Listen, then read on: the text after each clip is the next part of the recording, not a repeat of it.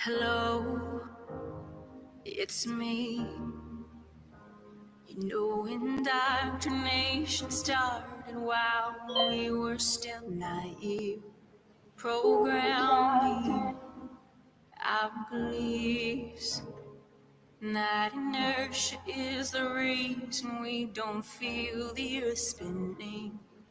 Hello, can you hear me? Did you ever stop to question the confession of gravity as a theory? Funny thing, force alone can be explained with buoyancy and density. The sun is closer than what they've told us, not 90 million miles away. Hello from the inside. I'm here to tell you NASA lies. And there never was a space probe, and those planets you flown so wandering stars. Operation Fishbowl. There never was a south pole. We're surrounded by walls of ice, and we clearly Jennifer, hey, good to see you. Always, much love. So,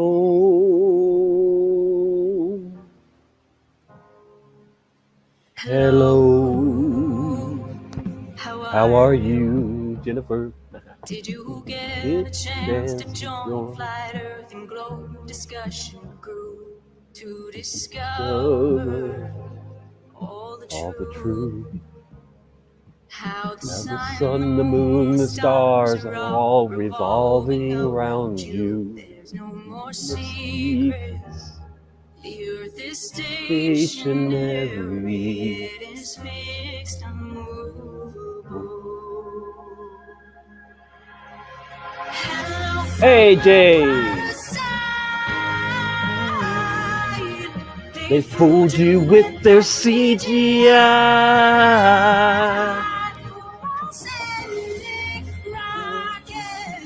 Into the sea.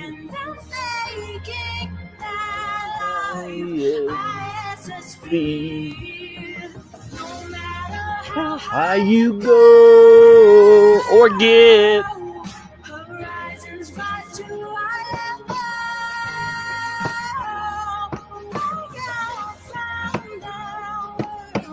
Greatest fiction, show you what we more.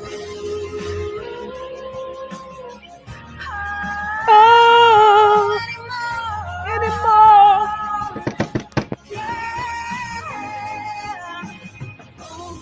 120 scriptures support the geocentric design of this earth. Woo! Fail corrections, make mistakes. Don't be fooled by spectatrix.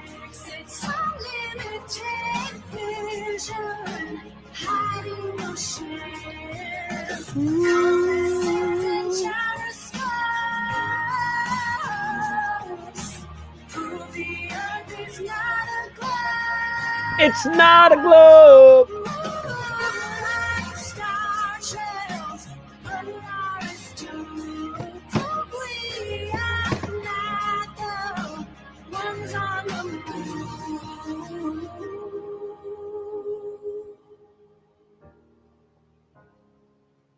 Hello. It's flat, and that's that. Man, some good stuff. That, my friends, is Hello, Flat Earth, NASA Live, Adele cover song by Amber Plaster. All right. And I do want to play one more. I'm sorry, but I want to hear Robophobia. I guess it was You're not. I don't want to hear that. Oops. This is also new. It's not new. I realize that nothing we've been doing is new. We haven't been tapping into new areas of the brain. We've just been awakening the most ancient. This technology is simply a route to powers that conjurers and alchemists used centuries ago. We're seeing an exponential growth in our machines and innovations as technology surpasses and exceeds our limitations. Implications could be serious in many past and present futures have been warning us for years about the consequences. Massive repercussions. We see the evidence, dependence on our internet and phones and games and televisions, losing independence as we immerse ourselves in working all our fingers to the bones for corporations. We give them back our paychecks for the latest and the greatest plastic upgrades, name-brand products and replacements, and build their databases. Investing hours of our own free time uploading information used against us to target us with market advertising toward our interests. Collecting information used to monitor our senses, correcting anyone who won't comply or be connected. How long before a mandatory microchips injected? It's the age-old lie, the promise of utopia, the carrot on the stick, the empty cornucopia, technological hive mind dystopia. Hive mind by G60. It's the age-old lie,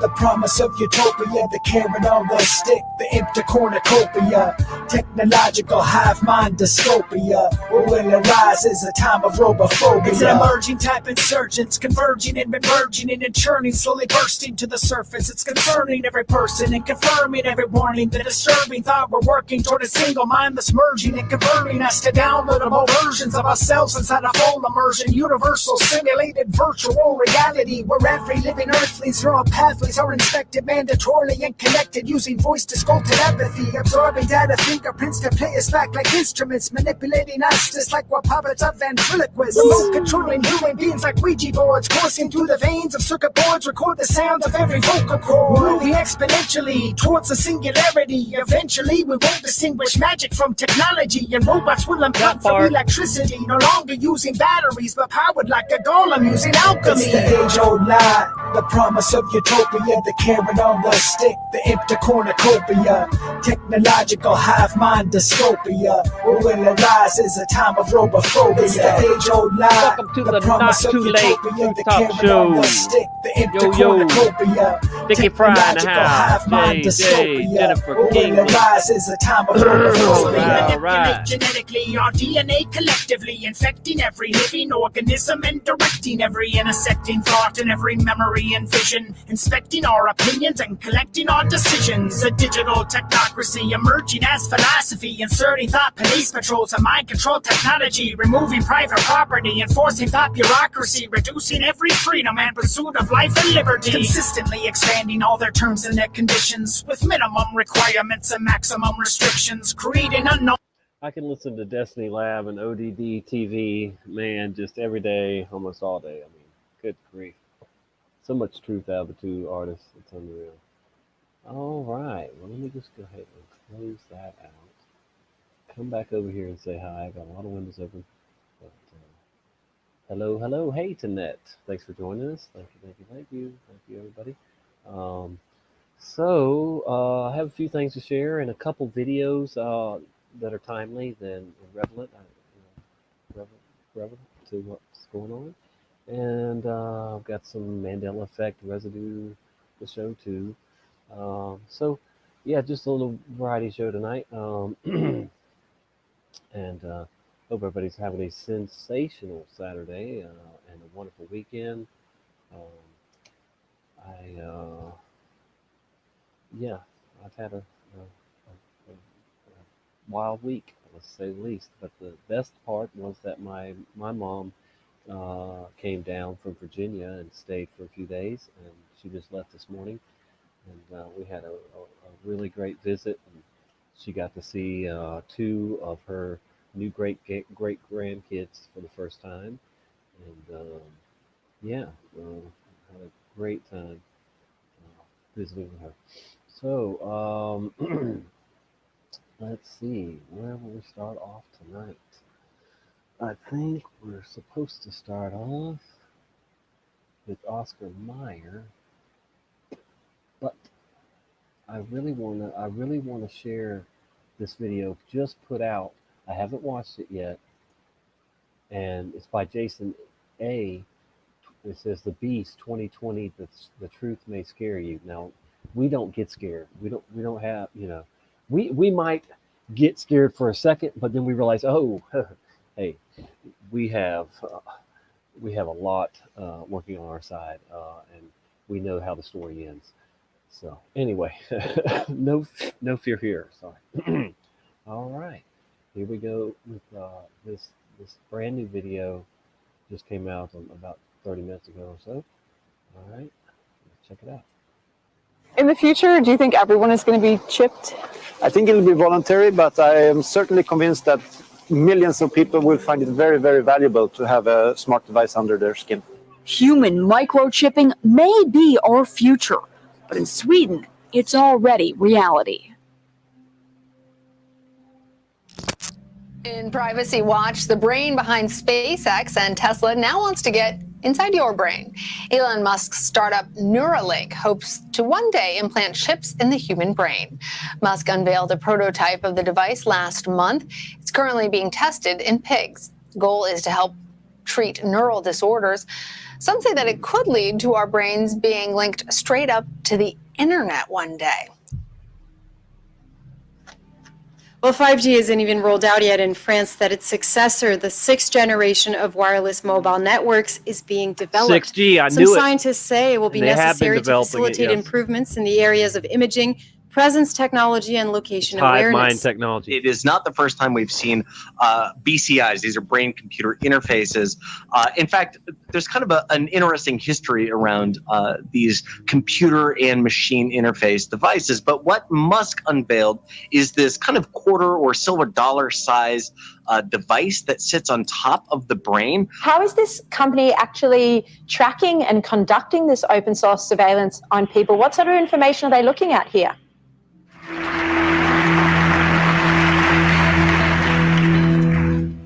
Our war on terror begins with Al-Qaeda, but it does not end there. It will not end until every terrorist group of global reach has been found, stopped,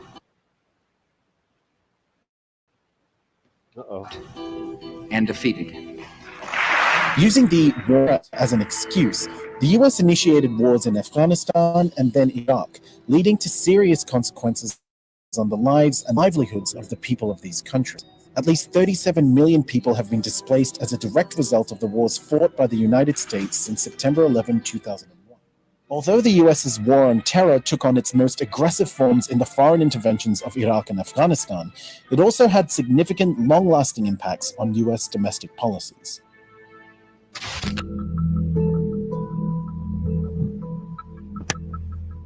The 9/11 attack ushered in a new generation of policies which prioritized national security and defense, often at the expense of civil liberties and human rights. The attacks defined the administration of George W. Bush and led to the largest government defense restructuring since the creation of the Department of Defense. The French president arrived in the Paris suburb of Les Mureaux to deliver a speech on separatism. Emmanuel Macron Rick said Swain there in was the no house. place in French society for divisions along religious lines. The biggest threat to France's values and secular law, he said, was radical Islam. What we must fight is Islamist separatism. It's a conscious, theoretical, socio-political project. It's repeatedly at odds with the values of the Republic and often leads to the creation of a counter-society. Macron said that Islam around the world faced problems. He said he wasn't stigmatizing Muslims, but some disagreed. So corporate surveillance is basically happening all the time and in ways we don't even think about on a day-to-day basis. When people talk about corporate surveillance, what they mean is when a company collects information about an individual, often when that individual is not necessarily aware that that collection is occurring. I mean, every time you browse the internet, every time you use an app on your phone, even driving your car or just being out in public, oftentimes corporate surveillance is occurring. Social media companies like Google and Facebook and Twitter collect a lot of information, but they're not doing it to sell to third parties. They're mainly collecting this information to give content to other users, but just as importantly, they're using it to create profiles of individuals to advertise towards. Now, while this is generally the model that is supported on the internet, I think there's a lot of concern whether or not all this data collection really is useful to better advertise. Now, first, for our viewers, what is 6G and how is it different from 5G? All right. So, first of all, I think I'd like to clarify that 6G as a technology does not exist today. Right? It's more like an aspiration, vision for researchers that we are putting forward. As operators roll out 5G around the world, we're starting to think about what 6G will look like. And we can imagine and think that 6G technology will be deployed 8 to 10 years from today, right? So going back to your original question, what is 6G? And now it's different from 5G. 6G will be a connection of technology that will enable a hyper-connected future, right? A future where people are connected with faster links, but people are also connected with the physical environment where they operate and with the cyber environment where our data resides, right? A number of devices, 500 billion devices are foreseen to be connected by 2028. 666G for me. Anything from cars to drones, I don't even robots, want 5G. construction machinery, factory equipment, medical devices. All these devices will generate massive amounts of data, much more than possible today, to enable this close, responsive, and fast interaction with humans. So why is linking up our brains to computers something that Elon Musk is interested in? Musk does say that this device in the future could allow people to restore limb function, cure blindness, but then also even download their memories to robots. What kind of data does Neuralink have to actually back up these claims, or are they just really the dreams of somebody who is interested in the future and sees possibility around every corner? These are the dreams of somebody who sees possibility in the future and dreams about a lot of big things. Look, if you'd like to learn more about what's called artificial superintelligence, I have a great book for you. It's called Superintelligence, written by Oxford scientist Nick Bostrom, where he talks about the practicality of kind of what Musk is seeking here. What Musk demonstrated was an implant running in a pig. He actually showed 3 different pigs, one that had the implant removed, he said safely, one that never had it, and one that currently had it. And he showed that this was indeed possible to monitor some of the brain activities. Imagine being able to unlock doors or a car with just a wave of your hand. Well, that's exactly what one Utah man can do thanks to some tech underneath his skin. Oh my, that is really going the distance. Ben Workman is one of a few people around the world who are turning to cybernetic implants. Simply speaking, they're different kinds of computer chips that let you do different things. When Elias Brotberger goes to work, he doesn't need ID.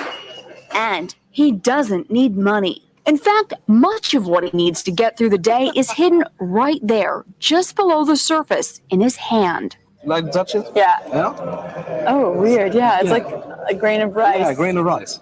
Embedded in his hand is a microchip that serves as his keys, his ID, and his wallet. Yeah, it's all in chip. So I use it like to get around the building. Buy snacks. Yeah, exactly. Let's buy some snacks. Exactly. So I can't open it. No. Okay. So what I need to do is I need to first blip my chip and it will log me in. And from there I get access to the fridge. Popular TV shows like Black Mirror have imagined chips as part of a dystopian future. Install ingrain procedure with local anesthetic and you're good to go. In Sweden, the microchips are already here. The microchip implants use the same technology that's in contactless credit cards, which have made cash pretty much obsolete in Sweden. The massive increase in surveillance post 9/11 did not only breach the privacy of Muslim communities, it went far deeper.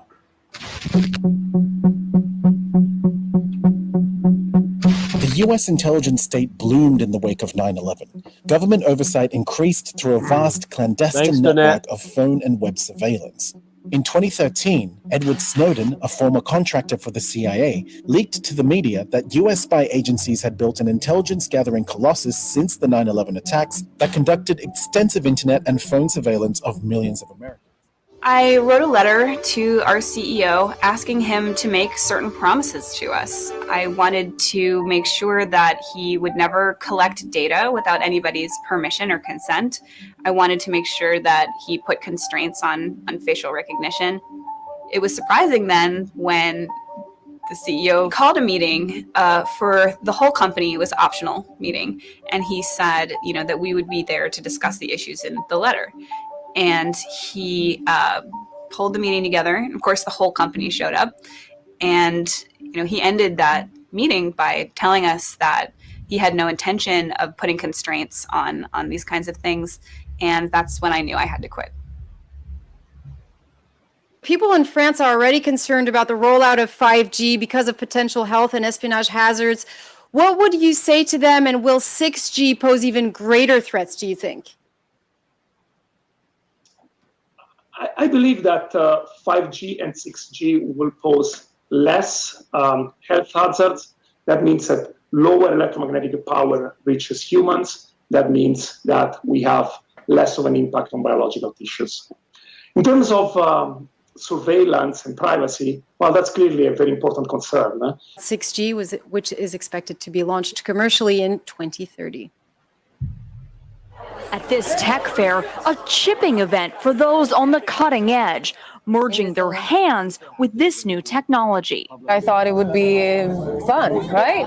The process is Fun, simple my and butt. swift. A pinch of the No, skin, no, no. and in a matter of seconds, the chip is inserted. The transformation is complete.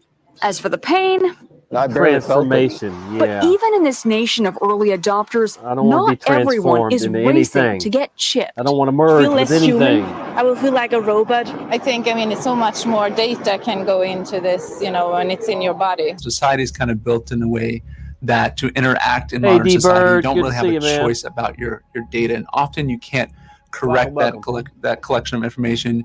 You can't ask for it to be deleted. You can't necessarily port that data to somewhere else in some instances, and that all this information that's collected is retained basically forever, and we don't know how it's going to be used in the future, and it can manipulate us in terms of how we vote potentially. It can manipulate us in terms of what we purchase, and it can also be used to restrict our options.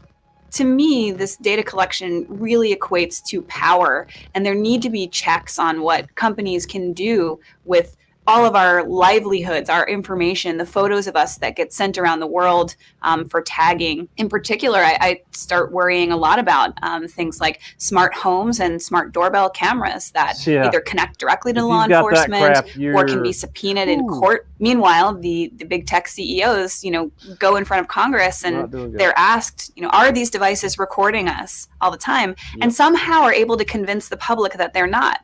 But as somebody who has helped to build these kinds of technologies, I can tell you they absolutely are. Workman also has a magnet in his left hand. Which is literally just a magnet. It doesn't really have any interesting functionality besides just magic tricks and fun stuff. Say I try and convince them a banana is the key, and then I hold the banana up and it unlocks the door. Whether it's practical jokes or practicality, Workman says he's excited to see what he'll be able to do next.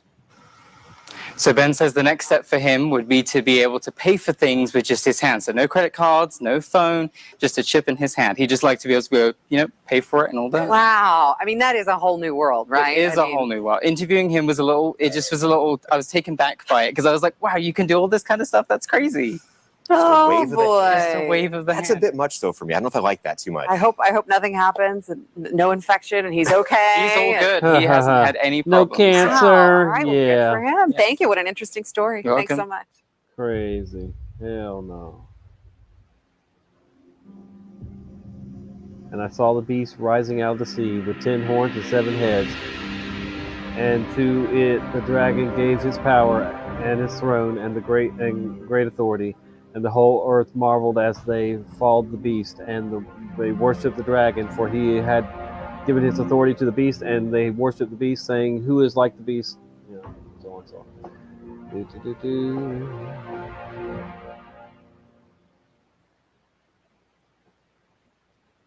All right, that was very interesting. Okay, and the next one.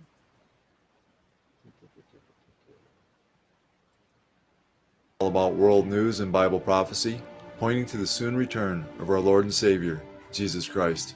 The Antichrist will control a one-world religion, as we read in Revelation 17, 1-5, and verse 15. Then one of the 7 angels who had the 7 bowls came and talked with me, saying to me, "Come, I will show you the judgment of the great harlot, which is the one-world false religion, who sits on many waters, with whom the kings of the earth committed fornication, and the inhabitants of the earth were made drunk with the wine of her fornication." So he carried me away in the spirit into the wilderness, and I saw a woman sitting on a scarlet beast, which was full of names of blasphemy, having 7 heads and 10 horns. The woman was arrayed in purple and scarlet, and adorned with gold and precious stones and pearls, having in her hand a golden cup full of abominations and the filthiness of her fornication. And on her forehead a name was written, Mystery Babylon the Great, the mother of harlots, which is the one-world false religion, and of the abominations of the earth. Verse 15.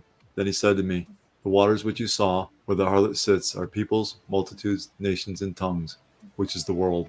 There are convincing arguments for the one-world religion being Catholicism, Islam, and all other religions combining, proclaiming we all worship the same God. Are we seeing any signs of a one-world religion forming today? Yes. La mayor parte de los habitantes del planeta se declaran creyentes. Esto debería provocar un diálogo entre las religiones. No debemos dejar de orar por él y colaborar con quienes piensan distinto. Confío en Buda. Creo en Dios. Creo en Jesucristo. Creo en Dios. Alá.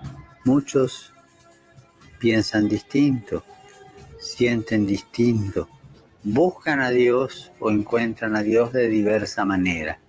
En esta multitud, en este Pope abanico Francis is the official false de prophet of the religiones, end times, hay una folks. sola certeza que tenemos Do not be para deceived todos. by Pope Francis. Do Todos not somos smoke the hijos Pope de dope. Dios. Creo en el amor. Brian Stavely in the house. Creo en el amor. Hey, hey, Creo en el hey, Mr. Stavely. Creo en el amor. Brian Stavely's Confío going en live vos para shortly difundir mi or later. petición I'm de not este sure mes, what time you're going que live, el Brian. Tell diálogo us. sincero entre hombres y mujeres de diversas religiones conlleve frutos de paz y justicia. Sorry, I'm not reading what Confío the en tu Pope's oración. saying. You got to read it for yourself. This last day's one-world religion, the great harlot of Babylon, will have great worldwide influence over peoples and Yeah, nations. don't smoke the Pope dope. Eventually, the The harlot, Pope's the dope. one-world false religion, will lose favor with the Antichrist, The Pope is who the will dope. want to receive the world's About worship 30 for himself, minutes. as Be we live read in only, Revelation Brian 17, says. All verses right. 16 You and can drop a 17. link to it. And the 10 horns which you saw on the beast, these will hate the harlot, the one-world false religion, make her desolate and naked, eat her flesh and burn her with fire. Be live only. For He's God gonna, has that put must it mean into their he's hearts gonna to fulfill his purpose, to be of one get mind, down and dirty, and to give their and kingdom I don't to know, the maybe beast, even until the who words knows? of God are It fulfilled. might get The wild, huh? Antichrist will not Yeah, share yeah. the adoration Hey, of the world Mandela with the Mile. prophets and Welcome, priests of welcome. the false religion, no matter how obsequious or fawning they may be. Once the Antichrist gains the world's amazed attention by his miraculous return from the dead, he will turn on the false religious system and destroy it, establishing himself as God, as we read in Revelation 13, 11, and 12. Then I saw another beast, who is the false prophet, coming up out of the earth, and he had 2 horns like Yeah. a lamb and spoke like Right a there, dragon. And he, the false Francis. prophet, exercises all the authority of the first beast, who is the Antichrist, in his presence, and causes the earth and those who dwell in it to worship the first beast, who is the Antichrist, whose deadly wound was healed. Pope Francis declares that no one gets saved alone, as he prepares to attend Chrislam Ecumenical Peace Event in Rome next week. Evil. Ecumenical means worldwide, universal, unity of religions. The ultimate goal of the ecumenical movement is to bring all religious groups together into one worldwide group. In their words, we may not all be Catholics or Methodists, Muslim or Lutherans, etc., but we all still worship the same God. The goal of the ecumenical movement is to destroy the belief in absolute authority coming from God and putting in its place the relative authority of man, composed of the preferences and opinions of men who consider themselves fully equipped to be your guide instead of the Holy Bible itself. Hebrews 4:12 and 13. For the word of God is living and powerful, and sharper than any two-edged sword, piercing even to the division of soul and spirit, and of joints and marrow, and is a discerner of the thoughts and intents of the heart. And there is no creature hidden from his sight, but all things are naked and open to the eyes of him to whom we must give account. John 17:21. That they all may be one, as you, Father, are in me, and I in you, that they also may be one in us, that the world may believe that you sent me. John 17:21 is often used by ecumenists as a proof text for their objectives, but they fail to point out that Jesus was not instructing Christians to create some sort of ecumenical unity. That's right. He was praying for God the Father to create a spiritual unity. Yes. The unity Christ prayed for is one based on truth and the Word of God, as we read in 1 Corinthians 1:10. Now I plead with you, brethren, by the name of our Lord Jesus Christ, that you all speak the same thing, and that there be no divisions among you, but that you be perfectly joined together in the same mind and in the same judgment. The ecumenical movement downplays the importance of truth and doctrine. The ecumenical movement downplays doctrinal purity and refuses to practice biblical separation. The Bible teaching of separation forbids God's people from fellowshipping with error, as we read in Romans 16:17 and 18. Now I urge you, brethren, note those who cause divisions and offenses, contrary to the doctrine which you learned, and avoid them. For those who are such do not serve our Lord Jesus Christ, but their own belly, and by smooth words and flattering speech deceive the hearts of the simple. The Apostle Paul was very adamant on the importance of sound doctrine in his letters to Titus and Timothy, Titus 2:1. But as for you, teach what accords with sound doctrine, 1 Timothy 4:12 and 13. Let no one despise your youth, but be an example to the believers in word, in conduct, in love, in spirit, in faith, in purity, till I come. Give attention to reading, to exhortation, to doctrine. 1 Timothy 4:16.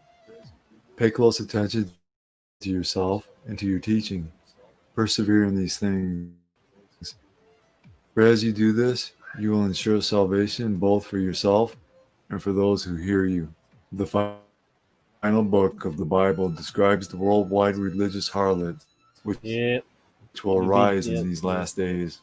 God's command in regard to this apostasy has come out of her, my people, lest you share in her sins, and lest you receive of her plagues. This raises the question, is Pope Francis the false prophet spoken of in the book of Revelation?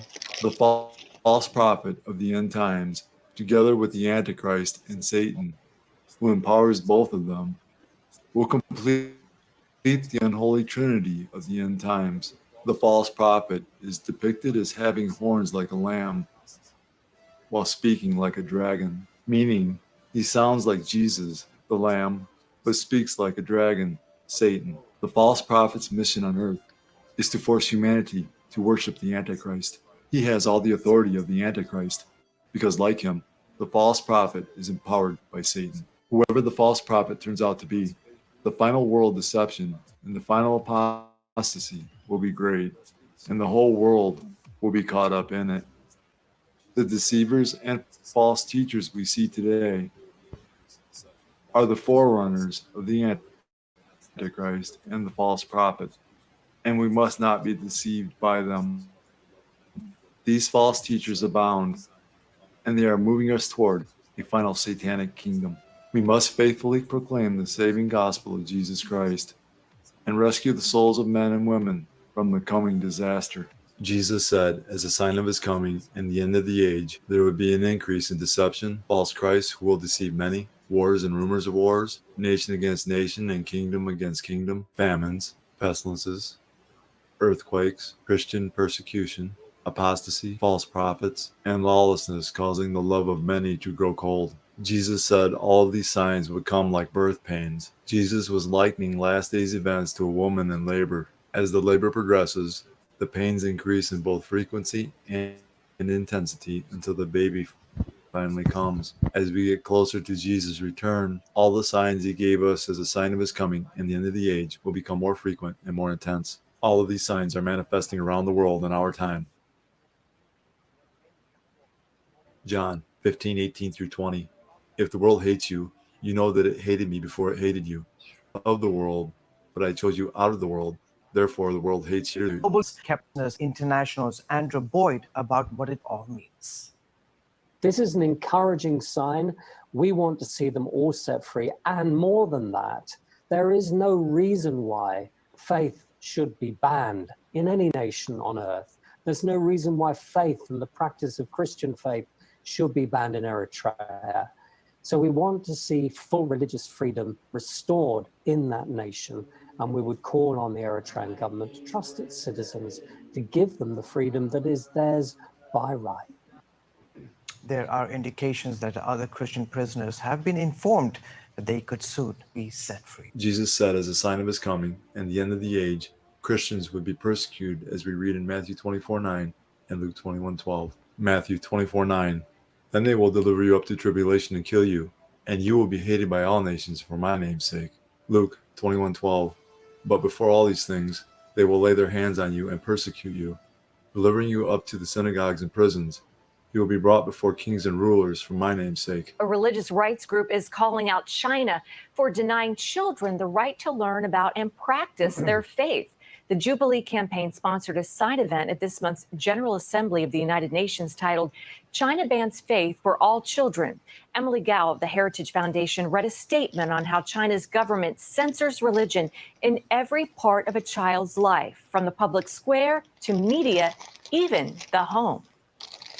The Chinese Communist Party has enforced these policies through draconian punishments against adults and indoctrination of children, including forcing teachers to sign pledges not to attend religious services, requiring both parents and children not to attend religious services or participate in religious activities, and even encouraging children to report on their parents if they teach religion. Matthew 5:10 through 12. Blessed are those who are persecuted for righteousness' sake, for theirs is the kingdom of heaven. Blessed are you when they revile and persecute you, and say all kinds of evil against you falsely for my sake. Rejoice and be exceedingly glad, for great is your reward in heaven, for so they persecuted the prophets who were before you. A 43-year-old house church pastor in Iran, Yusuf Nadakhani, is behind bars serving a 6-year prison sentence. He's accused by Iranian authorities of propagating house churches and promoting Zionist Christianity. Just over 2 years ago, in July of 2018, Zionist Christianity, came that to is the Iranian worst. pastor Nadakhani's home in the middle of the night, beat him, tasered his 14-year-old son, and then hauled him off to jail, where he remains today. He's currently in one of the most notorious prisons in the world, the Evin prison in Tehran, simply for following his faith. So he's been arrested and tried on charges of promoting Zionist Christianity and acting against national security, really for being a pastor of a church. That he was convicted, although he's been appealing that since 2016. So he is a pastor of a home church of about 400 people. He was born into a non-religious Muslim family, but became a Christian at age 19. As in most countries in the Middle East, or all really, you're not allowed to change your religion if you're a Muslim. But most aren't quite as severe as Iran, where the punishment is extremely severe. And he was actually earlier sentenced to death in 2010, and then because of the outcry against that sentence, he had ended up being released for time served in 2012. So the Iranian government has gone after him quite a bit simply because of his faith. Yeah, there is some concern about his health condition. Tell us what's the latest. Sure. Well, in September, he went on a hunger strike after the government denied both of his sons, Daniel and Yoel, permission to advance their education because they had opted out of a Muslim religion classes, which you can do according to the Constitution. But of course, it came at a cost. And so we knew he was weakened by that. We were concerned, of course, there's COVID in the prison. And there's been a lot of news that a lot of the prisoners have been released or furloughed because of the pandemic. Pastor Nadakhani was not one of those. So he's still in prison. He has an additional 10 years to serve. So we're concerned concerned about his health, and we would ask the government to release him and hope that the U.S. government would would ask for his release, I should say. Iran, as you know, is one of the most dangerous places in the world for Christians. Remember to pray for our persecuted brothers and sisters in Christ. Remember the prisoners as if chained with them, those who are mistreated, since you yourselves are in the body also. Hebrews 13:3, 1 Corinthians 12:26. And if one member suffers, all the members suffer with it. Or if one member is honored, all the members rejoice with it. 1 Corinthians 16:13. Watch, stand fast in the faith, be brave, be strong. Jesus, speaking to his disciples about the signs of his coming and the end of the age, declares this in Matthew 24:12. And because lawlessness will be increased, the love of many will grow cold. The Bible tells us lawlessness is the violation of God's commandments, as we read in 1 John 3:4. Whoever commits sin also commits lawlessness, and sin is lawlessness. Sin will be so rampant and so commonplace in the last days that the love people once had for one another, for many, will be non-existent. In this prophecy, Jesus Christ is describing an ongoing breakdown in the relationship with God. And since people's love for God is waning, it will be evident in the way people treat one another as well. A symptom may be that the love toward other people is decreasing, but the real cause is that the relationship with God is cooling off. This is what we are witnessing in our world today. Suspect has been arrested for carrying out a vicious attack against America's police officers.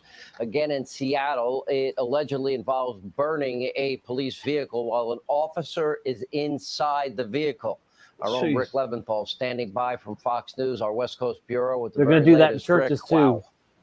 While they're in, people are in Sean, them. In the first 2 weeks after the death of George Floyd, more than 725 police officers were injured in anti-police protests, and many more have been hurt since then, including nearly 500 in New York City. But this most recent attack happened in an alley in Seattle this afternoon, an officer responding to a call of a man brandishing a flaming piece of lumber. And when the cop rolled up, the suspect threw the blazing 2x2 into the patrol vehicle, which caught fire with the officer still inside. An eyewitness says that officer then opened fire on the assailant.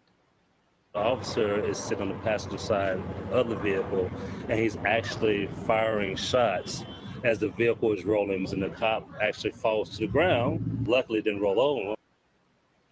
The suspect tried to flee, but other police arriving on scene chased him into a nearby parking garage, tased him, and took him into custody. The injured officer was hospitalized with what are described as non-life-threatening burns. His vehicle, as you can see, destroyed. Another example of the random dangers our police face every day and night on the streets of America, with 32 officers fatally shot in the line of duty this year alone, Sean.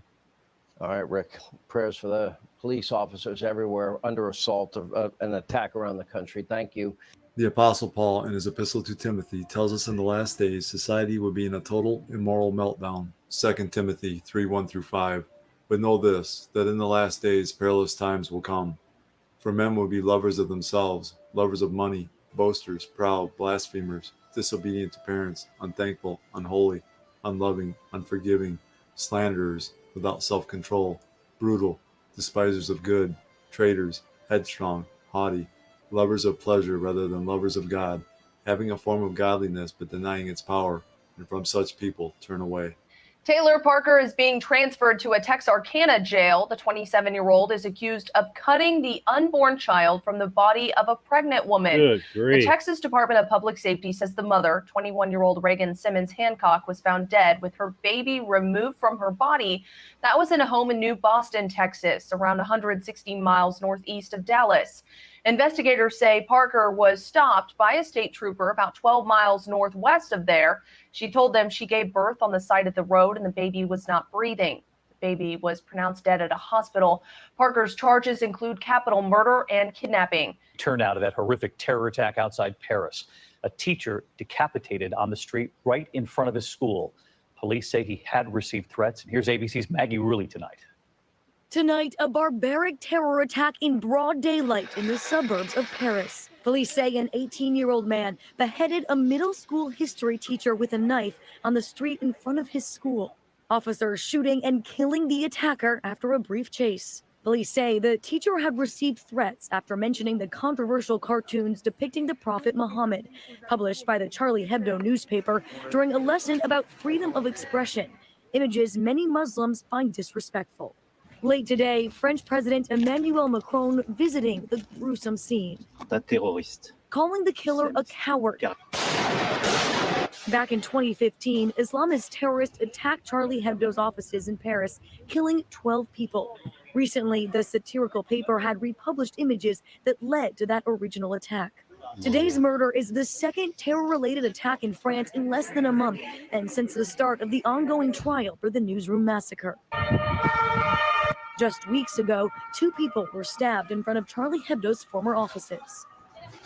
Charlie Hebdo calls today's attack horrific and revolting, saying this teacher was killed in the line of duty and that now intolerance has just crossed a new threshold. One of the many signs that we are living in the end times is the epidemic of wickedness and violence that is sweeping the world today. Jesus tells us when society parallels the days of Noah, he will return, as we read in Matthew 24, 37 through 39. But as the days of Noah were, so also will the coming of the Son of Man be. Whereas in the days before the flood, they were eating and drinking, marrying and giving in marriage until the day that Noah entered the ark, and did not know until the flood came and took them all away. So also will the coming of the Son of Man be. So what was going on in Noah's day that parallels our day? To find out the answer, we need to go back to the book of Genesis 6, 5 through 13. Then the Lord saw that the wickedness of man was great in the earth, and that every intent of the thoughts of his heart was only evil continually. And the Lord was sorry that he had made man on the earth, and he was grieved in his heart. So the Lord said, I will destroy man whom I have created from the face of the earth, both man and beast, creeping thing and birds of the air, for I am sorry that I have made them. But Noah found grace in the eyes of the Lord. This is the genealogy of Noah. Noah was a just man, perfect in his generations. Noah walked with God, and Noah begot 3 sons, Shem, Ham, and Japheth. The earth also was corrupt before God, and the earth was filled with violence. So God looked upon the earth, and indeed it was corrupt, for all flesh had corrupted their way on the earth. And God said to Noah, the end of all flesh has come before me, for the earth is filled with violence through them, and behold, I will destroy them with the earth. There is no doubt about the hour in which we live being the season for the return of the Lord Jesus Christ, as we link Matthew 24, verses 12 and 37 through 39 with 2 Timothy 3, 1 through 5. The Bible describes our day very clearly from these scriptures. The condition of wickedness and violence that caused the earth to be destroyed in Noah's day is the same condition our earth is in today. Yep. High winds and hot temperatures are creating dangerous fire conditions tonight in the West. San Francisco and Phoenix hit record highs today. Palm Springs hit 100 degrees for the 147th time this year. That is a record. In Colorado, 60-mile-per-hour winds are fanning the Cameron Peak Fire. That's the largest wildfire in that state's history. And today, the Trump administration reversed itself and approved federal disaster aid for California, which is having its worst fire season ever. Jesus said a sign of his return would be more frequent and more intense weather, as we read in Matthew 24, 7 and 8. And there will be famines, pestilences, and earthquakes in various places. All these are the beginning of birth pains. Pestilence is the Greek word loimus, which means a plague. Definition of a plague is any large-scale calamity, especially when thought to be sent by God. God has used plagues in the form of extreme weather in the past, and will again in the future. The 7th plague on Egypt was hail. Don't forget about the famine in Joseph's time. One of the biggest is the flood in the book of Genesis. In the future, during the 7-year tribulation, God will once again use extreme weather in the form of pestilence as judgment. In Revelation 16:21, God uses hailstones weighing 100 pounds each, and great hail from heaven fell upon men, each hailstone about the weight of a talent. Men blasphemed God because of the plague of the hail, since that plague was exceedingly great. In Revelation 16:8 and 9, God uses scorching heat. Then the 4th angel poured out his bowl on the sun, and power was given to him to scorch men with fire, and men were scorched with great heat. And they blasphemed the name of God, who has power over these plagues, and they did not repent and give him glory. So when Jesus Christ warns us that just before his second coming, there will be famines, pestilences, and earthquakes in various places, you had better believe that these occurrences are a sign from God, and that he is about to intervene. Assessing the damage from the air, a missile strike destroyed at least 20 buildings in Ganja, Azerbaijan's second largest city of 300,000 people. We've been living in fear In for days. Ganja. They We live in couldn't sleep Ganja. at night. Wow. We hid, but that was no I wonder use. how good their We're ganja suffering is. a lot. I wish we were Ganja. dead, but our children would have to live without us. We believe in our state and president, May God give us back Karabakh. People here are far from the disputed region of Nagorno-Karabakh that Azerbaijan and Armenia are fighting over, but they were All our not ganja got spared. bombed. Armenia's defense ministry denies firing towards Azerbaijan, adding the type of missile it's accused of using doesn't have the range to reach Ganja. However, it later released a list of what it called legitimate targets in Ganja. Azerbaijan says it has proof that the missiles came from Armenia. Both sides are blaming each other for violating a Russian-brokered truce agreed a week ago, which includes a swap of detainees and bodies of those killed. Since Friday night's attack in Ganja, Armenia says Azerbaijan's armed forces violated the humanitarian ceasefire by hitting Stepankert in Nagorno-Karabakh. On Saturday, Azerbaijan's president confirmed his forces have now taken control of more villages in Fuzuli, southeast of Nagorno-Karabakh. Armenia considers Fuzuli a buffer zone between Nagorno-Karabakh and Azerbaijan. It's this territory that both sides of the conflict have been negotiating over for the last 26 years. And as those negotiations failed, Azerbaijan with Turkish support pushed to take some of this territory back, putting enormous pressure on the Armenians who've lost more than 600 fighters recently. The violence is the worst in the region since Azerbaijan and ethnic Armenian forces went to war in the early 1990s for control of Nagorno-Karabakh.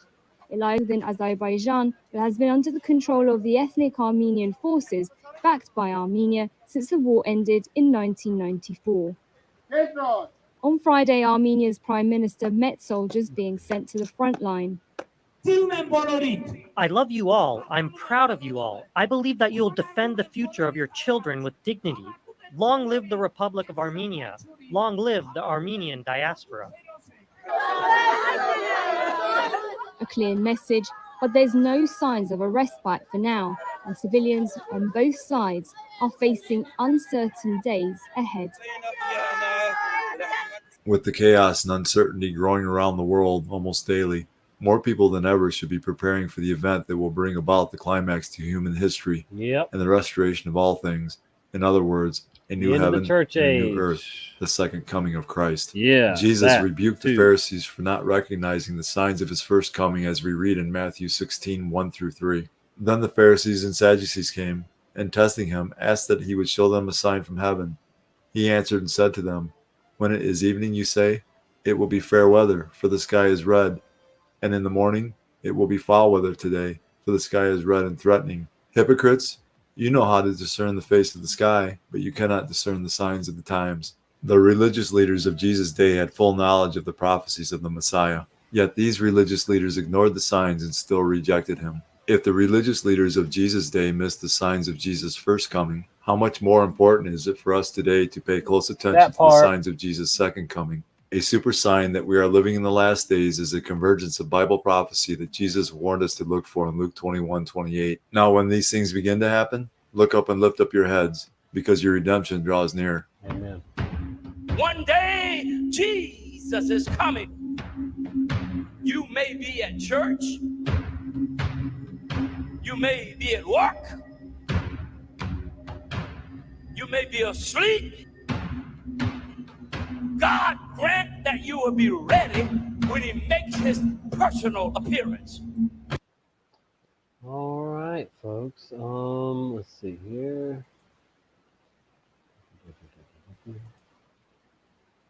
Watch later.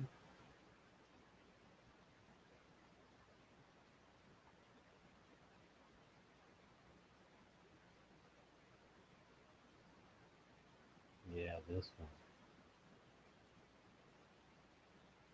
Well, this is strange here. It's you gotta really pay attention to it, and but man, he's saying, like many of us are saying, that because we're in the end times, anything's possible. But yeah, let's check this out for a minute. If y'all don't dig it or understand it, then I'll. Let's look at number 2. At verse 18, and what the riches of the glory of his inheritance in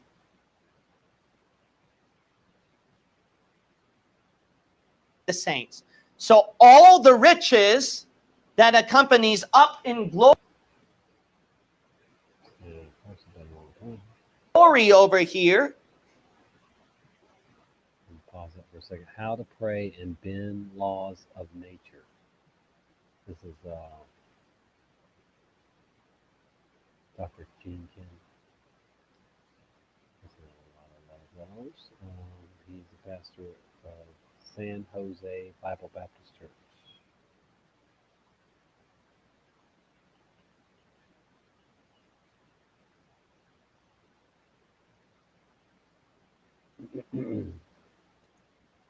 Of what? His inheritance that he has for you. Remember, we have the inheritance of God the Father. Remember that? And you automatically get this inheritance from the Father, which is the glories and the riches up in heaven. The question now is, how much do you know about it? How much do you know about his riches that are within the glories of heaven? Remember, I taught to you in previous verses on Ephesians, that's a subject that we should be studying more intensely, about our destiny up there, rather than people who are infatuated with a fantastical destiny down here when the Antichrist takes over, when they're not even here if you're saved by the blood. So you should be delving more into that. And we looked at some of that, right, at the previous verses. We talked about grace. We talked about adoption, predestination, redemption, and it just made you want to run and shout. Sealing. Remember that one? Yeah, remember that. Of course she remembered that one. She threw a water bottle on that one. She sure remembered that. All right, let's look at verse 19. The third thing we should know. What is the exceeding greatness of his power? God wants you to also know the third thing about exceeding, how exceedingly great his power is. To what? To usward. To usward. Now, usward means toward us. That's the idea of that wording. It means toward us. And then the King James Bible made it simpler for you, usward. So if you want to talk more shortly, and your tongue is kind of lazy, and you don't want to say toward us, just say usward. That'll save you a lot of breathing space. So the third thing is the exceeding greatness of his power to usward for us. So God gives you his power. Who believe? If you believed on the Lord Jesus Christ, you got a power in you according to the working of his mighty power. If you believe, the power that's in you follows accordingly to how he works within his power. So that's an important verse that actually you can use on prayer. Do you not realize that God also wants you to know about his power? But this power, you already have it. What did he say? Why? Because you serve a powerful God who already has the power, and he gives it to you. What kind of power? The power that you have is actually, look at this one. Verse 20, 21, 22, 23. I'm just going to read it all straight through, okay? That way you can get the idea. Which he wrought in Christ, that he worked, that he was able to manifest within Jesus Christ himself. So Jesus Christ having that power. What kind of power? When he raised him from the dead. The power that literally raised his son, Jesus Christ, from the dead. Because remember, Christ is in you, the hope of glory, with the resurrection power that's so strong enough that if you die, he can take your dead body up at the rapture. It's traveling through outer space. That's as powerful as the power that God gives to you. You have it, man. Can you believe that? Let's keep reading. And set him at his own right hand in the heavenly places. This power that resurrected Jesus Christ also put him within the right hand of the heavenly places.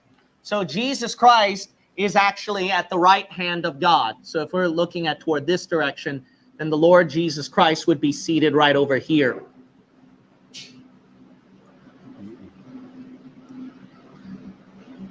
You're not having this. So he is right now sitting at the right hand of the Father up in heavenly places. So up above the heavens, you're going to see the Lord Jesus Christ and the Father. And the Lord Jesus Christ is side by side. Notice he But said pretty heaven, soon, the Lord not Jesus heaven. Christ, he's going to be the one who's on that throne that the whole world at Revelation 5 is going to bow down and worship him, actually. They're going to bow down and worship him. So this power of Jesus Christ sitting at the right hand of the Father and resurrected, that also is yours. Because remember at Revelation 2, well, you know what? We should turn over there. Go to Revelation 2.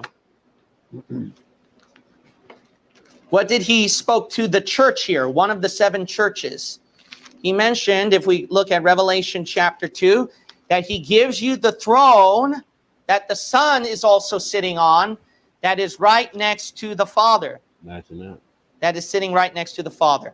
Let's look at the book of Revelation chapter 2. And then I didn't mark this verse down, so let me see if I can find it real quickly here. Yada, yada, yada, yada, yada. Okay. Probably chapter... okay, so verse 26 is one of them. We can look at that one. Notice it says, and he that overcometh and keepeth my works unto the end, to him will I give power over the nations, and he shall rule them with a rod of iron. As the vessels of a potter shall they be broken to shivers, even as I received of my Father. So notice that as Jesus Christ received this power to rule and reign over people, the church is also promised that as well. We're also going to look at chapter 3. And by church, he means the And remnant. let's see if this might have a more Not specific wording. Churches in general.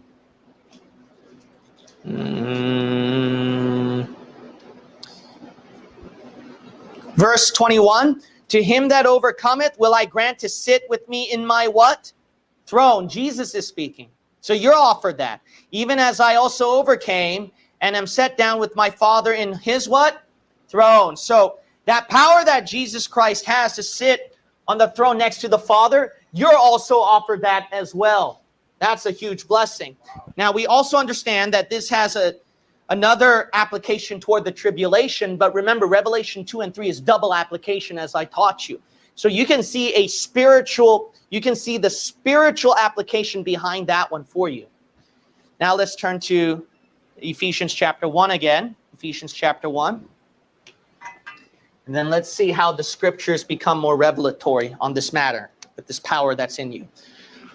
So this power that's in you is the one that put Christ at the right hand of the Father, resurrected him, makes you travel through outer space and resurrect your dead body.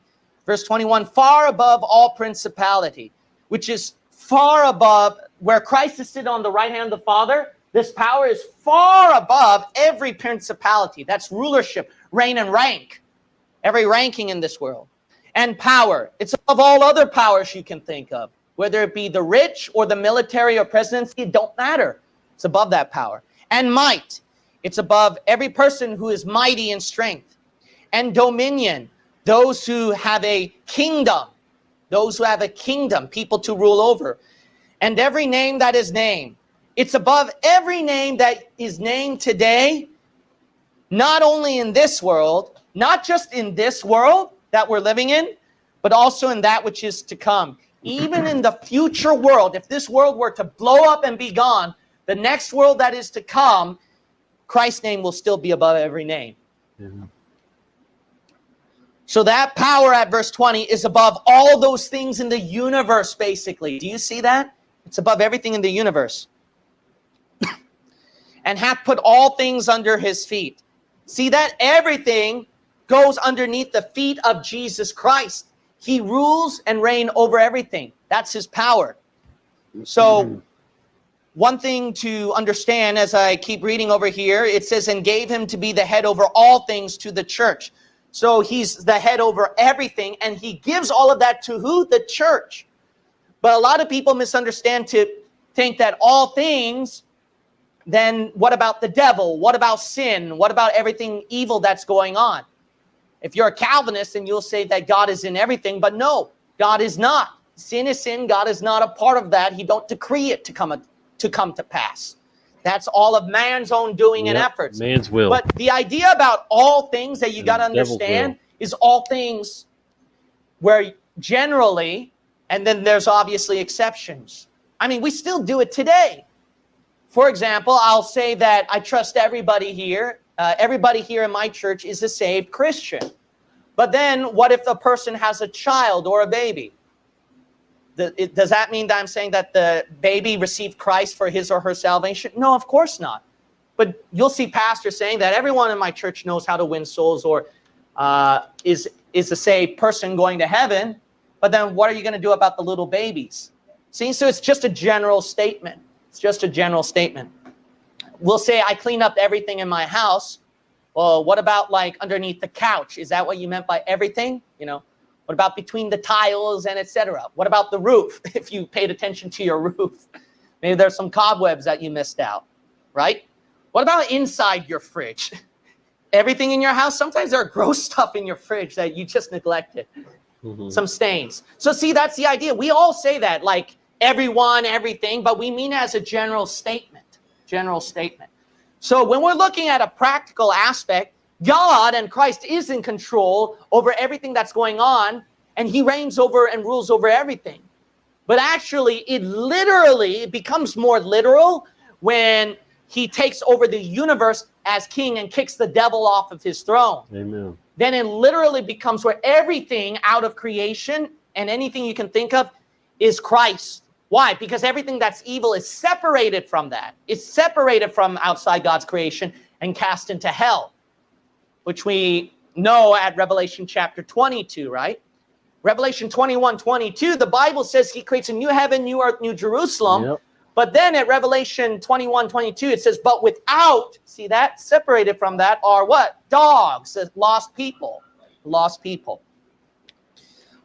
Okay, so now understanding the doctrinal point, let's return the totality. Let's summarize 19 through 22. You ready? So 19 through 22, the idea is that the power that resurrected Jesus from the dead, put him at the right hand of the Father, is able to rapture you, resurrect you, put you at the right hand of the Father, and not only that, rule over all of creation. That power God gives to you. Wow.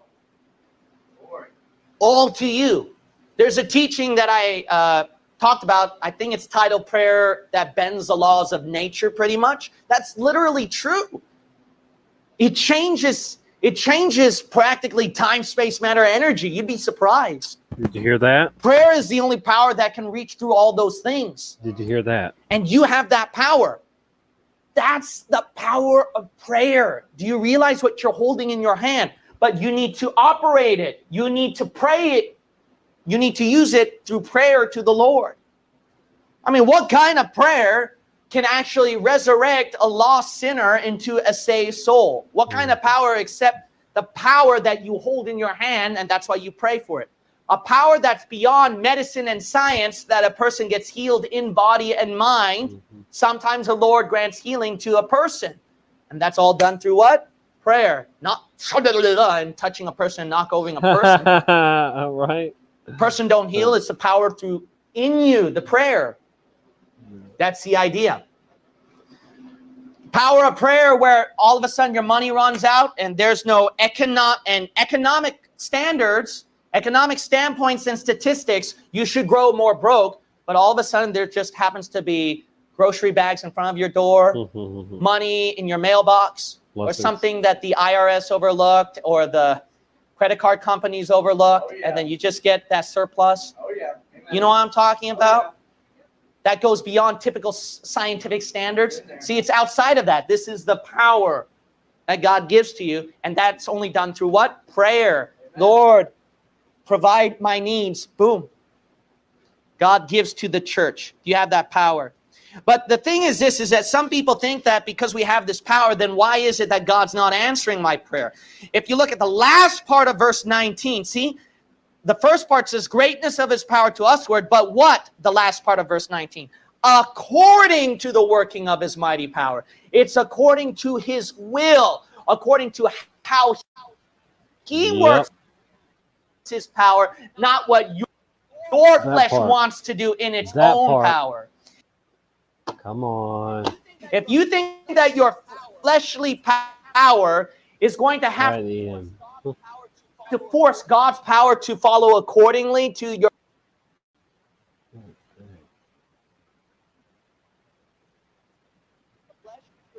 flesh, you're dead wrong. That's not how it works. If you want the power of prayer to be answered, it is mightily done through what? Not through your own flesh. Wow. Well, nope, somebody didn't want us to see that. Hear that. Are we still live? Walmart in New Jersey has police by the door. I was questioned 2 times and still went in with no mask. Wow.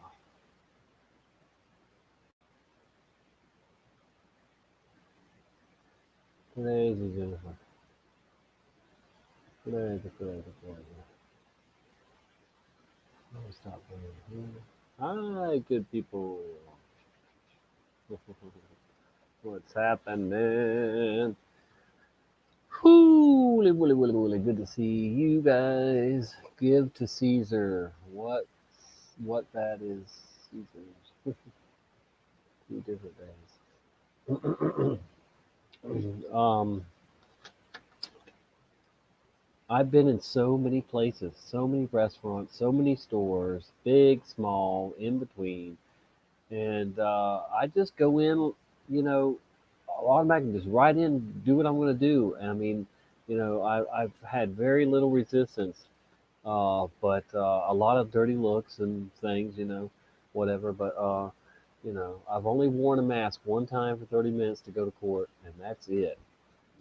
I will not wear one to shop or eat or whatever, It's not happening, folks. It's not going to happen with me. Anyway. Oh, man. All right. I kind of need a break. I need to medicate real quick, and I've been kind of not doing them as much on live anymore, on the camera, I mean. But anyway, out of respect for those that don't smoke, But all right, so let me find a song, I guess. Get my song lined up here. We'll take a 5-minute break. Actually, we could tune into Brian Stabley's show. He's supposed to be live. Let's see if he's live.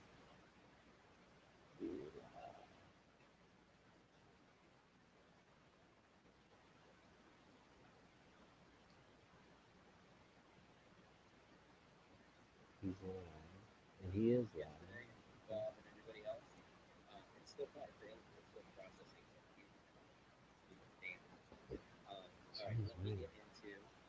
My tabs here. Now, you guys all know this guy, JP, Awaken with JP. You're familiar with his videos, right, Karen? Yes. Okay, Awaken with JP, JP Sears. Let me get the screen share on for you guys.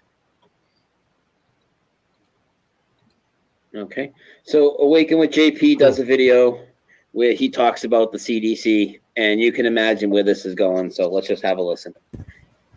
Take a look at the flu. It has an infection fatality rate of 0.1%. Says who?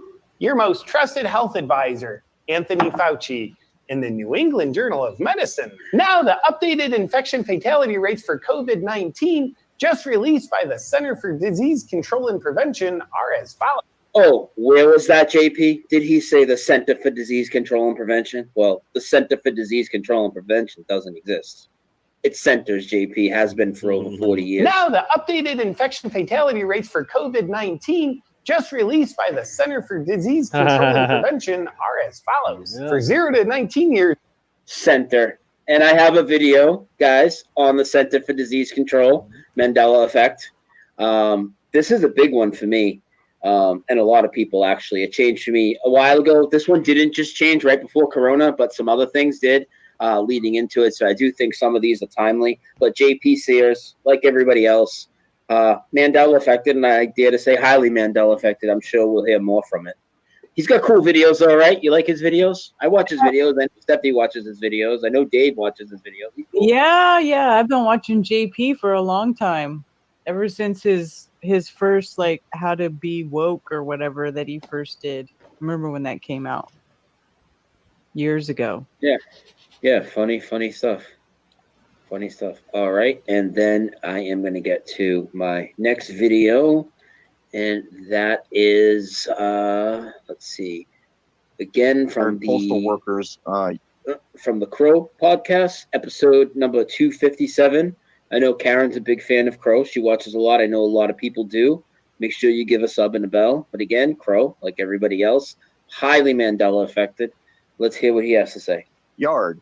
And again, that's another story. In San Diego, there used to be Calavo, Fuerte, all these different varieties of avocado. But the Haas was so loved, it dominated the market. But here's another thing that The Haas was so loved, it dominated the market. And it did. And here's the thing, guys. Karen, you remember Haas avocados, right? HAAS? Yes. I definitely do. I worked at a And big actually, when I produce brought this place. up to you earlier, I mean, you were like, dude, I definitely remember HAAS. And It was grocery definitely for years. HAAS. That's why it was Haas. Well, it's not Haas anymore, guys. It's Hass, Hass. I know most of the people in the Mandela community have known this for a couple of years now, but there are people that don't know. Haas avocados, those avocados that actually were like the only brand you might have known, they were the most popular by far, HAAS, have never existed. So if you remember those, you're Mandela affected, just like me and Crow and Karen and Steffi and everybody else. And in fact, they're named after a family called the Haas family. The Haas family is now the Haas family. Yep. HASS. Their entire family name has changed from the Mandela effect, which we see happen all the time. Just like with the Solomon Brothers building on 9/11, you guys might know the name of Tower 7. Well, this is the Mandela effect that I discovered. It changed, and it's no longer the Solomon Brothers building. It's the Salomon Brothers building. And due to that, the actual family, the Solomon Brothers, are now the Salomon Brothers. Very, very shifty. It's crazy how that works, isn't it? Crazy. It is pure insanity. All right, I have a few images to show. I am going to drop a link real quick in the chat. You are funky looking on the camera. I know. I'm sorry. It's all right. Here's my Haas avocados video, guys. If you'd like to see tons of residue that I dug up on this, loads and loads and loads of it. Haas doesn't exist now. Haas, I'll type it in chat, doesn't exist. Always been Haas. Okay. All right. And now I wanted to show some images, Karen. This will be fun. You've seen these images. Okay. I shared it with you. Let's see. Okay.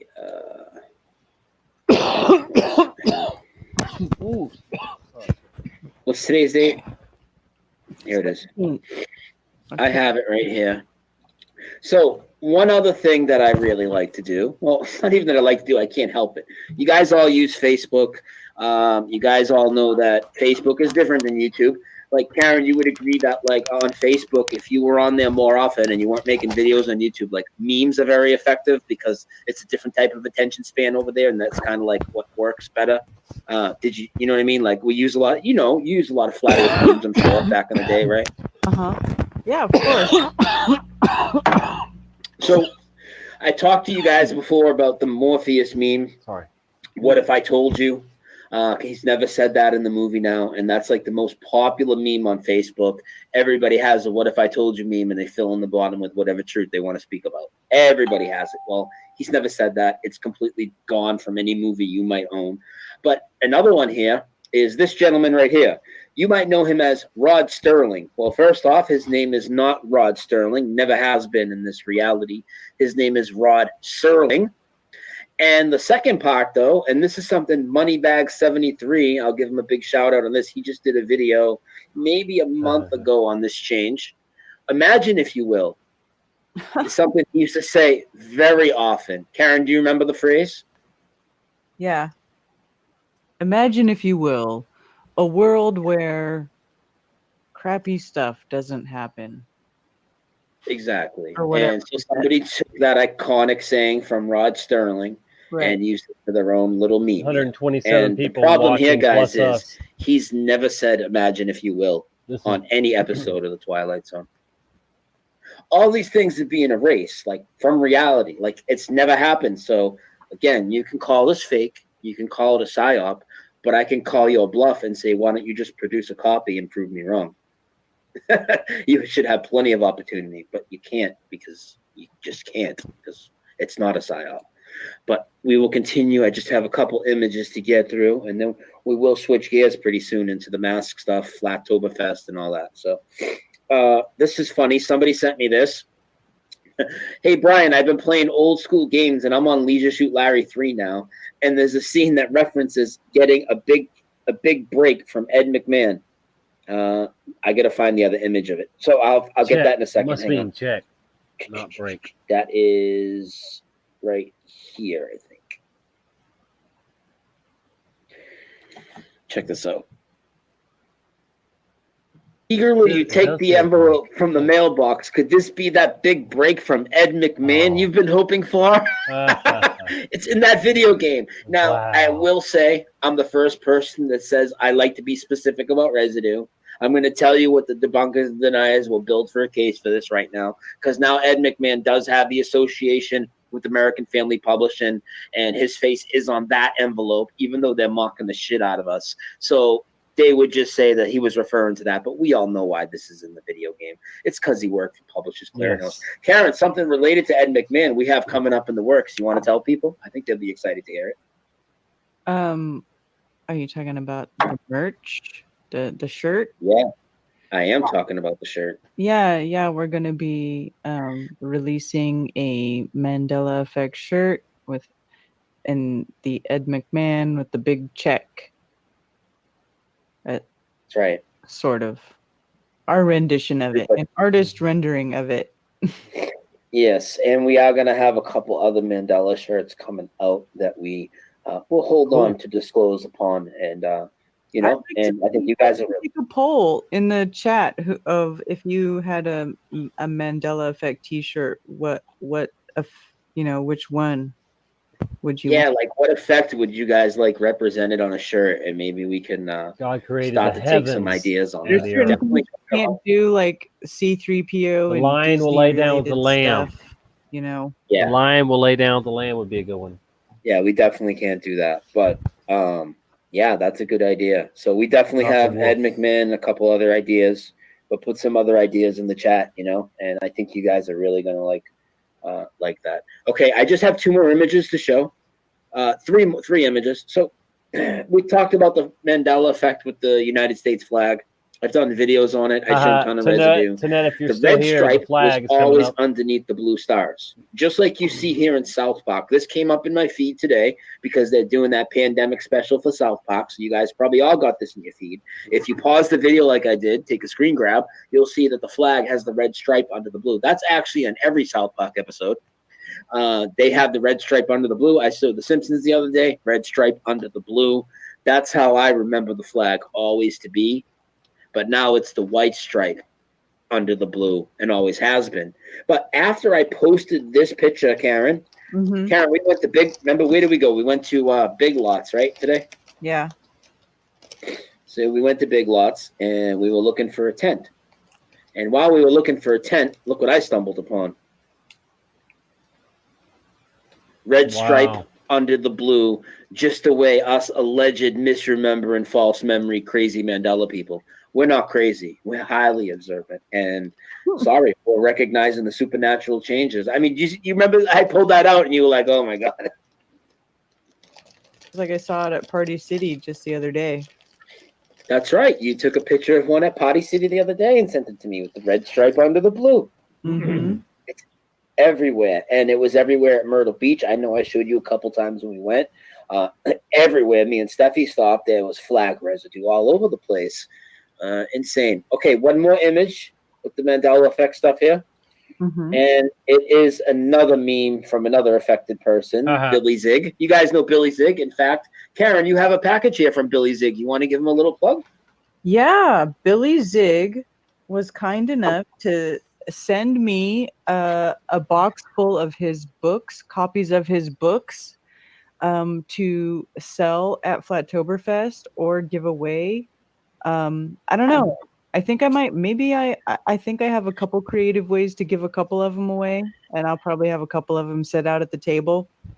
So yeah, Billy Zig, he wrote a book called The Elusive Curve. Is that what it's called? Whoops.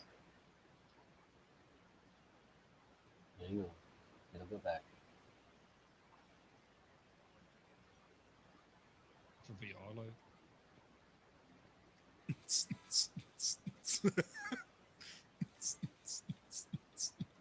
We all dancing. Look. What?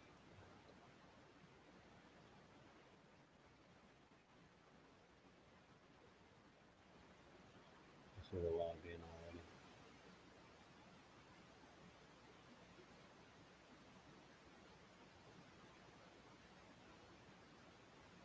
And now we're back. Well, in case you don't know, I should, I assume not everybody knows. Well, that was never said in Forrest Gump. So choke on that, Mandela deniers. Life is like a box of chocolates was never said. So if you pull out Life your is movie, like a box of you can't boxes. prove me wrong. Feel free to You're live hard copy. and think outside of them. That's my motto. I love it. I love saying it because, I can What say I'm it with saying. such confidence. You know what I mean? Yeah. I love it. I It's love 9/11 here. it. All right. So we're going to switch gears a little bit, guys. Let me just get my screen situated. I have some Mandela stuff to I'll let share. Karen talk a little now. So I told you about the email I got today, right? You think that's a good idea, right? I think that's a great idea.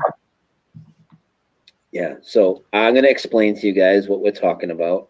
So a listener of ours, Jennifer Kiesling, she came up with the idea that Hello, she's in here. In my you chat. guys, I'm going to have to go on a rant in a little bit, but I'm going to try and hold that to that after I tell you the idea. But you know how I feel about the mask. You know how I feel about Flattoberfest coming up, and I don't We want to love see anybody Jennifer. wear a mask to get on the plane. I'm not saying I want you to miss the event. That's the last thing I'm saying. Karen will fucking kill me, right? That's not what I'm saying. What I'm saying is you have to at least try. You have to try. You have to try to get on that plane with no mask. And I know a lot of people are going to just give in. I can totally feel the vibe. It's fallen on deaf ears for the most part. Well, here's the thing. I would, of course, if you do decide to have some courage and go against what you know is a lie, because everybody in this chat knows COVID is a lie, so there's no reason you should put a fucking mask on. If you do decide to stand up and have some balls, and you record it and send me the footage, first off, of course, I'll put a compilation of footage if we get some footage and play it on the show or whatever, to lead by example with more people leading by example. But we've also decided that I'm going to take the people that sent the footage and put their names in a hat type of thing and just pull a random one out, and the winner is going to get a free hoodie from us, from me and Karen's merchandise store. And we have some very nice hoodies. Karen, could you take over and show the people our nice hoodies and whatnot? I absolutely can do that. And we have added new Dose of Reality shirts recently, and Karen added some new Flat Earth shirts. So I'll shut up and I'll just let her tell you, but you can win a free hoodie. So there's that. Yeah, you can win a free hoodie. These are the current designs that we have in our store right now. We've got the Dose of Reality sweater in white and black, because the letters have to change color depending on the background. So dark background or white sweater. There's a Karen B sweater, an Unveiling This Realm sweater.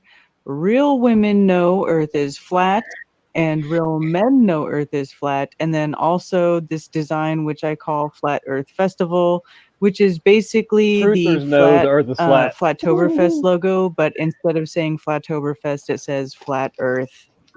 Anyway, I actually ordered myself this hoodie, this in forest green with this logo on it, because I actually really like that. I'm a little biased though.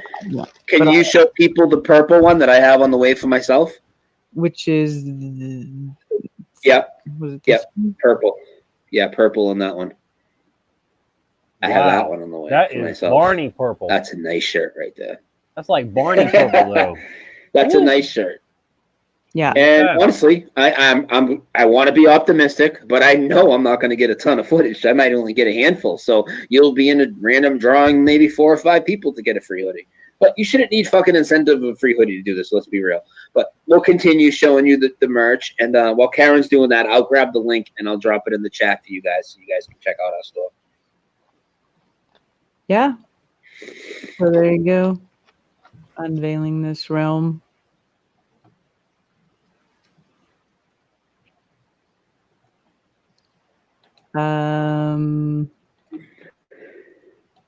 Dose of reality. And we also have Dose of Reality shirts in the premium tee now. We just added them like this week. Okay. People have asked how the lemons work. Lemons are basically they're like I think they're like just over a penny or whatever, but basically a diamond is like $1, and I think a Ninja Guinea is like $10. That's pretty much how it works. It is real money, guys. That's what it is. So, and you can like super chat like you could on YouTube by buying lemons. I'm just letting you guys know. Okay. So, all right. So yeah, let's see. I even added pink for the girly girls. Oh, you did. When did you add that? That's been there. It's been there. I don't know that anybody's actually ordered it in pink. It's been ordered, but not in pink. But I added the option, you know.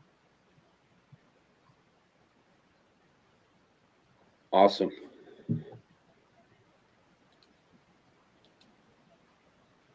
That is awesome. White blue. I like the gray too. I do like the gray. I got the T-shirt cover. Yeah, I just got. like that. I have the gray T-shirt like that. That's funny. Full price. I paid full price for my own shit. You did. So I'm such a fucking asshole. I'm such an asshole. I was like fucking. I didn't even like. Yeah, and the premium tee that Brian's talking about, you got to go to the bottom. It's got the blue preview. This is the premium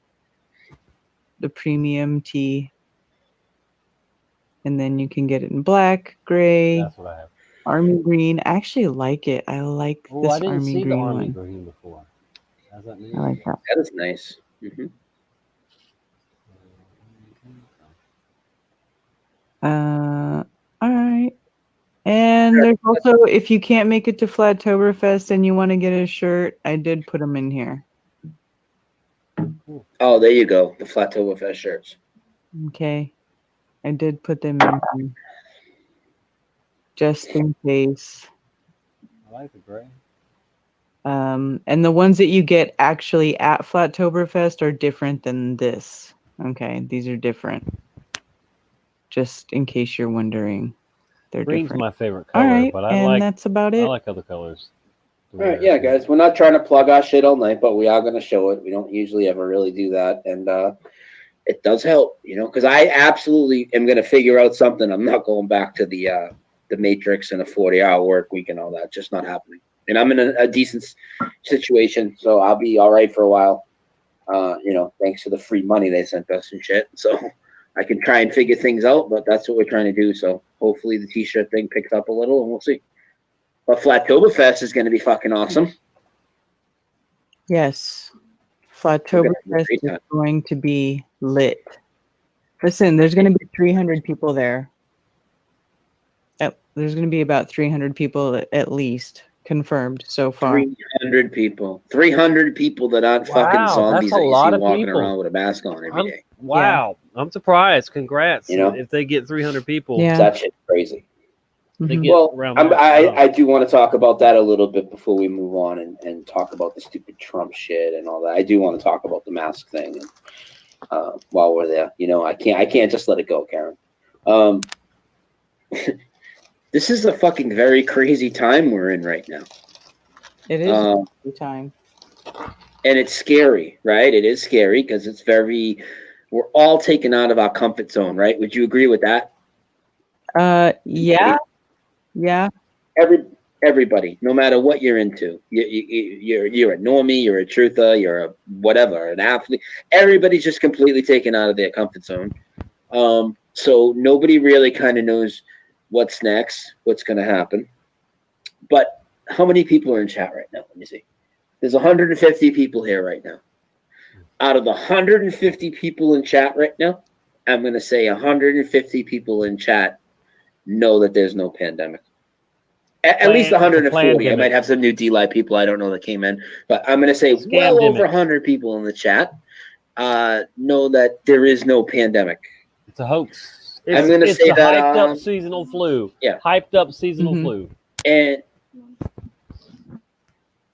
I'm going to say that out of all those people in the chat, that they are all frustrated with the fact that people that they are friends with, family with, and all that, they actually buy into this when they see no trace of it. They see no bodies. They see nothing but what's on the screen and people acting crazy.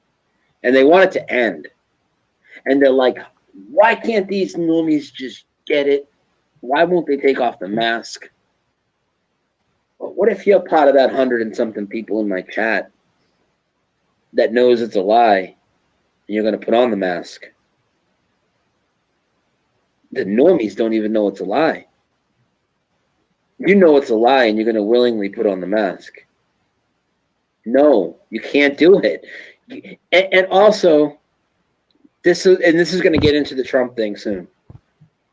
If you're putting on the mask, you're not only just giving your compliance, you're giving your consent to let the lie go on. Would you agree with that a little bit, Karen, or is that going too far? I mean, by you giving in, I mean, you're helping the lie, aren't you? Oh, you're complying. You're going along with it. If you don't give any resistance, then they're just going to keep pushing further. It's just like they say, squeaky wheel gets the grease. We all need to be that squeaky wheel. Yep. Yeah. You guys all know it's a lie. Every single fucking one of you needs to lead by example. Okay? You have to at least try. Listen, I'm just some fucking dickhead over here that just got on a plane a bunch of times, right? Why can I go 13 for 13 and you can't even try with confidence? With confidence, and keep it polite and confident and firm, though. You be assertive and confident, and it's going to work. You have to try it. It's 421. And if you want to give in somewhere. after the try, whatever. Do what you're gonna do. I'm gonna be pretty aggravated about it, but I want y'all to get Cappy, here. I'll give So you a do what wrench you're gonna as soon do. as I But log when you in first get there, can you please to tell that them one? you're I'm fucking sorry, I'm exempt? just not logged in. And then get their doctor so on I the can phone. give wrenches out. You guys can help make a difference I will right get now it done because at some point. we have 300 flat earthers flying in. Maybe not 300 flying in. You probably got 200 flying in. Okay, hundreds of flat earthers flying in, all within the same few days of each other. There's only so many major airlines. That's dozens of people per airline. Some might even have 50 flat earthers on it. If you guys all ask for the exemption and keep fucking flooding their system with phone calls, what are they going to do? They're going to have to back down. Now's the time to strike. We haven't had a chance to do anything like this. Now's the fucking time. Stand up. Have some courage. Don't make me feel like I'm fucking alone out here. Sorry. I'm aggravated. It makes me mad. This isn't at everybody. I know there's some people that are going to stand up, but the ones that aren't, yeah, this is at you. Stand the fuck up. You know it's a lie. Don't just be a researcher. Be a fucking truth warrior. Stand the fuck up.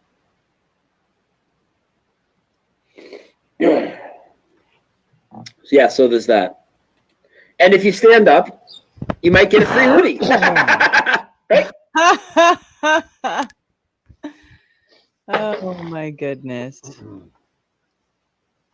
Yeah. And thank you for the Ninja Genie, Rose. I appreciate it very much. And thank you for the diamonds and everything.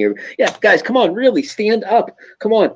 You're in the Stand fight up of your and life speak up. now. The That's shit's real my crazy. motto. You guys, Stand none up of and you speak up deny it. against evil, Everybody here tyranny. would even say this is bigger than 9/11. I haven't even met anybody that hasn't said that yet. This is bigger than 9/11, right?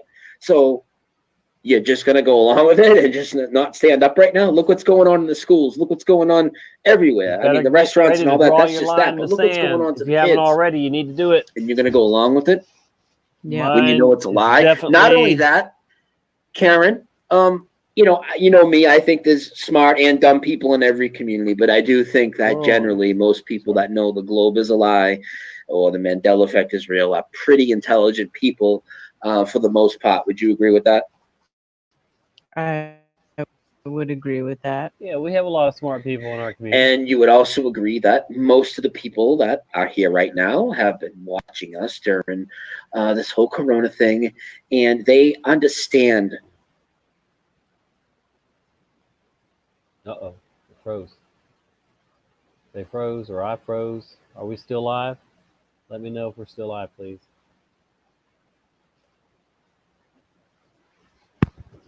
I know there's a delay, but either they froze or I froze. Which is it? Am I live? We're 5 by 5. All right, well then they froze up because it's not playing. Here, what's here we go. What? We're live. Just say it. Well, I don't. That still could be us. Not. Let's see. I'm gonna get rid of. Even if you have to lie. Oh, I got rid of Facebook and I didn't really want to, but oh well. All right. Well, we might have to come back. We might have to come back to them. And I guess we will. Since they're skipping around, I'm sorry. We will come back to them. And all right. So check this out, guys. All I did was put in Oscar Mayer, spelled like I remember, like most of y'all remember, or all of you. Oscar Mayer, Oscarmeyer, not Oscar Mayer, like John Mayer or whatever. Oscar Mayer. No, I didn't mean that. So check it out. 3 weeks ago, right here, Oscar Mayer, Wiener Mobile in town this week. So KRMS Radio definitely remembers how to spell Oscar Mayer. See right there again, the Oscar Mayer, Wiener Mobile is at Lake of the Ozarks, at the Lake of the Ozarks through the end of this week. Imagine that. Again, there's another ad by them on that one. It shows the picture of the Wienermobile. All right, here we go. 3 days ago. How about Hot Diggity Dog? Boom. After 2 weeks of training at Oscar Meyer's, Meyers, Hot Dog High in Madison, Ferguson hit the road in mid-July with her partner, blah, blah, blah. Okay, whatever. There's an article. So these people here, Woodstock Independent, clearly remember Oscar Meyers, not Mayers, 3 days ago. Okay, let's see what we have here. 11 hours ago, retired Hoover Company executive Frank Vaughn dies at 91 years old. 9/1, 11 hours ago, like 9/11. Oh my goodness.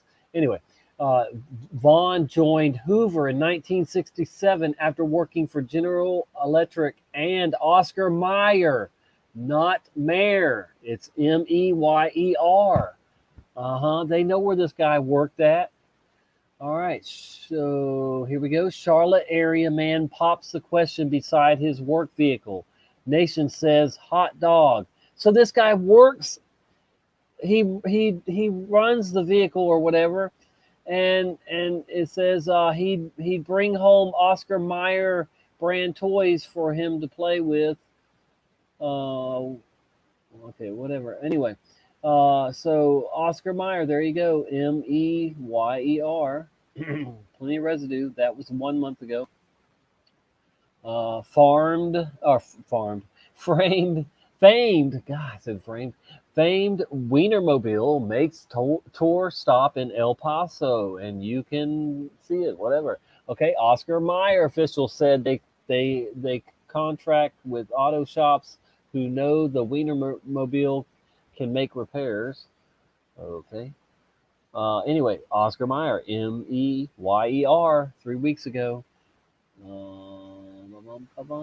Right here, a week ago, KSAT radio in San Antonio, I guess, or TV. Videos show viral TikToker Mr. Hamilton visited San Antonio this week. He's stopping by Alamo dancing to Suit and Tie on the San Antonio Riverwalk and seeing the Oscar Mayer Wienermobile. Meyer, not AR. Oscar. Okay, that one's with the A there. I said AR. I meant MA. Oscar Mayer. So yes, let's see. Here we go. 1 week ago, Richard Reber, obituary. Sons and Gary Scott Reber, granddaughter Carrie, Danny Reber, and beloved Oscar Mayer Wiener puppy Reber. So there you go. Meyer. What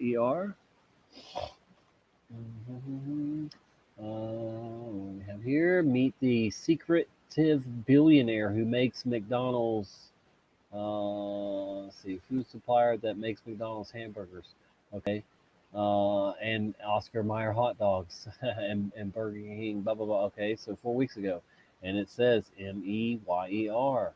So I just wanted to show y'all how much residue there is. I know Oscar, this is an old Mandela effect, but I mean, it's just incredible how many people remember it being, wow, I don't know what's up with that, so I'm not going to click on that any longer. But anyway, and I had Facebook pulled open. I'm going to go back to that because that was more Oscar Mayer I wanted to show you. Let me make sure y'all still with me. I'm sorry that I left the Brian and Karen show. You can go watch it on DLive if you want. But anyway, Machine Monkey just put up a vid. Yep, he did. I'll be checking that out. Machine Monkey, of course, lives right here in my town, and he's one that baptized me. And real quick, before I go on, I'll show you. Go any further, I'll show you my baptism certificate from Machine Monkey, brother Steve. And there it is. It says Michael Thomas. It says baptism. This is certified that Michael Thomas Logton Jr. was baptized in the name of the Father, the Son, and the Holy Spirit at Perdita River on the 12th day of September in the year of our Lord 2020 by Reverend Stephen Law. There you go. And I'm going to get it framed at some point. This is my first time ever being baptized, and it's been wonderful. It was wonderful, and it's been a wonderful thing since. All right. So, what was I doing? Going to Facebook.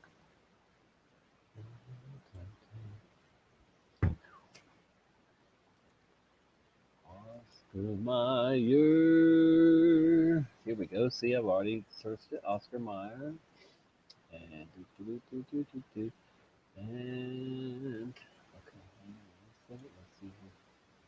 Okay, Tonette had sent me a picture of a flag.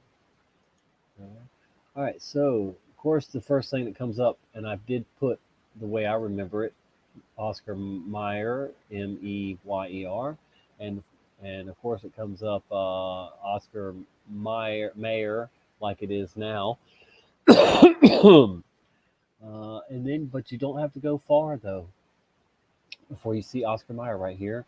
Oscar Mayer Wieners and Friends, a group, 1.7 K members. Hello everyone, it's Oscar Mayer Wiener Schnitzel, and it's spelled like most of us remember, Meyer with the E, and there's one right there, Oscar Mayer, somebody made with the ME, and Oscar Mayer here, the cars of the fabulous 50s. 2.3 thousand people. Let's see, and it's got the picture of the Wien. Yeah, check this out. It says Oscar Mayer, how we remember it, and right there, Oscar Mayer Wiener Mobile with the E, not A. The fabulous 50s. Of course, it says it on there, but this is how they remembered. Yeah, that's good stuff. I sing the Oscar Mayer song when I spell baloney, and look how they've got it spelled. Oscar Mayer. This is a community. 500 people, I guess, or 500 like it. And they spell it right. Until you get down here, they've got the A, but up here they got the E. All right. And then here's one, the Mandela Effect, and Teresa, a few, Brian Stabley, a few people talked about it on Facebook, and then you got 10,000 K, Oscar Mayer Wiener Mobile. Look at that, a community 10,000 people strong with Meyer with the E. Wow, that's interesting. Look at that, 10,000 freaking people. And Meyer. Interesting. Yeah, very interesting. All right, this is another one from somebody else. Sean Becker. Oh, rest in peace. Look, Sean Becker on April 18th shared Mandela Effect Oscar Mayer instead of Oscar Mayer. And Funky Call Medina Tone Loc. I guess he found some residue there. Oh, man. Wow. If you didn't know, Sean Becker did pass away a few days ago. Sad. Rest in peace. And then here's me from March. I shared one, or let's see, it says great live stream discussion on the Mandela Effect and supernatural Bible scripture changes with Mike Murphy. Tonight I will share the link to the stream below. Thanks again, Mike, the Light Sea Guard Warrior. And then Carla Shepard shared something on the Wiener Mobile. And Mark Fewings, who is system failure, did, and so on and so on. All right. So let me see if there was any more to that stuck out there as I went through here. There's a lot of people, but obviously a lot of pages too. That Kiera Winters. Fruit Loops now. Fruit Loops for me. Yeah, she's just reading Nelson. And the last one is Brian Staveley. That's showing me. But anyway, let's see. We could do post. We already seen that. Yeah, okay. Let's see. Check out Marketplace. Oscar Mayer. There's somebody selling a mug. It says Oscar Mayer Heroes mug. Even though it says it right on there with the A, these people know that it was M-E, and that's how they labeled it there. There's some with the A, but that's funny. Oscar Mayer. Here's a stuffed animal, stuffed Oscar Mayer car, and they spelled it correctly. Oscar Mayer with the E, M-E. $8. You can get you an Oscar Mayer. All right. Very good residue. Okay, let's see here. Let's go over here. And I'll show you the flag residue that Tonette sent me. There you go. With the red stripe under it. Stars. And let's see when I send stuff to myself. And of course, there's the one Oscar Mayer Wiener that I did show y'all. Oh yeah, this is interesting. So Cosmonaut snaps amazing photos of Soyuz rocket launch from space. Oh boy, yeah, we're gonna let that load up and come back to it. All right. Oh, you just know it's already gonna be some crap.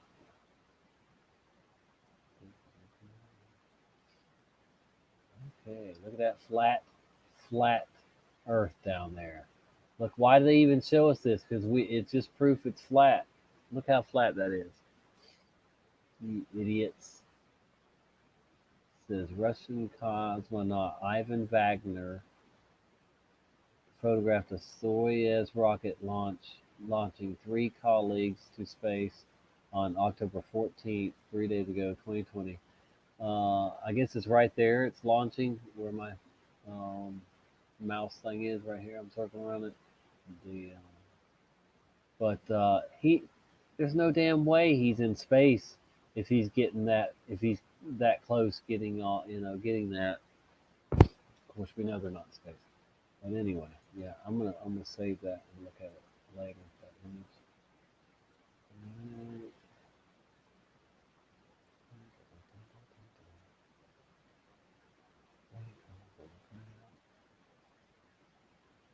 Russian cosmonaut Ivan Wagner has been in orbit since April. One of the 3 astronauts living and working on the orbiting laboratory for the past 6 months.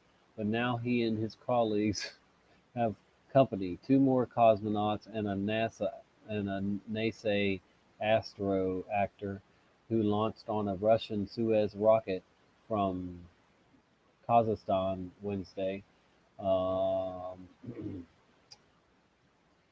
Let's see. The Soyuz arrived at the station just over 3 hours later. A new record for the fastest crewed trip to the orbiting lab. 3 hours? God, that's some bulls. They're so full of crap. Yeah, probably 3 minutes because it's not even that far. So, oh yeah, here we get a video to see too. Y'all loving this space farce crap? Oh, boy, oh boy.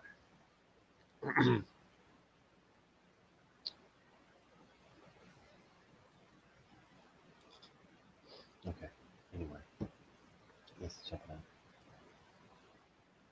We don't want to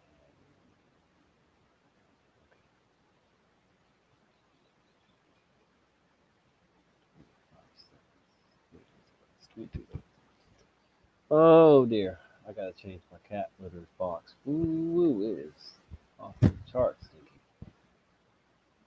After this, we might go back to Brian's show for a little bit.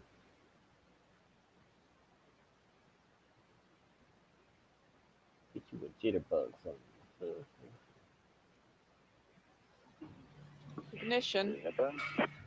10, 9, 8, 7, Look at this 6, crap. 5, 4, 3, 2, 1. They're saying there's astro actors on there, and it's getting to the liftoff. space Kate station Rubin, in Sergei 3 hours. Ryzhikov, and Sergei Kuznetsov now on their way to the International Space Station, the latest in a chain that spans almost Wednesday. 20 years of continuous human presence in space. Oh, crap. 10 seconds. The parameters of the rocket are nominal.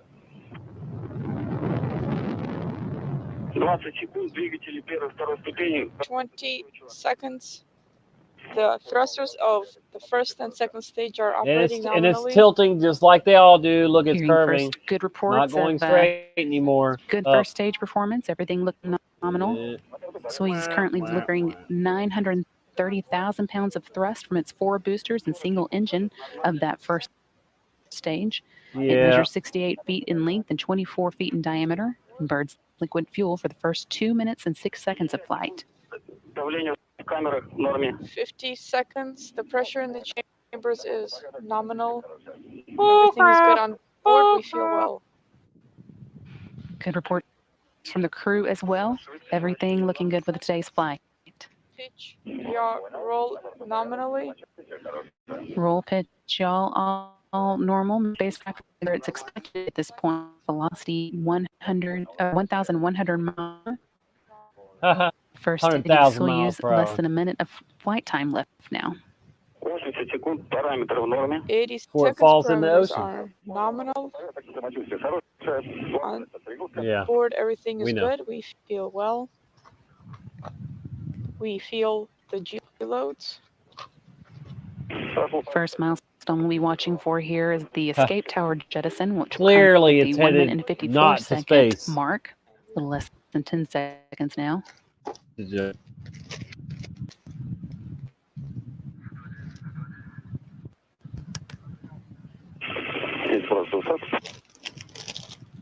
Jettison.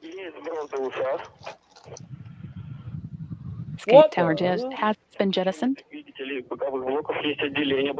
Separation of the side units. And there's the separation of the 4 strap-on boosters that are jettisoned. These have completed their job and are dropping away now at an altitude of 28 miles above the Earth, while the Soyuz continues on with its flight, traveling at about 3,350 miles an hour, powered by the rocket's second or core stage. 40 seconds. Rocket parameters are nominal. All still looking good, and the next milestone we're looking for is the jettison of the launch shroud at 2 minutes and 37 seconds. And you see that launch shroud jettison. We're now getting some views from the external rocket camera. Fake fisheye. Looking towards the bottom of this rocket and at the Earth below, solar arrays waiting to be unfurled once the spacecraft reaches orbit safely.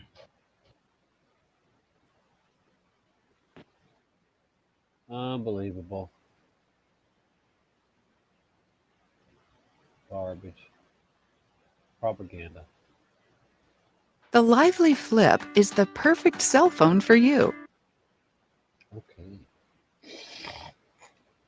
Are we still live? I'm pretty sure we are. Yeah, liars. Okay. So we've been on for 2 hours and 55 seconds. Wow. Let's go back to Brian's show for a minute, see what's going on there. How about it?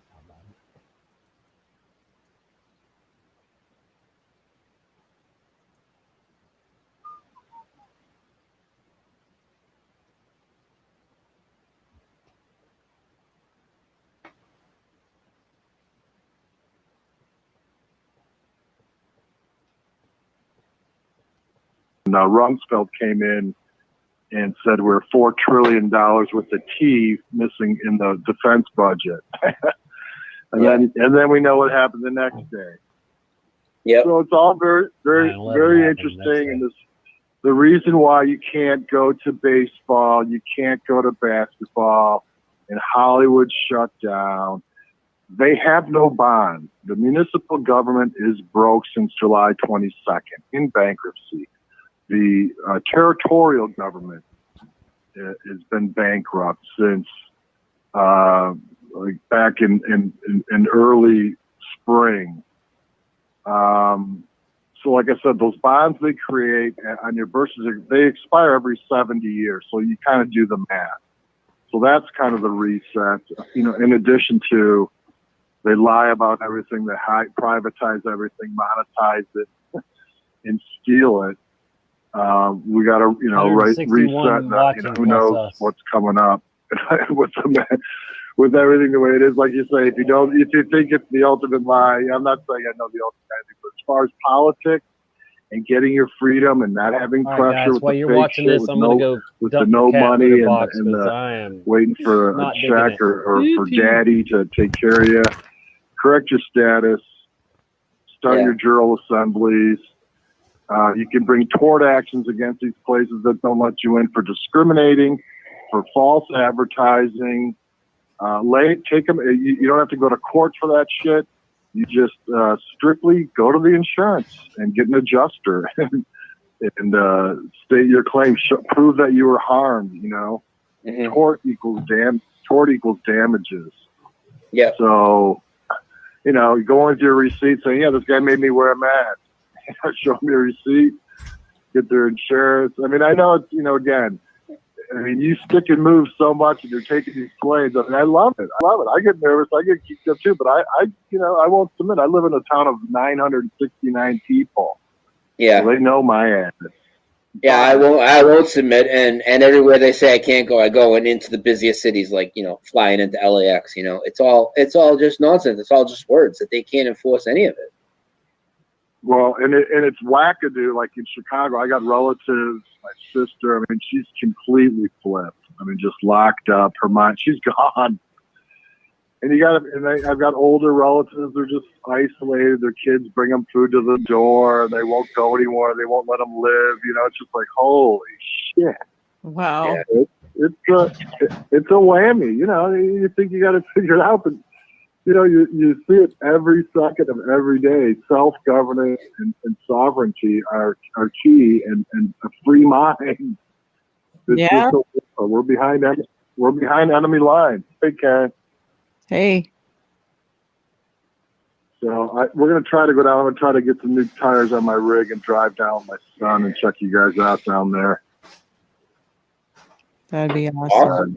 That'd be great. In Greenville, I applaud it. Yeah, and if not, we'll send our support. And yeah, All right, brother. Thank you so much. It's dude. awesome. Yeah. Thanks for letting me call in, and yeah, I love that you guys are sticking and moving and keeping with it. And props to Alex for his True Channel. We're gonna throw him some. And we start buying stuff like silver. I'll throw another tip. I do everything in trade, lawful trade, registered as a DBA, a sole trader. Read the Declaration of Independence. Everything's based on your estate. We're the United States, and you are born plumb free, and that's defined as your space where you stand. So claim your shit, and read the Declaration. There ain't the fucking Constitution. That's a business contract for the fucking heathens that work for us. So it's the Declaration. So any event, thanks for letting me rant. All right, brother. Thanks for the call. Thanks for the call, man. All right, you guys. Love you. Take care. Thank All right, you. have a good one. Awesome. All right, next call, 978. We do have the best callers. We've talked about this. Yeah. 978-435. And that was great information. And I'm just listening, guys, because that's not necessarily my avenue, but it's very relevant and good information. So I'm just trying to let him go and go with it. Karen knows a little more about that type of stuff than I do. For sure. A little bit. Next call. 978-435-0006. Give me a ring dong, Dutchie. Give us a ring dong, Dutchie. I'm going to step away for just a sec. I will BRB. Okay. Oh my goodness. Somebody's calling in. Dose of reality. Who's this? You're welcome. Hey, this is Jerry Myers up here in Duluth, Minnesota. Hey, what's up, Jerry? Welcome, Captain. How you doing, man? I'm good, man. You are live with Brian, and Karen will be back in 1 minute and be with us. Bitching. All right, cool, man. Yeah, I just wanted to call in and say, I respect your work. You woke a lot of people up. If I've got somebody to wake up, a year ago for your short videos, and I'm not just talking about the Mandela stuff, the flat Earth stuff. You're definitely a truth warrior, man. I don't know how else to put it, and I'm not trying to stroke people on that, but you're doing a lot of work out there, and I applaud it. Thank you, brother. I appreciate that, man. Really, a lot. Thank you. A lot of, and I'm 47, so I've seen 46. A lot of things change, and when from Stouffer's stovetop stuffing to pasta avocados, Forgot I need to get a drink too, guys. double S, and yeah, the Statue of Liberty being on Ellis Island, on Liberty Island, in Jersey waters, which makes Black Tom. You woke me up for Black Tom, and I was born on December 7th. Mm-hmm. So that's a shitty birthday to be born on, man. Yeah. Born on 9/11, it sucks. And so I was really, sensitive to that date, so I was known about Black Tom. I was known about another attack on American soil. Just, we've known. Yep, and nobody knows about it, and everybody that's triggered by the Mandela effect is willing to just say, "Oh, well, they just brushed it under the rug," And it's like, you guys have all researched conspiracies and false flags and stuff. You got to all just accept that you don't know about Black Tom. Why is it nobody knows about the first terrorist attack on U.S. soil till Brian Staveley tells them? I mean, that doesn't make any sense, does it? I mean, 5,000 people died off the coast. I mean, it's just crazy. And I think, you know, let me go on this tangent here. Go ahead. Whole mask bullshit. This whole whole mask hoax is just a big giant smokescreen to cover up the Mandela effect, so that the general public can stay asleep, and those of us who have eyes to see. I mean, we're seeing it, man. It's happening. I mean, it's happening. You have to be blind. 43 is not 7. To see it happening. It's happening. Yeah, you have to be intentionally playing ignorant at this point. I mean, we've been putting this stuff out for years. It's just like the people that are in research communities and are still hanging on to the globe, and it's 2020. It's like, you've seen enough flat earth stuff now. You have no excuse. There is no excuse to still call the Mandela effect fake and the psyop, especially when I'm over here every day pointing out that all these people are personally affected. Like, they have no argument. You know, it's like, you know, you're not just pulling it out of your ass. I mean, we in this community have been researching this stuff for years now. You know, 5-6 years. Yeah. So it's. I mean, you know, geez, and there's so many changes across the. I mean, and the Bible changes that you know, and I know you're not really into the Bible, but you know, you touched on some really strong changes that you know, they ring true with a lot of people, and other faiths. I found a video of a cleric from, I believe, a Muslim faith, and he was speaking about how they have rememberers, and they rewrite their Bible or their holy book, whatever they call it, on a regular basis, because they see the changes, and they acknowledge the changes in the Bible too. So that's just wow. There you go. Oh wow, I'd like to see that video. Where can I see that? Do a search for. I did a search for other religious Mandela effect residue. Okay, yeah. I know there was one Muslim cleric that Vanessa VA did a video on about a year ago. Is it that guy, or is it somebody else? It might have been an older one. I just ran into it the other day, and it was like, and he's like, and he acknowledged that, you know, we know about the Bible changes, we know about all of this stuff going on because we have a protected book. But if your book was so protected, it wouldn't be changing in the first place. The book is changing just like every other book out there. Everything's changing. All the books are changing. Everything is changing. There are many books that have been Mandela effect. Very malleable reality. Berenstain Bears was the first one. I said a very malleable reality. Obviously, it's not solid like everybody thought. And I don't know why people that come through all these research topics have such a hard time fucking accepting it.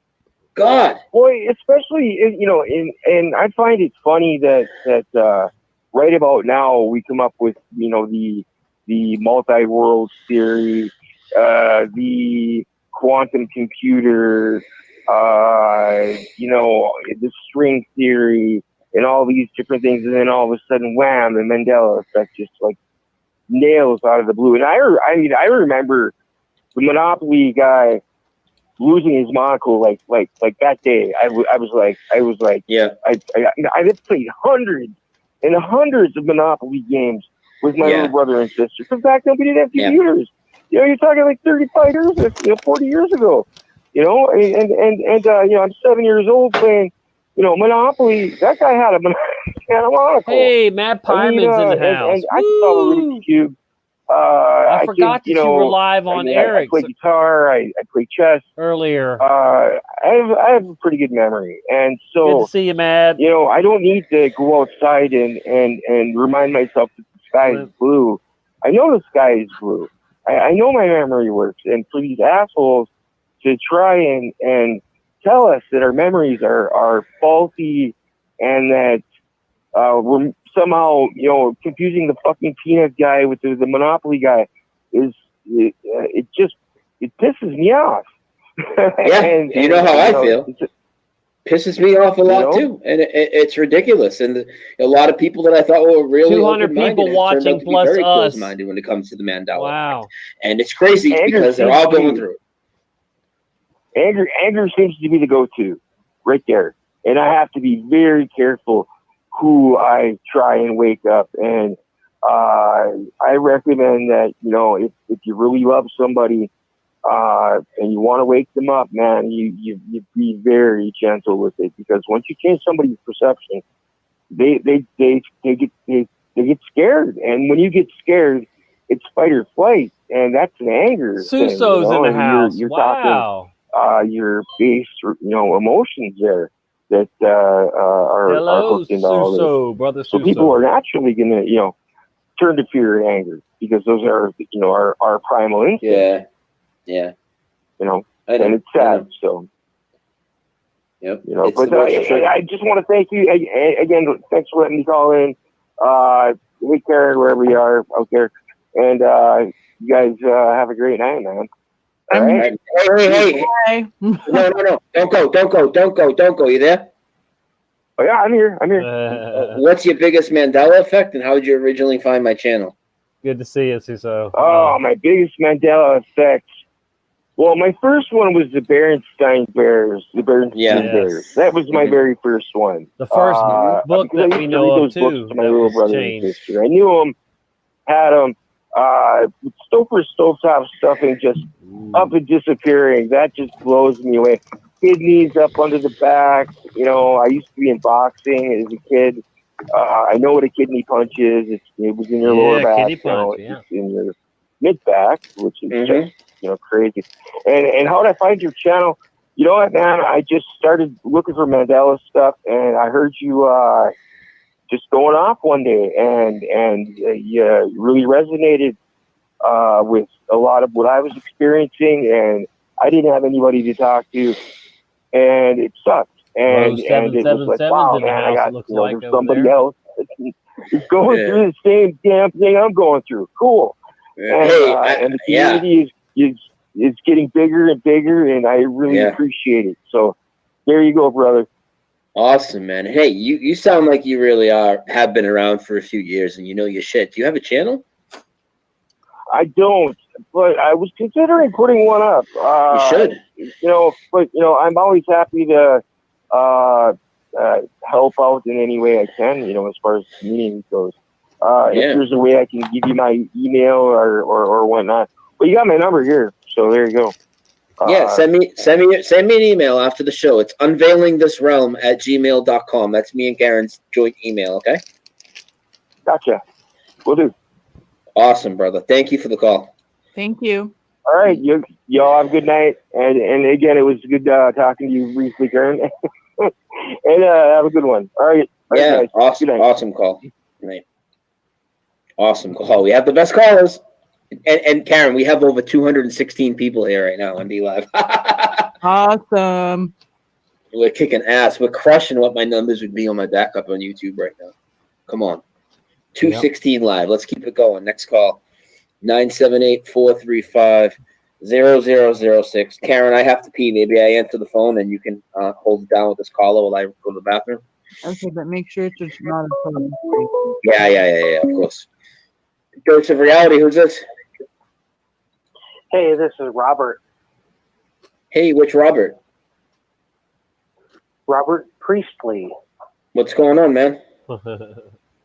Not too much. How are you doing, Brian? I'm doing good. What's up with you tonight?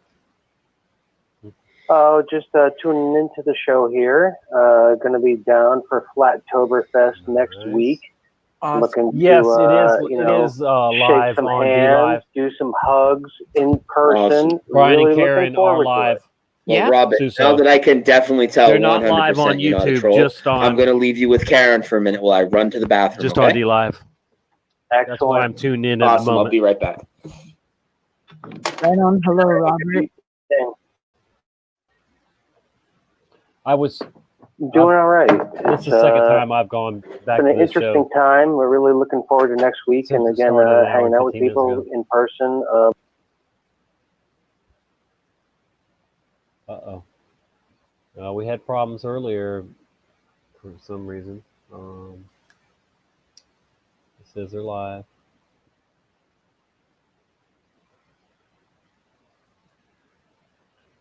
And it's buffering. Are we live? Let me make sure we're live. Are we live? Party time at Flattoberfest. Yeah, man. Matt, if you found a way to get there, I would find a way to get there for sure. If you came Thanks from Australia. I'm not saying.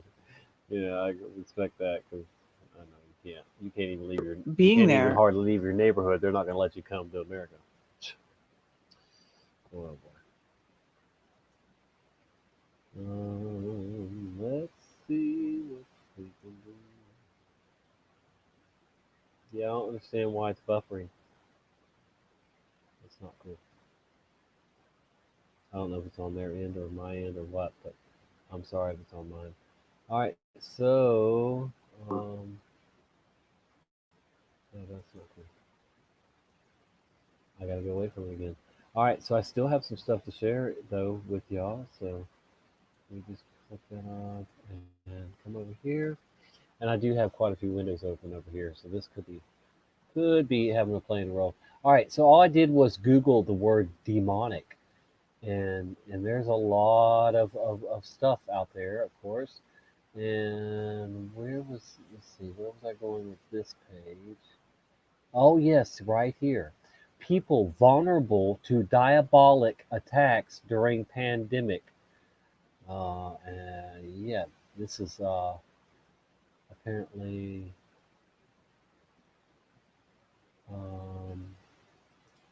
yeah, strange article here.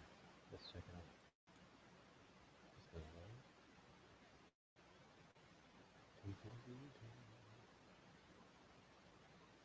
Yeah, I dropped the link to their show, and now I guess maybe it is on my side. Well, let's see if we're live still. Did y'all tell me if I'm live? Anyway, here we are. With still no approved vaccine for deadly coronavirus, coronavirus disease 2019, COVID-19 84. No, I don't want to subscribe. Come on. Okay.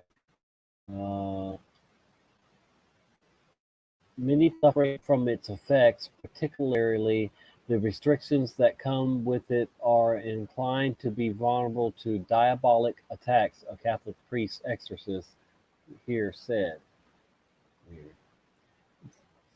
Fr. Ronaldo Aplong, who is the priest in charge of the Saint Vincent Ferrer Kaze parish in Bangorgay Kamanjak. Woof. Okay, whatever. In the Philippines, says people who are dealing with mental, emotional, spiritual, and even physical stress and other disorders in this time of crisis are the ones prone to Satan's and his demons' deceptions. Imagine that. That's crazy.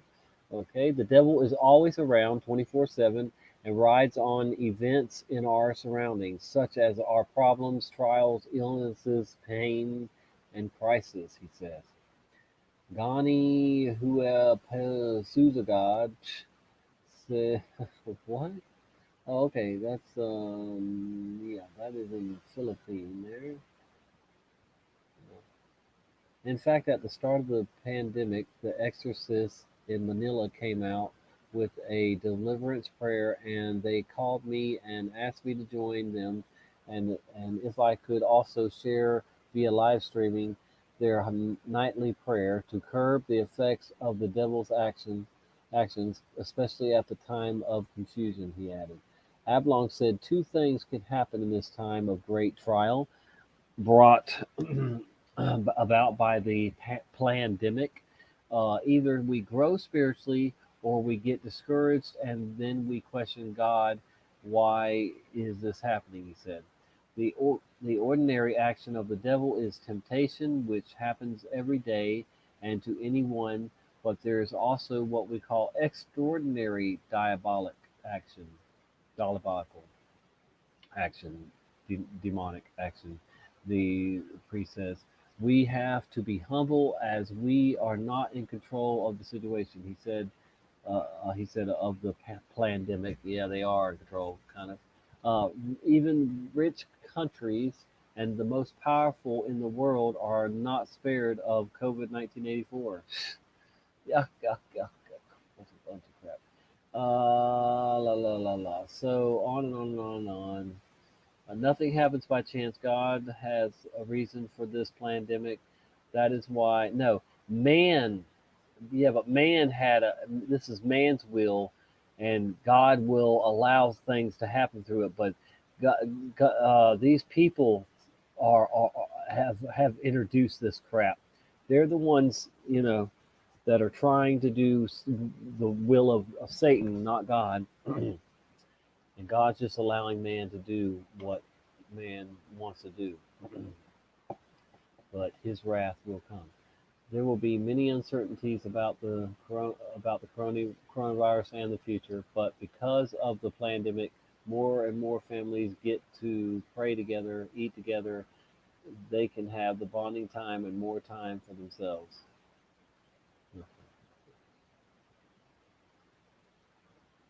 If you're wearing a mask and complying with this evil, you are part of the problem. Somebody said, yeah, I agree. I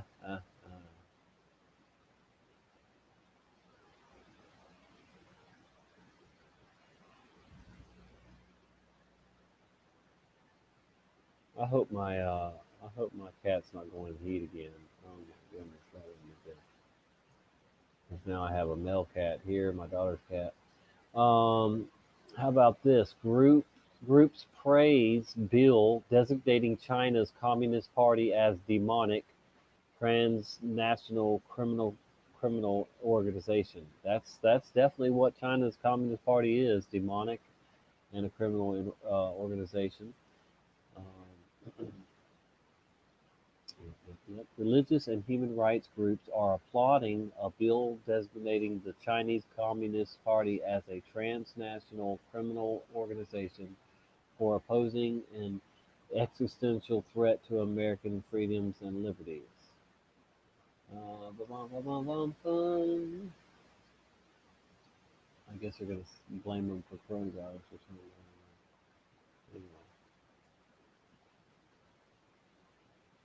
Yeah. Okay. Here we have. They're not going to let me look at this, I guess. Man who performed exorcism on his girlfriend, cleared of assaulting her. This is the Irish Times. What? Shane Gibbons told Clare County Court injuries caused by demonic possession or self-harm. So, wow. A CO Clare man who told Guardia that he carried out a number of exorcisms on his then girlfriend has been cleared of assaulting her. Shane Gibbons, 48 years old, told Killaloe District Court, sitting in Ennis, the injuries caused to his girlfriend may have been caused by demonic possession or by self-harm, but they were not caused by him.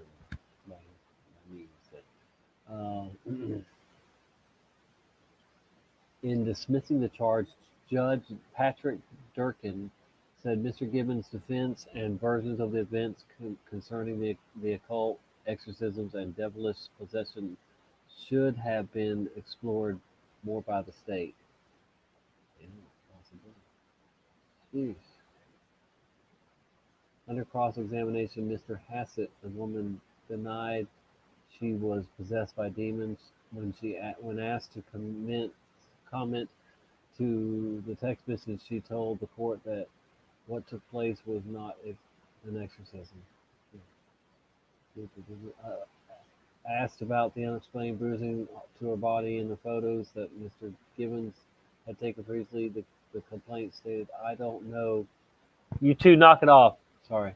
Don't know what caused the bruising. Missy. Louis, get down. Sorry, guys. Cats are So, wow. Okay, there's that. I'm not reading it all. There's some weird headlines. Christians need to spend more time addressing the demonic spiritual warfare.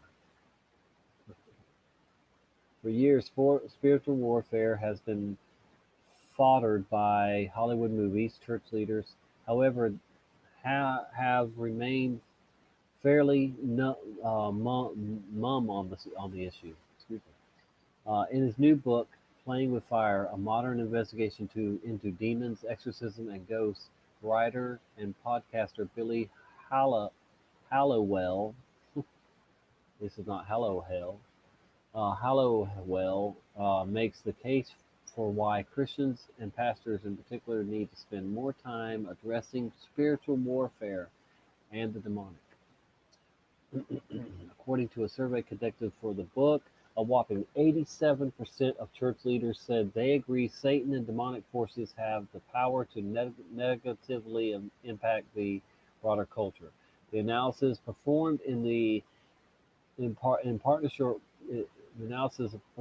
partnership with HarperCollins also found 78% of responders agreed too many pastors and churches ignore issues surrounding spiritual warfare and demons.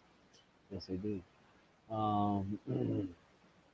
Hollowell's research into the off-taboo topic has been ongoing for years. In fact, one of the most prominent real-life stories he references in his book is one he first reported in 2014 when he was a senior writer at the Blaze. LaToya Ammons of Gary, Indiana, said her 3 children, whom she believed to be possessed by demons, walked up walls. The woman's 2012 claim were confirmed by both Gary, by both the Gary police captain and psychologist, who said they witnessed one 9-year-old speak in deep voices and walk up the walls backwards, folks. If you don't think that we're living in supernatural times, the end times, then wait till you see some like this, in front of you, because I'm telling you right now, this is as real as it gets, and it's going to get realer, but this is real. You people do this stuff when they're possessed by demons. I myself have seen my wife, like, almost her head spin all the way around, but I've seen her, not that, exactly, but weird stuff like that. I've seen her go into trances and be, 30 seconds later, be somebody else, a whole another voice and personality, and sometimes they were violent. Yes, my wife, who I'm still legally married to, the one that, poisoned me and the kids, yes, a long time ago. Anyway, she would literally, be possessed by 1 or 2 or multi, demons, and just act out crazy, and sometimes violent. All right. Oh boy. During a recent interview with FaithWire, Hallowell described the Indiana incident as the most compelling modern case of demonic possession. Multiple personalities is what my wife was diagnosed with, which to most believers, at least to Christians, and others, that that is multiple personalities is demonic possession, multiple demons trying to take over the body, use the body. All right. Let's see. Initially reluctant to write a book on such a spiritually significant and admittedly frightening topic, Hallowell ultimately decided to pursue the matter in hopes of making the subject more accessible to believers. Hallowell opened up about how a better understanding of evil forces at work around us can give Christians a richer appreciation for who Jesus is. Amen. And I like to tell people too, if you believe in miracles, then you need to believe in witchcraft and sorcery and all that stuff that they're using.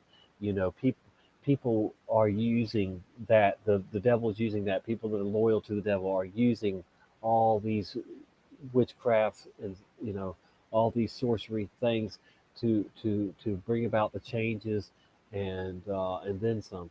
So we must use our power through the Father, the Son, and the Holy Spirit to try and counter what they're doing.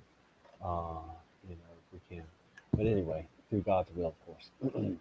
What really struck me in this whole process is that you can't really fully understand the need for Jesus and for goodness until you understand what evil is. That's right. He explained, and I feel like Christians were not. I feel like as Christians, we're not supposed to obsess about these things. I want to make it clear, but we don't.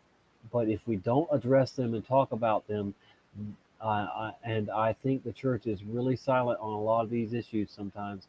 However, are we understanding that need? Exactly. See, we definitely need to have these conversations and be aware of the weapons that are formed against us and warn others, too. Knowing the facts about spiritual warfare and demons shores up people's need for God. For me, Hollowell said, researching this issue really pointed me back to my need for Jesus, and that was why it was so peaceful to write the book. It was actually affirming, and it says, I wasn't afraid anymore. Amen. No fear.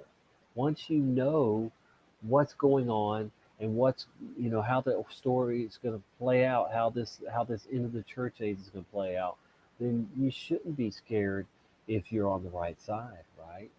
To order a copy of Playing with Fire, a modern investigation into demons, exorcism, and ghosts, you can click there. All right. Anyway, yes, that's another article down.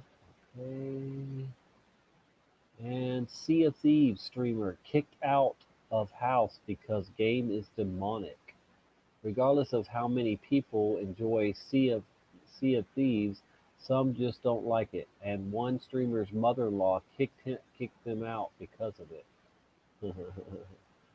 So I think a lot of video games are evil. I think all of them are a distraction, and so I don't play video games. But to each their own. But I'm not going to read this whole article, but that's interesting. And I don't really, associate with people that get into dark games, Dungeons and Dragons, and or Wicca and stuff. Yeah, I don't have time for that. I don't have time for voodoo or psychics and all that either. All right, so here we have Louisiana Archbishop blasts demonic sex act in church, orders altar removed and burned. Meanwhile, a Louisiana lawyer representing the two women linked to the alleged threesome with a priest called their arrest appalling. Right? Oh, goodness. The Archbishop of New Orleans on Friday called for the report of an alleged sex act between a priest and two women inside a church demonic and ordered the altar removed from the church and burned, he said. Meanwhile, okay, we read that part. Called it appalling. Let's see. The fact that this has involved a priest or took place in a church is completely irrelevant, Attorney Bradley Phillips said, according to the New Orleans Advocate. He represents the two women, Mindy Dixon, 41, and Melissa Chang, 23, who were accused of having sex with Reverend Travis Clark, 37, in Pearl River, northwest of New Orleans. I understand that people may be upset by the situation, but that doesn't make this conduct illegal or criminal in any way, the lawyer said. A witness called police September 30th after seeing Clark through a window in the St. Peter's and Paul Roman Catholic Church in a state of undress on the altar. Authorities have said the priest was seen with two high-heeled, corseted women while he was partially dressed in the priestly attire. The witness had become suspicious when the church lights were seen on late at night. The witness recorded the incident and showed it to police. Wow, there's your two working ladies, I guess. Wow. They were arrested for obscenity. The three were later arrested on obscenity charges for having sex within view of public because the altar can be seen through the windows and the glass doors. And there's the Reverend Travis Clark, was arrested on October 1st. He looks strange. Wow. I don't know if any of y'all had saw that, but there's that crazy story. And there's definitely a supernatural thing happening here. That's the name of this one, the Herald News. The National Law Center on Homelessness and Poverty said 10% of the homeless population in the U.S. will be hospitalized due to coronavirus. Oh crap! That translates into nearly 56,000. They put 8,000 people. The center said.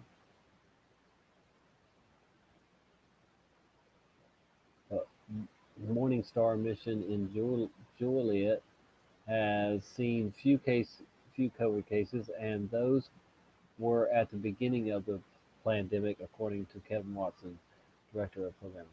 The health department came out here and tested everybody, and we had 7. Watson said. In fact, Morning Star mission occasionally accepts clients who have tested positive for COVID-19. Watson said. Watson gave 2 reasons for the low number of cases. One is following guidance from the centers for blah, blah, blah, and the other is God. We're a Christian agency. I'm a Christian. Watson said there is definitely a supernatural thing here. God is just taking care of us every day.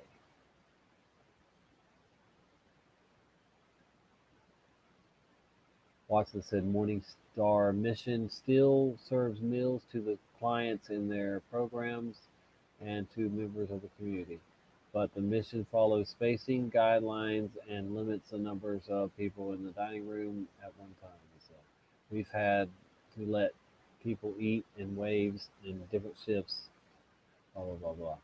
All right, anyway, so that's that there. It says Morning Star mission has accepted many COVID patients, about 10 to 15. Before accepting a COVID positive client, Morning Star asked those patients to contact the Will County Health Department for an evaluation. Watson said the client then comes to the mission only if it's appropriate. We take them into those singular rooms and we just keep them quarantined. Of course you do. They have their own bathroom and their own ventilation. It's like a hotel style room. Watson said he hasn't noticed anyone becoming displaced specifically due to the pandemic. Sometimes the mission gets truck drivers who lose their jobs and find themselves suddenly homeless, he said. The pandemic has also helped the homeless find housing simply due to the increase of available funding and missions' ability to collaborate with other agencies. When he said truck drivers who lose their jobs, man, there are companies that you could drive for, truck drivers, but if you screw up or you quit, then wherever you're at, you don't get you gotta walk away from that truck. You turn it over, somebody comes and picks it up, and then you're stuck there. So these guys could be becoming instantly homeless in somewhere they're not familiar with because of losing their job immediately while driving a truck. Anyway, the pandemic has also helped the homeless find housing simply due to the increase of available funding and the mission's ability to collaborate with other agencies. All right. Thomas Jefferson. Thomas Jefferson's Bible rejected the supernatural Jesus in response to the stupidity of those who denied him.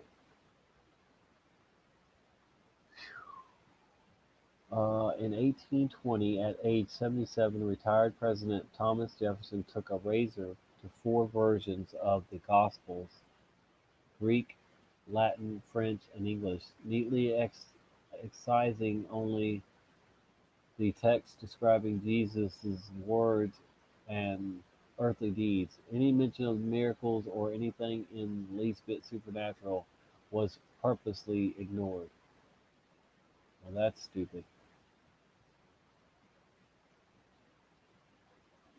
Jefferson wanted to distill the Gospels down to core teachings of Jesus as a moral teacher. So he went through copies of the Bible and cut out with a penknife everything that had to do with Jesus' life and his teachings, opposed to the mystical and supernatural.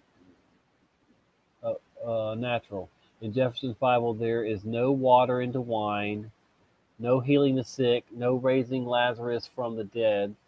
Jefferson thought that Paul and every other interpreter really missed the point with Jesus. He felt that the authors of the Christian tradition, for reasons of their own stupidity, couldn't comprehend what Jesus was offering. So, as a result, they deified him.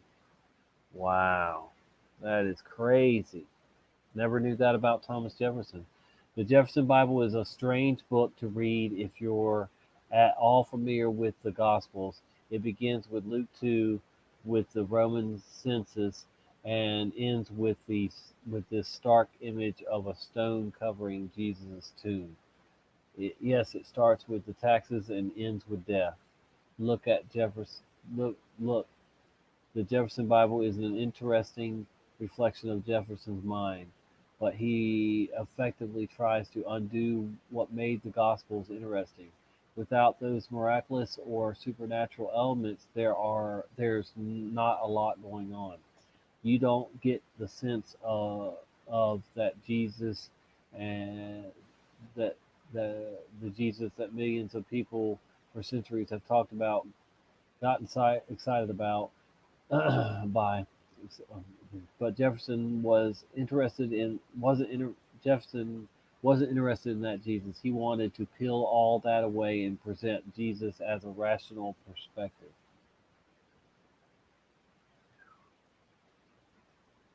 Wow. Okay, that's kind of an interesting read. I don't know if any of y'all want to finish reading it. It's too long for me to just carry on, but I'll drop it in the chat if any of y'all are even still here. There's a few of you here. Okay.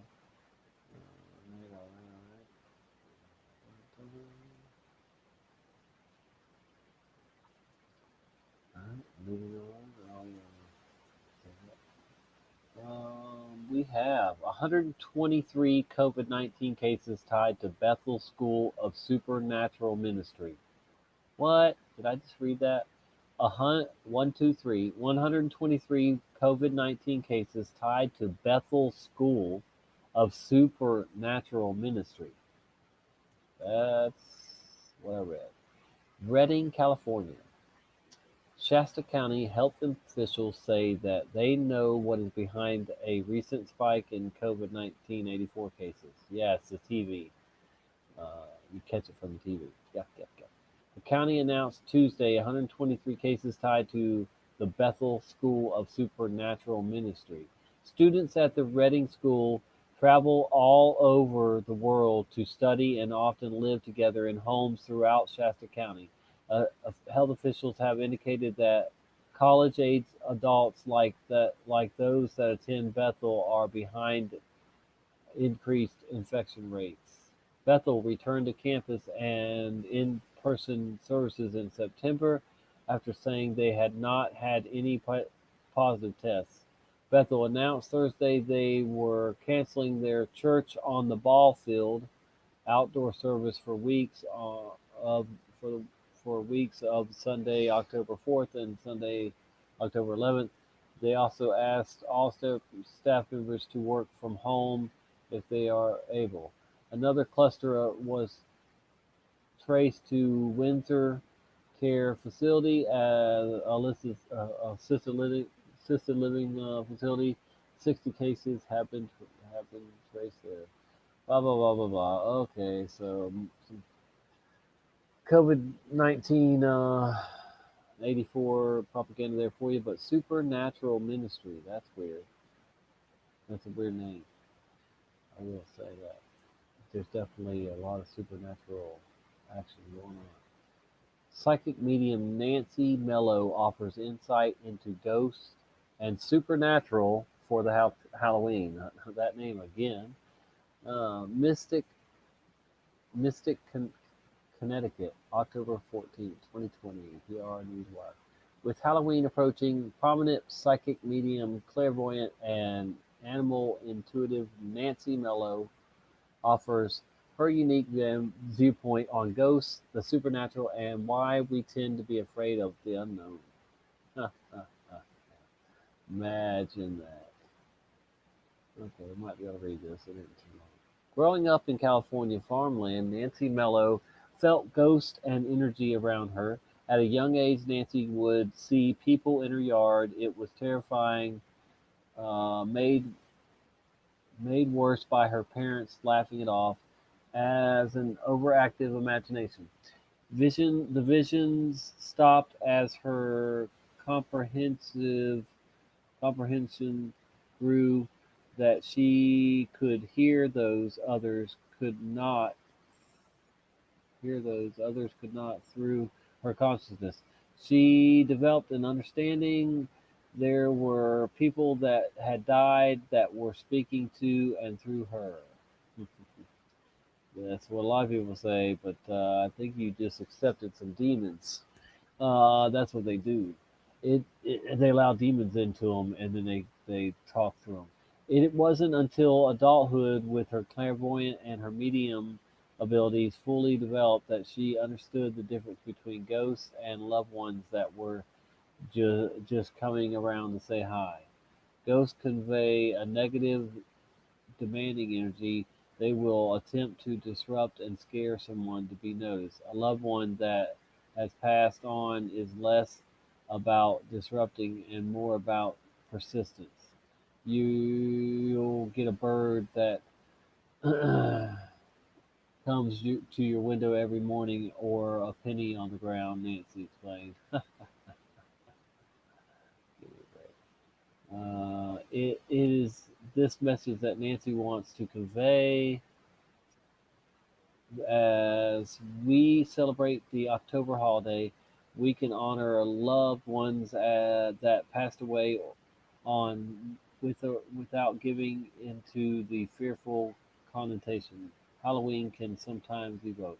The act of lighting a candle, saying the person's name, and featuring a photo of the loved one that has passed on can continue the bond between the living and the dead. Understanding that that life goes on, life continues on for all of us after this is just one of the messages that Nancy loves to convey every day through her work with people and pets. Connecting with dead friends and relatives can be a scary prospect for a lot of people. It requires that they let go of their understanding that we can't see everything to believe.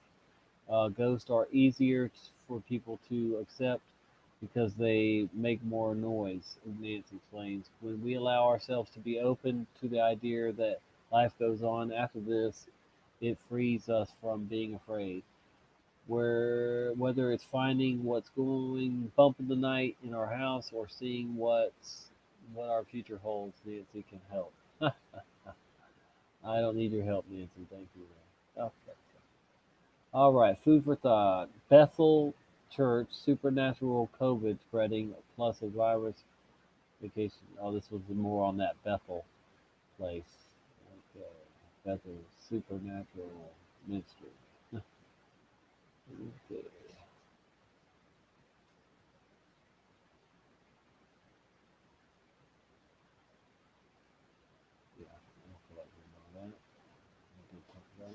Why your brain wants to believe in ghosts and the supernatural. These are all new articles, by the way, if you didn't know.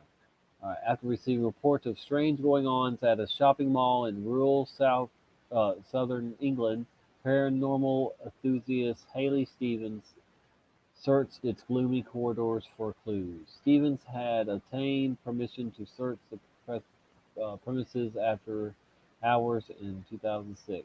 Her research uncovered no evidence of the paranormal, but just as she finished up her investigation and was approaching a shop window, a loud bang startled her, as though someone had struck the glass from the inside.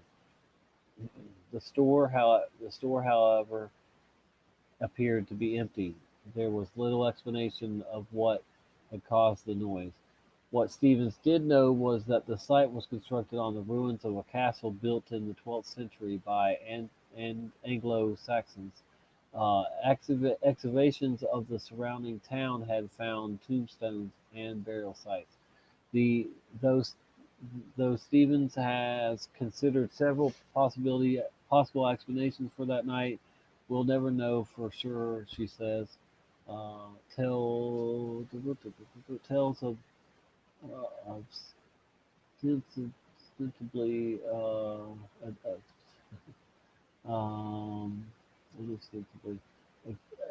unexplainable, sudden, chilling bursts of cold, levitating tables, blinding silhouettes continue to fascinate and haunt humans in the 21st century. God, ghosts, or science.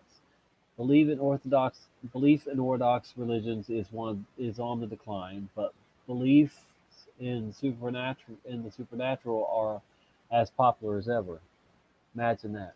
More than 4 out of 10 Americans believe that ghosts or demons exist, according to a 2019 poll by YouGov, and over a third say that they felt the presence of a ghost or spirit. Such beliefs are equally popular in Britain, where people are more likely to believe in ghosts than of a divine creator. While many scoff at tales of supernatural, academia has not fully dismissed them. Specialists like Christopher French, a psychologist heading up the Anomalistic Psychology Research Center at London's Goldsmiths University, investigates seemingly paranormal experiences to find the non-paranormal explanations behind them. He's a debunker. All right. Anyway, yeah. People that believe, in the supernatural and not of a creator just blow my mind. But anyway. All right, so we're back to this, and that's about all that I wanted to share there. Louisiana Priest, yeah, we saw that. Okay, so there we go. We're back over here. Welcome back, Kathy. All right, so let me go check in and see if they're still live over there. We'll go back and check that out. Brian stays alive. Still live. This will be the third time that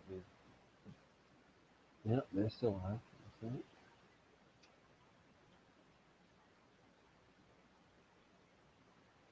He started talking about the Ricky Ricardo thing, and he did the impression again, but he knew it was the Mandela effect. He was telling Alex, right? But what Alex didn't pick up on, and he didn't pick up on, is when he was explaining it, he was like, yeah, I know it's a Mandela effect. He's like, Alex, I used to watch Desi Arnaz every day nearly come through and say, Lucy, but the guy's name isn't even Desi Arnaz anymore either. It's Mandela affected, and his name is Desi Arnaz now. It's a double Mandela effect.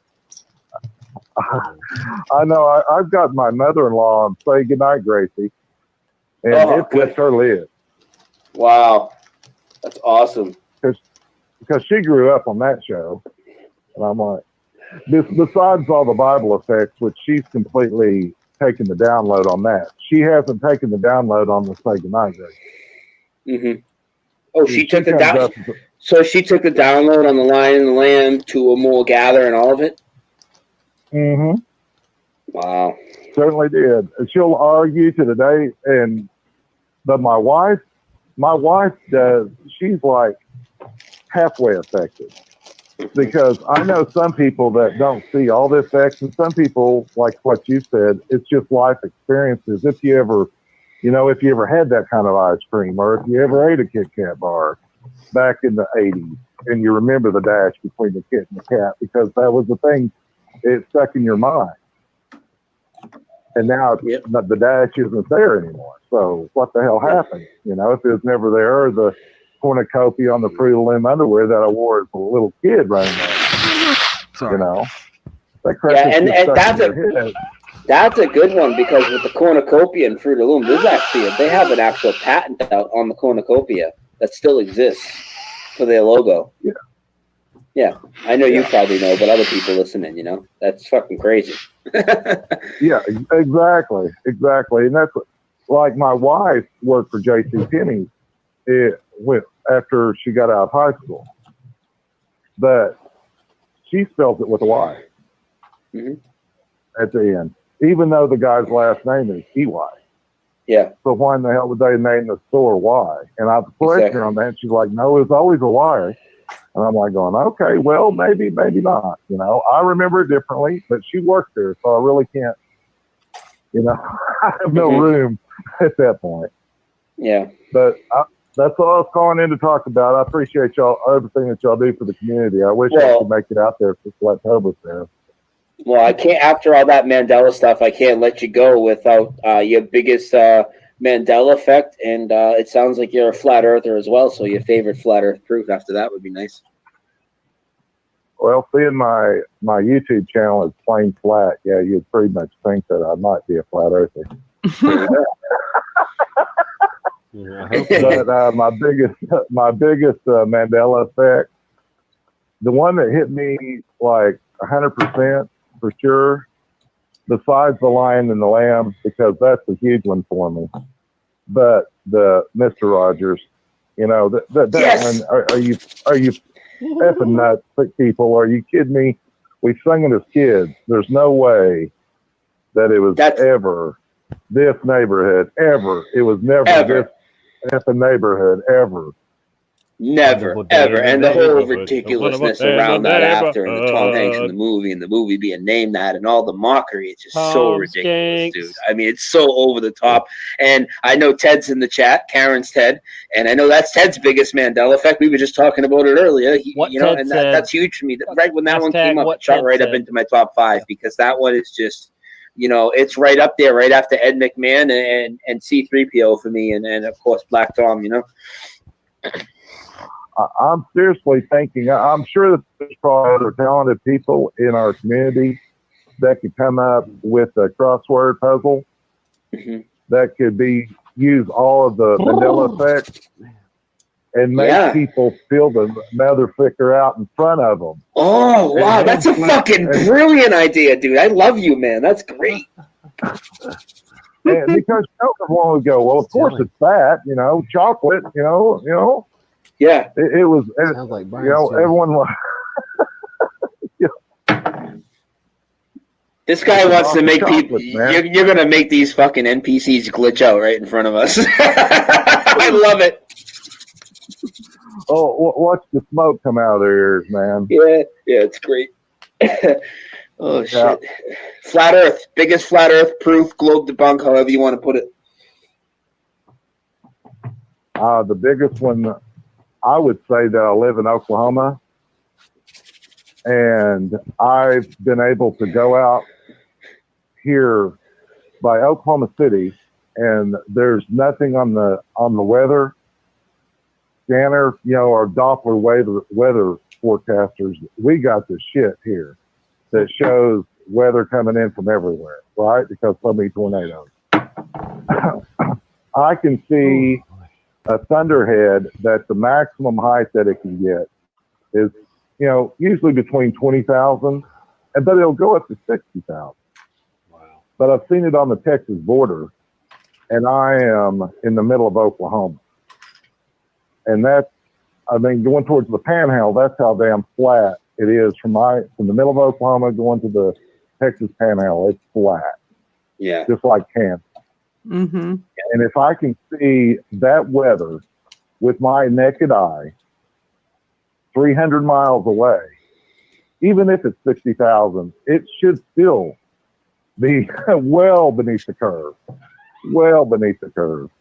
I mean, that's just, and you can go in there and take a look at pull up the RAD radar or whatever on AccuWeather and pull it up, and you can say there's no clouds in the sky except for that. It's clear skies, except for all the chemtrail crap that happened. But when the skies are clear, you can see forever in Oklahoma. And I'm thinking that for all the folks that are going out there that can't afford to go out there, maybe we can try a meetup here in the central part of the United States, maybe in Colorado or Oklahoma. I know that there's several flat earthers.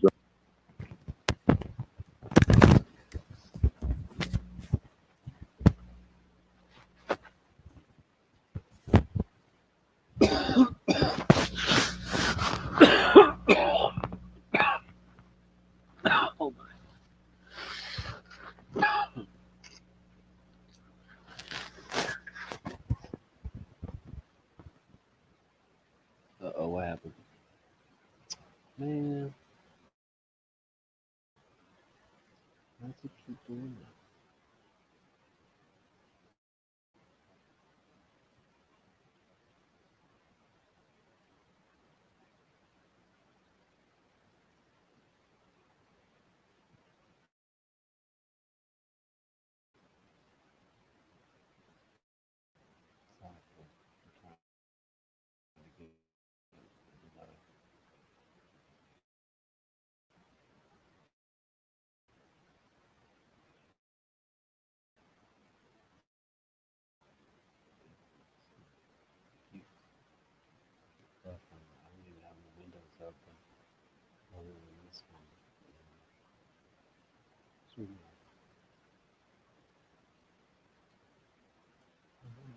Go to a new tab and go back to it. Yes.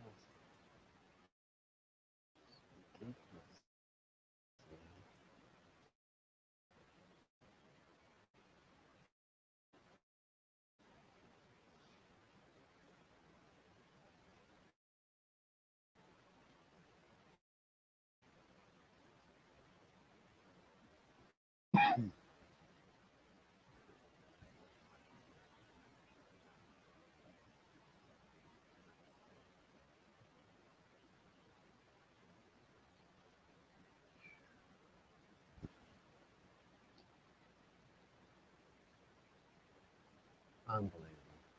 Come on. I don't want us to watch this. Maybe it's YouTube doing it on purpose since we're screaming be live show.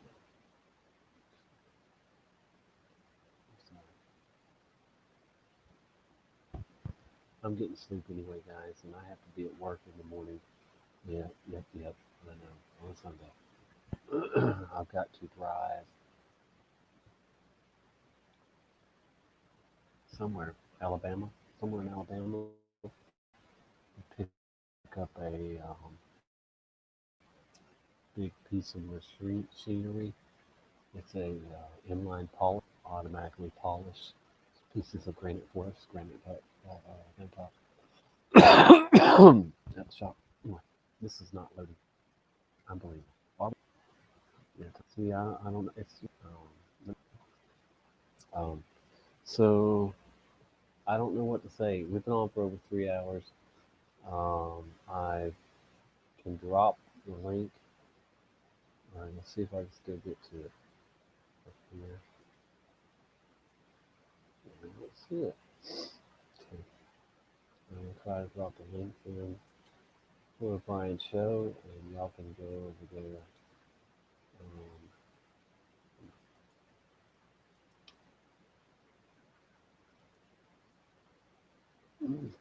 And watch.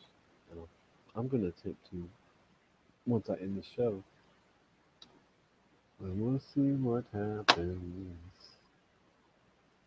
I do need to get my other laptop fixed because this one is. Look, there we go. It's, because they're all pieces of the puzzle and the journey to keep going. And every time we think we're at an ultimate truth, what happens? Something else happens, right? That's not going to stop happening, Karen. You know? and it's back. Look at COVID. Look at this shit. You know what I mean? How big is this? Fucking gigantic. And nobody saw it coming. No flat earther and no Mandela effect person and no 9/11 truther saw COVID coming. Nobody. Right? That's right. Dose of reality. You're on Brian and Karen. Who's this? Hi, Brian. Hi, Karen. This is Hugh TV. Hugh TV, my man. What's up, dude? What's up? I want to ask Karen. Karen, you don't wear a mask, correct? That's correct. Have you ever gotten kicked out of a store or denied? I have. No. The only thing that ever happened was when I was in Georgia for the Sacred Word Conference and we went to a place and we were waiting for food. They were all paranoid at that particular place and they wanted people to wait outside if they had a mask. And I was waiting for a long time for my food and I went in there and I was like, where's my food? And they were like, can you wait outside? Anyway, that was the only time that it was an issue. But other than that, no. Okay. Cool. Is it easy for you, or like, are you used to it by now? Do you get nervous? Yeah. Yeah. I just want to get your thoughts on that. No, I don't get nervous. I never got nervous. And I just tell people, no, I can't wear a mask. Or, people say, you need a mask. I say, no, I don't. I'm not sick. Yeah. I feel that if you kind of practice it, you know what I'm saying? Hard to Like wear not a wearing mask if you are just go sick. in pretending like everything is normal. I found that out. It gets easier over time, but it's definitely difficult when you don't do it and you don't practice that muscle. Yeah. So yeah, I just wanted to get your thoughts because you mentioned before in previous videos that you don't even own one. Nope. So that's pretty cool. And good job, Brian. I'll be sending that item your way soon. Thank you. So, hey, Brian, I have a 9/11 question. You believe there's no planes, right? No planes, yes. Do you also believe in the hologram theory? No. Do you want me to elaborate on why? Yeah. Yeah. Sure. Okay. First off, I will tell you why you can distinguish between that it's CGI or a hologram. First of all, if you're looking at fake video, right? And so you could look at the video. Okay, it could be CGI. It could be a hologram. I am getting over the flu, when you Jennifer. analyze all the 50 angles or so of Flight 175, you'll notice that some of them have very vastly different trajectories. So it's not real video of a real thing in the sky that was projected because the trajectories wouldn't be so different. Now, one of the motives for people floating out that they would want you to think it's a hologram. So it's kind of like the moon landing. Like you look at the moon landing, you see that the footage is fake, but then they try and steer you in different directions. Like, oh, they had to hide the real footage, but they really went type of thing, right? So with the 9/11 stuff, they want to still protect the media because the media is the main enemy here. The media is the people that's putting the people in fear and the whole thing. If it's not CGI and it's a hologram, the media is protected because that means the media could have went there on the ground, and all the witnesses are protected. They're all legit still, because if it's a hologram, who do you blame? Well, you would blame some Black Ops military group that you could never name. It would be an object in the sky that fooled people, and the media would be completely off the hook, as the witnesses would, because they filmed something that they thought it was a real event. But once you know it's CGI and it's prefabricated video, the media is 100% complicit, and everything they say is illegitimate. Okay, I'm trying to just kind of wrap my head around all the info. So it was all like, so if it was CGI, so that means that all the plane footage was created before, let's say, the explosions or whatever. Dude, the whole thing was just a movie chopped up to look like a newscast slapped with live banners. And then the media was sent the footage prior to it happening. Yeah, and they just aired pre-rent. They weren't live. They premiered it. You know what I mean? Yeah. Crazy stuff. But hey, I'm totally excited for you guys for Flattoberfest.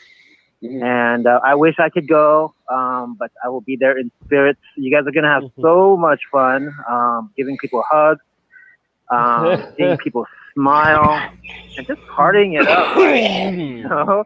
And no one's asked to wear masks or social distance. It sounds like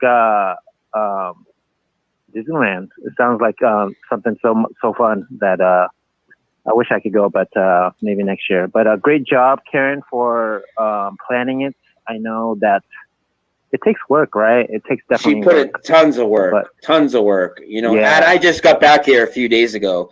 I mean, I know what I know from talking to her all the time, even when I'm not here. But just being back a few days, she's just working on it all the time, dude. Yeah, great job, Karen. And it's just great to see the passion behind it, especially during all this COVID nonsense. That you can still have it, you know. Like you could have been easily like, oh, we're gonna skip it this year. You know what I'm saying? But no, you kept it, and I really find that encouraging because you're passionate of what you believe. Absolutely, thank you. Yeah,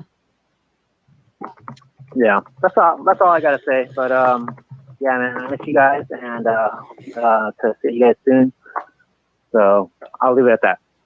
All right, brother. Hey, and Hugh, whenever I get back out to California, I'll be meeting up with you again and giving you a big hug, brother. Okay, cool. All right, brother. Bye-bye. Bye.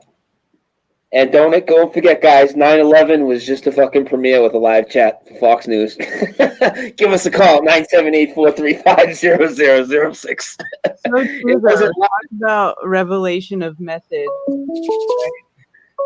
Yeah. They're taking a lot of calls tonight. Pretty cool. Good call. Who dat? Dose of reality. Who's this? Hi, Brian. It's Sue again. Sue, what's going on? I have a question for you guys. Doc Michael is having trouble getting there this year, and I wondered if there's some way we could help him. Why would he be having trouble? How to get to Flattoberfest? He's got.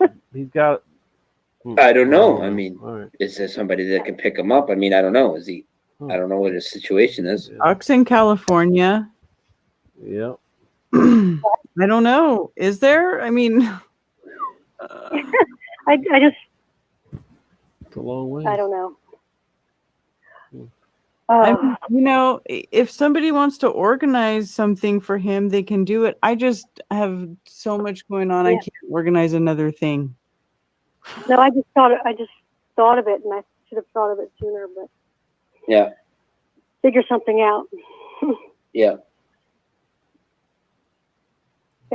Well, it's good to talk to you guys again, and I'm really excited about next week. It's good to talk to you too. Yeah.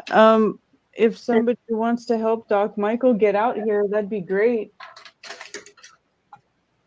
Yeah. We'll try to figure something out. How are you doing, Sue? I'm good. I'm just my family, they asked me, so where are you gonna quarantine when you after Flattoberfest? And I'm like, what? Oh no, they didn't. I'm like, oh yeah. Wow. And it's just, I was in shock. Wow. I And don't- these are fit. You live with them, so are they like this is going to be an issue when you get back, or is that just your not? No, the family I live with, yeah. So I don't know. Well, I really don't know what they're thinking, but Oh my goodness. They're thinking insane. ooh, crazy. But at least I'm coming. Yeah. At least you're coming and get. How long are you staying for? Are you staying in a hotel? What are you doing? Yeah, I'm just coming Friday night and leaving Sunday morning, or Sunday afternoon. So I wish I was staying longer, but Yeah. so that'll be interesting. Yeah, for New sure. quarantines, anyway. What the heck? Crazy. Oh, well, I'll tell you. A friend of ours, her friend, went to visit her parents, and she quarantined for 2 weeks when she went to do it. And like, I can't even. It's all self quarantine. I can't even believe people doing this. It's so crazy. So your family. Your family's completely bought all in to all of it. And if they think you're going to Yeah. quarantine, when you, I mean, they're totally bought in. What's it like living in that house? Because I lived in a house like that for a long time. Very lonely, and I mean, you're still here, bro. Cool. like, I don't know. It's uncomfortable. Mm-hmm. No, I can't even talk about this stuff. They just I know. leave it all. Yeah, there's nothing to talk with them about, is there? I know how it is. No, I tried and tried, when this all started. Well, even before it started, with the truth about everything, I was trying to tell them, trying to wake them up and everything. And then once COVID started, I knew it was a lie from the beginning. COVID 1984. Yeah. baby. I've been trying and trying to tell them, and I told them about you and your 13 flights across the country, and Mm-hmm. I don't know. Yeah. Well, whatever, it'll work. Somehow things will work out. Do they believe it, or do they not believe it about the flights, or what do they say anything about that stuff when you tell them? Pretty much just they don't really want to talk about it. They just say, "Oh, okay," and then go back to watching TV or something. Wow. But I'm going to talk to them again, like in the next few days, and tell them about you again, Brian, and and I tried to show them videos and stuff, but they won't watch. They won't listen. The delusion is strong in a lot of people. But hey, at least they're like letting me come to Flattoberfest, and that's surprising. Right. So maybe I'll never come back. Kidding. Well, even I'm if kidding, you really. I don't know. prove it, like at least they're letting you come. Like, Well, not letting me, but but not preventing me and giving me a hard time or anything about it. well, that's good. Other than So the quarantine that's thing. why I was surprised when they asked me about the quarantine Yeah. when I come back. Yeah. You're not coming back here. You better quarantine somewhere. Crazy. Well, I hope that they don't give you too hard of a time over it. Really. Yeah. I hope things are starting to lighten up. I hope people lighten up some. Jeez, it's ridiculous. Pretty insane that people Yeah. believe that this whole thing is real. It's insane. With nothing going on, nobody's even sick. I know. My God. I mean, it's so crazy. Last year I flew to Philadelphia to see my sister, and I was sick as a dog with a cold the whole time, like for 2 weeks. Mm-hmm. and that was last year, and nobody even thought anything about it. It was just a bad cold. Oh, you've been bouncing around, eh? But now if you sneeze or something, you've You got like to COVID bounce and you're like gonna kill somebody. Keg of brew, eh? It's so crazy what they've done. Well, There was something I I don't wanted know. to say to you guys, but I can't remember what it was. You wanted to tell us to expect a video from you boarding a plane with no mask, and you were going to win a sweatshirt. That's what you wanted to tell us. Okay. I'll try to do that. Try hard. I know you Oh. will. You're on my top list of people that I think are going to, I was going to ask you, like getting through security and stuff. Did they give you a hard time there? No, security's the easiest part. It always has been. TSA agents don't do anything. They're the dumbest people. They don't do anything. It's the same as it's always been. You'll have to take your shoes off and step through the X-ray scanner. So, if you have a problem with that, that'll be an issue. But I just do that, and they put the bags through the same way they always do. The TSA Brian people lets don't have him nothing scan to his do balls. with the mask or anything. They don't say anything. All they do is check it. All they do is check your ID, and I don't even think they check your boarding pass. Just your license. Okay. Yep. Yep, I've been through that before. Yep. So they're probably going to ask you at boarding, at baggage right away now. They're probably going to ask you at baggage, have you been around anybody with COVID? Another question that's like that. And then they're going to ask if you agree to wear the mask. And you tell them no. And you tell them you're exempt and just be confident. And if they tell you that you have the paperwork or whatever, just act ignorant to it and then ask if you could speak to their doctor. And they'll, what are they going to do? There's not going to be a doctor on staff. It's a joke. It's telemedicine, and you know what to say to them. Yeah. I have a breathing problem. Yeah. Right? I told them. I made up a lie. I said I had a panic attack with a mask on once. Complete lie. Fuck them. This whole thing's a lie. It needs to stop. And we can make a difference this week. But the thing is, if I put one on, I will have a panic attack. There you go. So you're not even lying. You're telling them the truth. There you go. Tell them that too, and just stay calm and just be polite and just say please. Just be very polite and just say I Tell 'em it's against absolutely your can't religion. wear a mask. I just can't do it. It's against my religion because I don't. Who do think I have Jesus to talk will. to? Just say that. Okay. It'll work. Yep, it will work. Works every time for me. Why won't it work for you? It'll work. You just have to I'll try. just be nervous, like trying to. Of course you'll be nervous. Hey, I did it all these times and I'm still nervous. I was nervous the last time, especially when everybody's like, wow, it's been this long. It's different. They always tell me it's different now. It's different here. Ohio It's different National there. It's Memorial different at this Gardens. airport. It's different where I live. Well, I don't know. Be confident and know what you know. And Sue, you know that these people are NPCs. You know that these doctors are completely brainwashed, and you know what they need to hear on them. You know what they need to hear on the phone, so you know what you need to do. Okay, yeah, I do. Yep. All right. All right. All right, well, I'll let you go. And I'll All right, see Sue. you next week. Can't wait All to right, meet you guys. Sue. Awesome. Give Have you a big great hug. night, Sue. Definitely. Okay, bye. Bye. Bye. And we love guys, we're gonna start to wind it down. you. We'll take maybe one more call. Okay. Sound good, Karen? One more call. Sure. All right. Take one more call, guys. 978-435-0006. Give us a ring, Don Dutch. You guys just gotta try, man. That's it. That's all I'm asking. But don't be so scared when you do it. Just be confident. You're fine. Just remember this too. You're in the right.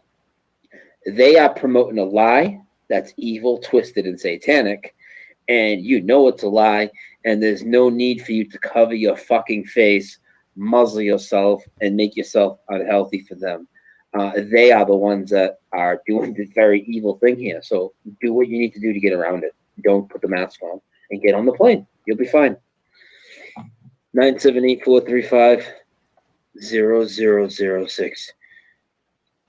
And let's say you try and you don't get on without the mask and you end up doing it and you come to Flattoberfest. Well, nobody's going to look down on you. At least you tried. Most of the other people won't try. People don't even try. Yeah, at least they tried. It'll be good. Tell me how you tried. We're not gonna fucking knock you down for that. At least you fucking tried. God. I know a lot of people are just gonna do it, like as it's a given, and you have to do it. Well, I haven't done it yet, and I've flown more than anybody. So what's the deal? Let's get one more call. I'm gonna wind this thing down. Here we go. Last call. Hey, last caller. Make it good. Who's this? Hello. Hey, who's this? How you doing, Brian? My name's Daniel. I never called in before, but me and my wife follow your show a lot, and we're kind of fans. You and other like conscious kind of people around the YouTube neighborhood. Awesome, brother. Yeah, it's Sue Finelli. Yeah. Sorry, man. Yeah, I don't want to definitely take too Sue long, Finelli. man. I just wanted to call in just to kind of talk about things that you're on right now about wearing the mask. Yeah. I'm a teacher. I'm a teacher, and a PE teacher actually, and getting work has been a little difficult. Yeah. I actually have a breathing condition, and just want to let like everyone know that it's against the law for them to turn you down if you have any medical condition. And just like you're saying, stand your ground, people. America actually Stand is up a and great speak country, up. and we got to stand up for our Simon rights. says, We believe always it's have been real. free. Simon says, it's stand always 6 been feet there, apart just like and wear you've a been saying. mask. It's just we given Simon passive says beg for a consent vaccine. and everything like that. Yeah. So they're walking all over us, but we are free beings. And my wife actually has been going another step forward. She uses a service dog, and she has a condition too. We really do. If we didn't have a condition, I probably still would stand up for not wearing a mask. But we actually do have medical conditions. So she walked into a couple gas stations, and of course, some of these freaking idiots, they're like giving us a hard time about it. And now my wife has been complaining. She calls into what's this thing? So I called ADA. Hi, Brian. My name is Bashan. So Hi. I called American Disability Act. I sent a whole I called was it the COVID hotline? And I told them, I said, I have a medical disability. I cannot wear a mask. I went inside this store. They said they won't serve me. They refuse to serve me, even though I do have a medical disability. And so what I did is I called the COVID hotline. They gave me an email to send my complaint to. I sent the complaint there. I even called the company's their headquarters. I sent a whole email there. My thing is, I won't let anytime someone discriminate you or discriminate against you for not wearing a mask, I will not let that go. I will pursue it further. Don't let anyone discriminate. Awesome. I'm glad you're doing that. That's what we need to do. We need to strike back at them, Fuck this. This is fucking bullshit. It's bullshit. And you know what the awesome thing that happened to us? I'm going to be quick with this. So we got hired. We're originally from Florida. We got hired at this job in Omaha, Nebraska. We moved up there, everything. The first thing they asked us is to wear a mask. We both said, hell no, we cannot wear a mask. I can't wear a mask. I have a medical condition. I can't wear a mask. What's funny is this, and I'm not going to say their names. What's funny is this job, they wanted us to go inside people's homes and observe their home, but the family's not wearing a mask. The people are not wearing a mask. The kids not wearing a mask. But you want me to put a muzzle on my face? No, I can't do it. So I guess they didn't want us to work for a week till they kind of talked with whoever the boss is or whatever. I would say 2 weeks later, they let us go because they said, unfortunately, you can't wear a mask. And actually, prior to that, I even went to my doctor. My doctor wrote a note and gave it to them. Yet they said they weren't able to accommodate us. So you know what I did? Called ADA, filed EEO, and also I got a lawyer. We can't take this, man. We can't let these people kind of tell us what to do and how to do with our body. We can't wear masks. And that's just that. So for those people that's scared to lose their jobs and I'm going to lose my job, oh my God, You got to take a stand. You have a right. File an EEO if your job is against that. Like if your job is not working with you, file an EEO. Call an attorney. Trust me, we're doing it. We do it the whole 9 yards. We have our interview next week for. Uh-oh. Here we go again. All right, I'm going to try to refresh. Man, I don't know why this keeps going like this.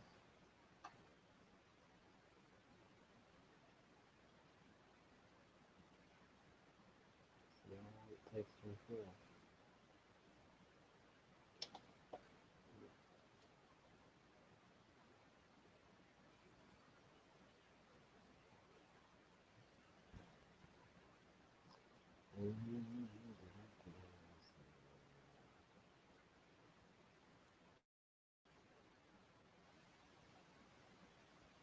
Been on for 3 hours and 34 seconds. And 3 hours and 34 minutes and 44 seconds. And now it just stopped. Uh-oh, let's see. Let me screen share. Hey, are we live still? I don't know. Oh, dadgummit, man. Yeah, always when it gets good there, I guess. They don't want us to see it's still trying to start up again. It's not okay. He's been live for 2 hours and 31 minutes and 41 seconds.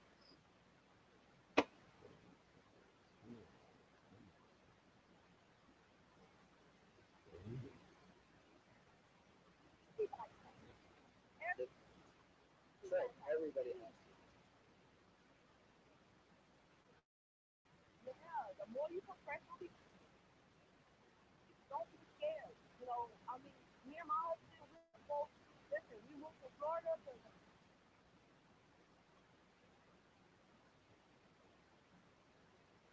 Do the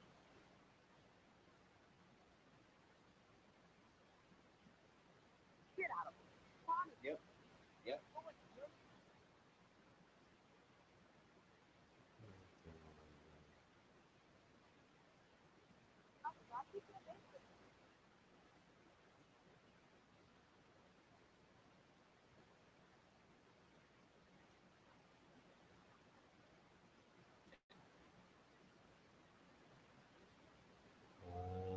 It's not cooperating.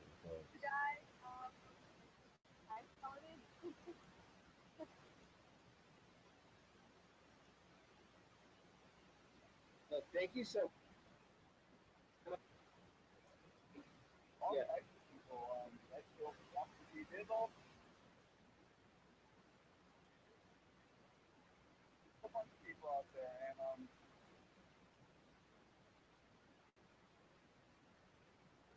And yeah, we just kind of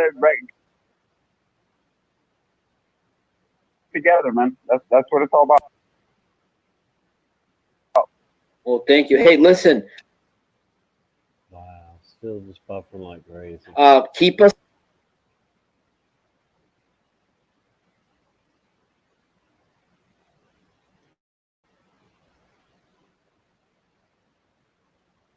And you can reach me and Karen there, okay? Yeah. All right, that's cool, man. All right, definitely will, man. We'll send you some updates and There's keep the doing what link you're doing, again. and Y'all we'll might let have you to guys just go, go man. ahead and I'm gonna try. actually finish my beer right I now. might have to just end All it. right. Thank you so All right, much. man.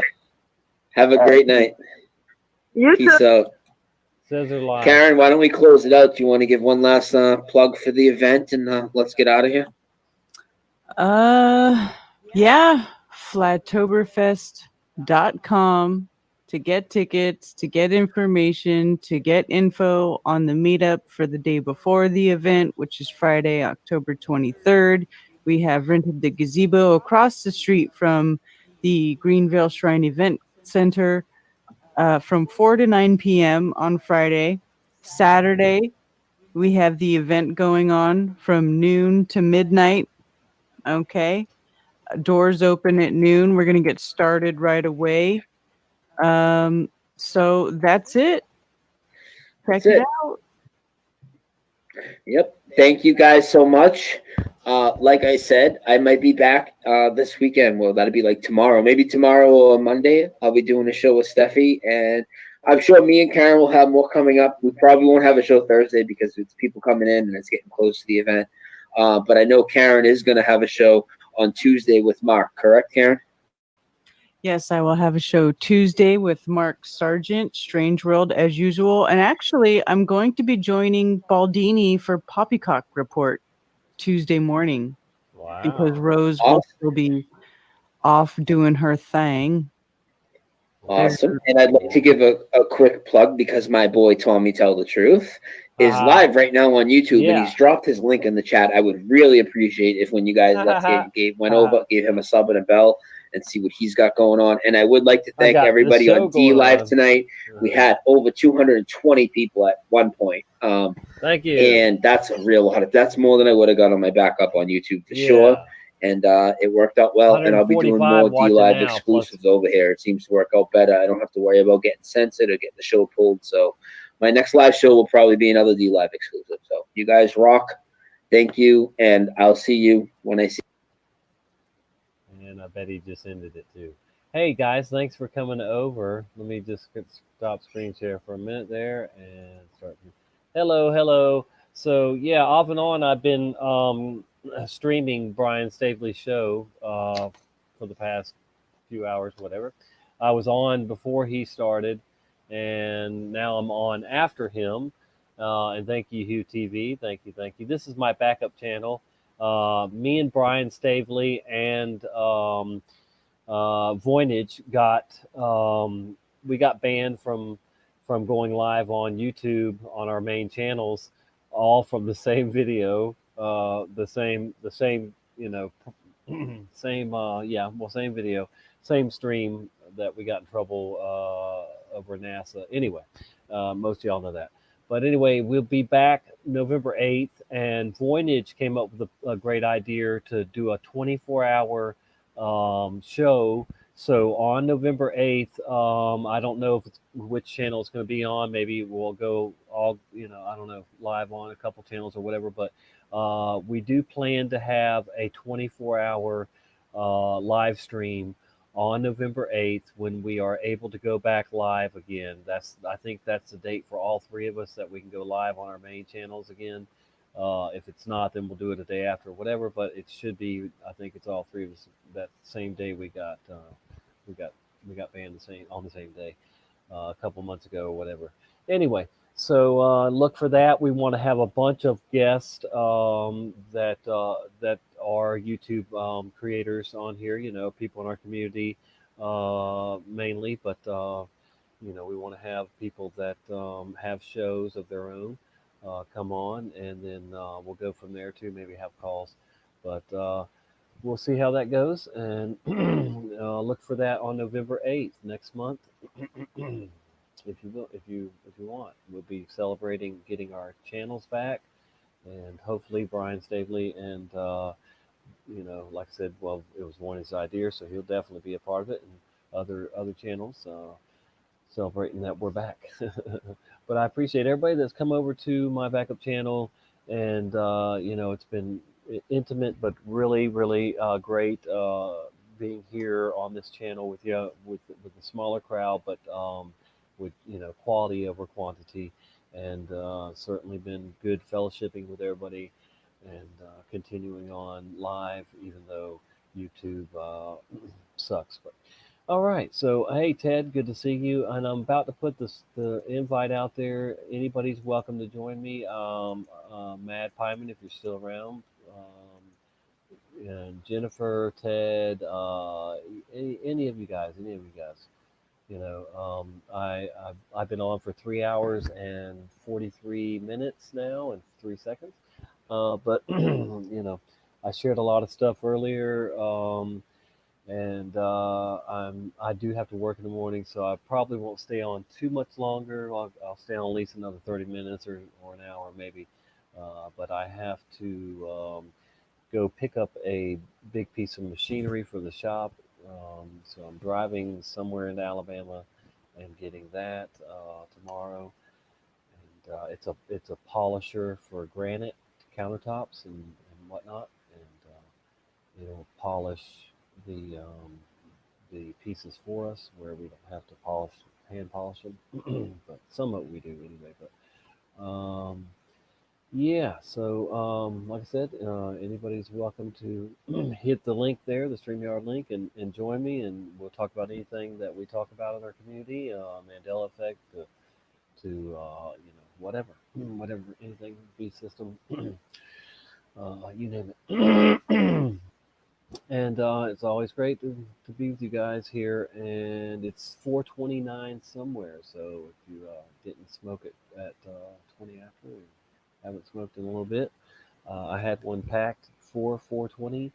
I haven't been smoking as much, and because I have been sick, I don't have COVID-19, but I have had the flu twice this year. I've had the flu.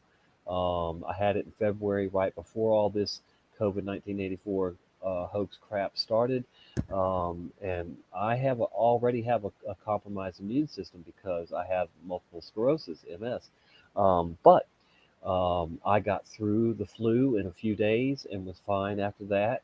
And now, being the seasonal flu is back around in the fall like it comes. I did catch it from my grandson or my daughter, one of the two. They both had it, and we've been sick for the last about week now, and it is what it is. And I'm good now. I've been spitting up a little bit of leftover stuff or whatever, but I mean I'm not sick anymore. And it's all it is the seasonal flu hyped up, and they're trying to scare everybody into wearing the mask and then begging for a vaccine that is toxic, and even if it isn't toxic, it's going to lead to them being able to track everybody, because there will be a marker of some kind, a way for them to scan you or whatever, see visibly that you had that vaccine, and then that leads on to the beast system, to the mark of the beast, where unless you've had that vaccine, you cannot buy or sell, and so on and so on. But we have no fear around here. We just prepare. I love to say, repent, prepare, watch, and share the truth until the end, and have Jesus as your best friend, of course. But anyway, good to see all of you guys and gals, and that was a great show over there Brian did, and Karen, and all the fabulous callers, so that was awesome to see that show and hear all the good stuff, all the callers, and yeah, I'm sure that Brian is excited to get back to some of his bigger audiences on YouTube, even though, we're all pretty much over YouTube, and wish there was a way to make another site as popular as YouTube, so that we could continue on with our truther platform on some other site that would appreciate truthers, not attack them and, ban them and whatnot. So, yeah. That's what we deal with when you stand up and speak up against evil and tyranny. Unfortunately, the people loyal to the beast system and the devil push back, and they're not going to stop, because they know, just like we do, that time is short, and that they are going to have the opportunity to have the upper hand for a little bit, but they will not deceive us, not the elect.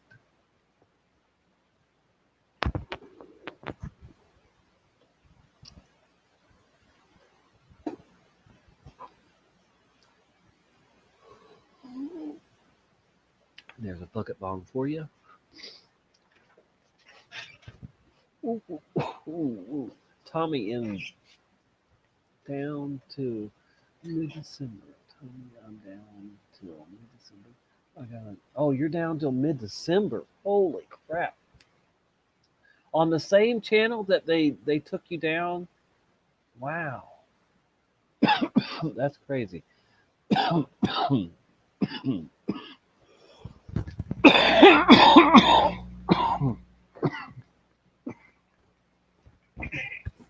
Sorry about coughing. That's not cool. All right, so come on, y'all. Who's gonna join me? Don't be scared. I'm about to play a song, and then give y'all time to decide who's gonna come on and join me for a little bit. I'm not gonna stay on much longer, so you might as well just come on and say something. I don't know, but anyway, it's all good. Let's go. Yep, there's the show again. Let's see. I know I'm not screen sharing, but I'm just looking for something to play real quick.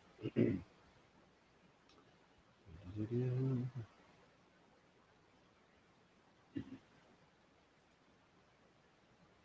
be so nice to get my channel back. But yeah, I guess we can't expect any of us to have our channels much longer because they're just really showing their true colors and how much they hate the truth. Just trying very hard to shut us all down.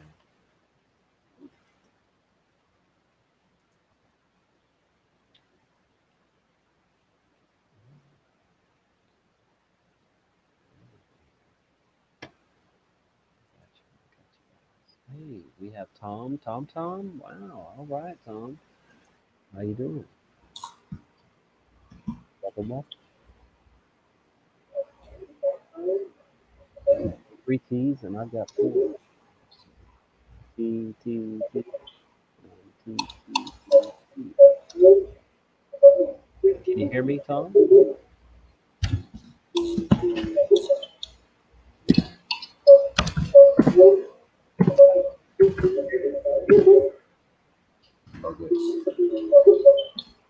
Well, I'm not sure we have Tom yet, so I'm gonna mute him.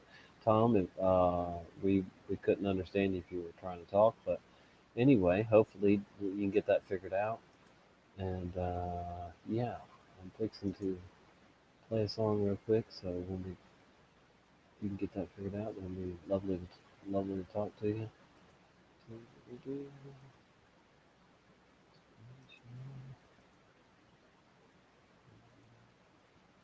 Let me just check and see if you got that figured out. Hey, Tom? Hello? Can you hear me, Tom? Yeah.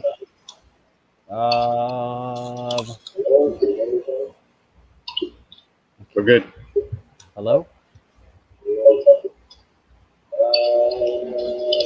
You've got a window open. You've got a window open. Still, you've got a show window open.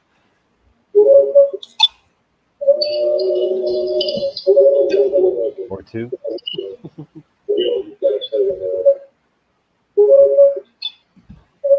Stanley's got to eat. He's hungry. That show worked up the appetite. He's got to eat. All right, come back, Brian. This might get good. I don't know. Thank you for being here, Alex. Thank you, Karen, Jennifer. I'm going to mute you for a minute there again, Tom, because that was echoing and stuff. But all right, let me just get a song going. Oh, we got Jen trying to join us too. I was about to give it. Okay, Jen, hello. Whoa, I was muted. Hey. Hey, all right. Well, at least we know it's not on my end. Tom dropped out, so I guess try and figure that out, Tom, and come back. I definitely would like to have you. You know, he needs to do. Remember, I had that issue, Tommy. So he needs to close out the YouTube window behind the StreamYard window. Does that make sense? Well, it does if you can figure it out. Yeah, I mean, well, it'll come up as two Yeah. two tabs, right? And then you click behind it to the YouTube, shut that down. But I initially thought it would shut both down, but it doesn't. Right. If he's doing the same thing I did, I don't know. So tell Brian how much you enjoyed his show. Oh my God, Brian, you didn't have to say my name, but thank you. That was sweet. Yeah, I'm pretty fired up about this. Whoa, Voynich pops in out of nowhere. Is he here? Wow. Look, Voynich is in the chat. Oh, he's in chat. He's not. Yeah, he's in chat. I don't know if he's going to join us, but he's welcome to, of course. And I will put the link back out there again for anybody that wants to join. Been on for 3 hours, 53 minutes and 40 seconds. Yeah, so man, yeah, that was a good show. It really was. And a lot of great callers. I was glad. Yeah, it was awesome. I was glad they kept coming, Oh, kept taking them. So how are your boys? Just real quick. They're okay. They're good. You know, this is pretty tough with this whole remote school thing because they've changed the kids' schedule like 4 times, and now they want the kids to be live like now Monday through Friday every day from home on these stupid computers. But like before they did all these schedule changes, I kept reading all these articles that they wanted people to wear like masks for Zoom meetings, and then I didn't hear that anymore, right? And like it's not been an issue for my kids to have cameras on their Zoom meetings, like they could have them on or have them off, whichever, but have their mic say that they're there for attendance, do their work, teacher will call on them, whatever, just like being in school except at home. And most of the time the kids would have the cameras on, like maybe 50%. But now all of a sudden I'm not seeing this whole mask for Zoom meeting articles anymore. But now the schools are mandating that the kids keep the camera on or they're going to kick them off and count them as being absent, whether or not they do their work. Like, are you flipping serious right now? Like, so this whole mask thing is like a big, big deal for me, like way bigger than most people even realize. Like, And are they supposed to be wearing their mask on camera too? Or they haven't said that now. Oh. No, that was articles I read prior to them having to keep the cameras on. So the article thing kind of calmed down. I haven't seen anything, but I haven't really looked around because I've been busy with other things and coming on here, whatever. So, then all of a sudden I get one email that says, oh, kids have to have their cameras on all the time. Then I get another email saying, oh, by the way, now we're doing it 5 days a week that the kids are going to distance learn because they're going to shut the schools down again. Like, I mean, I don't see them staying open. My kids haven't been back. I already had the letters ready to go. I saw the schools shutting down long before they shut down. So.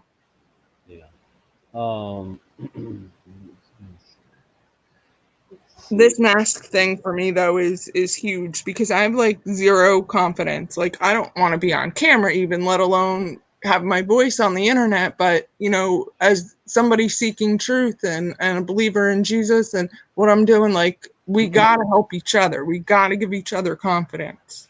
Right. I'm nervous as all hell every time I'm talking on here. Wow. The first time I ever called, that was me at first, and even when I would call in to Brian's show or something in the beginning, you know, or whatever other shows, I'd be nervous, and I've been speaking out for 20 some years. You know, I've been that crazy uncle for 28 years, I think now. My oldest niece is like 28, and that's like that's insane. That's almost the whole time I've been awake, or is the whole time, you know. Of course, my sister had, you know, kids early, you know, she was young, but yeah, you know, it's like I'm still in shock that this is all here and being implemented too, I was told it was all coming, you know, all those years ago, but yeah. Have you heard about the story that they've from the cameras being on? They saw in the background a child, a 7-year-old, doing some kind of sex act on an adult. You know. No, I didn't hear that. And I bet it's happening. Stuff, you know, crazy stuff like that is happening more and more because they're looking. You know, they're able to see into homes. But I mean, thank goodness in that case, if they stop some, you know, child molestation or whatever was going on there. So. You know, but yeah, I don't. The thing with the children, see, they want to make sure the children are paying attention, that they're really there, you know, doing the schoolwork or whatever. And then see if they didn't have them on camera, then they could say, well, anybody's doing that work. But of course, you could do the work anyway yourself, right? I mean, you know, it's work that you do, is it, or are they doing work as it's on camera? What? I don't know. Well, all right. So while they're live, the teacher will go over like a lesson, and then like maybe they'll start reading something and answering some questions, and then they'll have like, maybe it would be if it was printed out, because my youngest one does it all printed out and I have to drop it off and pick it up because my internet will not support everybody being online at the same time. So I have one that gets it all printed out, the rest of them go live. So basically it would be the equivalent of every class having like a couple of dittos plus maybe a half a worksheet with the teacher.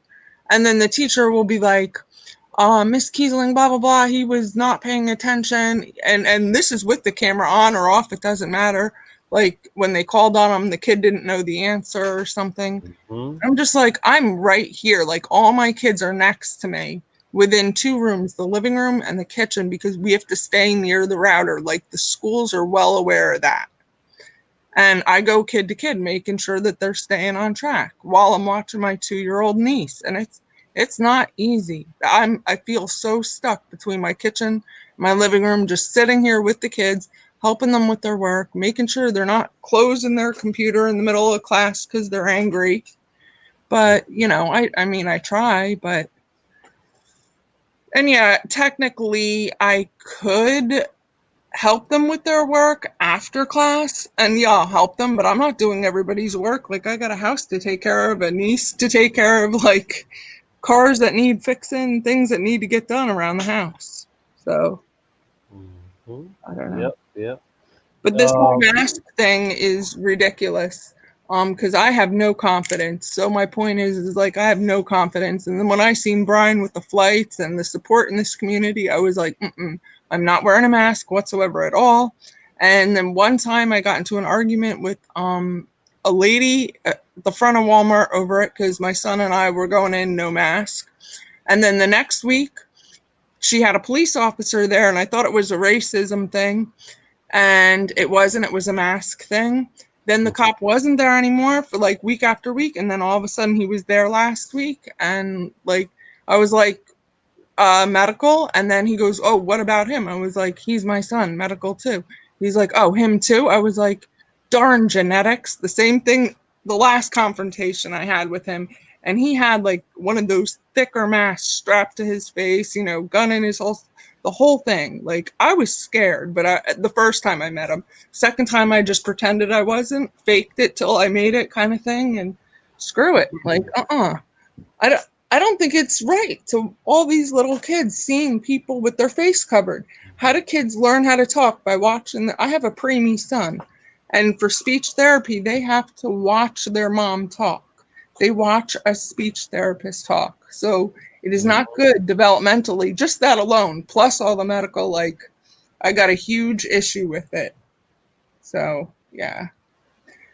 And I wish I could go to Flattoberfest, but obviously I can't because I'm here with the kids and I got stuff to take care of at home. But, you know, I want to help out in any way that I can. So, well, maybe, who knows, maybe next year. I wanted to go last year. I wanted to go this year, but it's not worked out either year for me. But I'm hoping by next year I'll at least have a motorhome or, you know, maybe just the means to rent one. And maybe that would work out for you, others with families, where if you were able to drive down in a motorhome, then you got a place for your kids to stay in the motorhome. You know, if they don't want to be in the thing or whatever, and you've got somewhere to stay, you don't have to, you know, have a hotel. You know, and I don't know. I love motorhomes and their, you know, the options they bring you and money they can save you too. But anyway. That's just my goal is to. Yeah, that's a great idea, Tommy. I've had a few motorhomes in the past, and I've kicked myself for letting them go. I didn't have to, but I, you know, eventually just sold them, you know, whatever. But you know, they're a great bug out vehicle too. If you need to bug out. Anybody that lives 100 miles from the coastline, so. I live obviously just, you know, a dozen. I'm just a few miles really from the coastline. Not you know, if you want to get technical, because I'm only a half mile from the bay, and then from the bay, you know, it's just right out to the ocean. But on the roads, going to the roads, it's probably, you know, 10 miles, 12 miles, something like that. I don't know. But anyway, I'm clearly in the 100-mile radius that everybody from the tip top of Maine, you know, all the way around the top of, you know, whatever over there, Oregon and all that, you know, California, of course, you know, that's the way it works from, you know, the whole coastline of the United States, 100 miles in, up to 100 miles in, you know, exactly 100 miles, is considered like you know, a no-go zone if there's a natural disaster, like where they declare you know, whatever martial law or anything like that. It's a war zone too, buffer zone or whatever, so they can take over that whole 100 miles in you know, from the shore all the way around, and kick people out, whatever, you know. They can take your home, your resources, and, you know, that's the government that's their what they've set up for themselves, you know, in the military. So if it hits the fan, if we're attacked, if martial law goes into effect, you know, I mean, that it'd be worse in those areas. So I've always had a plan to try and get out, you know, at some point of here, you know, and go north, probably towards Tennessee. But, you know, I'd be in Alabama heading that way or whatever. Anyway, yeah, so someday, you know, it's not going to be cool to be on the coast or 100 miles from the coast. Yeah, and I'm in Jersey, so. And so you're definitely on the coast too. Yeah. We were slammed for Hurricane Sandy. We were slammed for that. We were without power for like the longest time. Like, even my neighbors had power before we did. We were like 3 days past my neighbors, which 3 days is 3 days, but we had already been without for like a week and a half. So it was like a solid 2 weeks.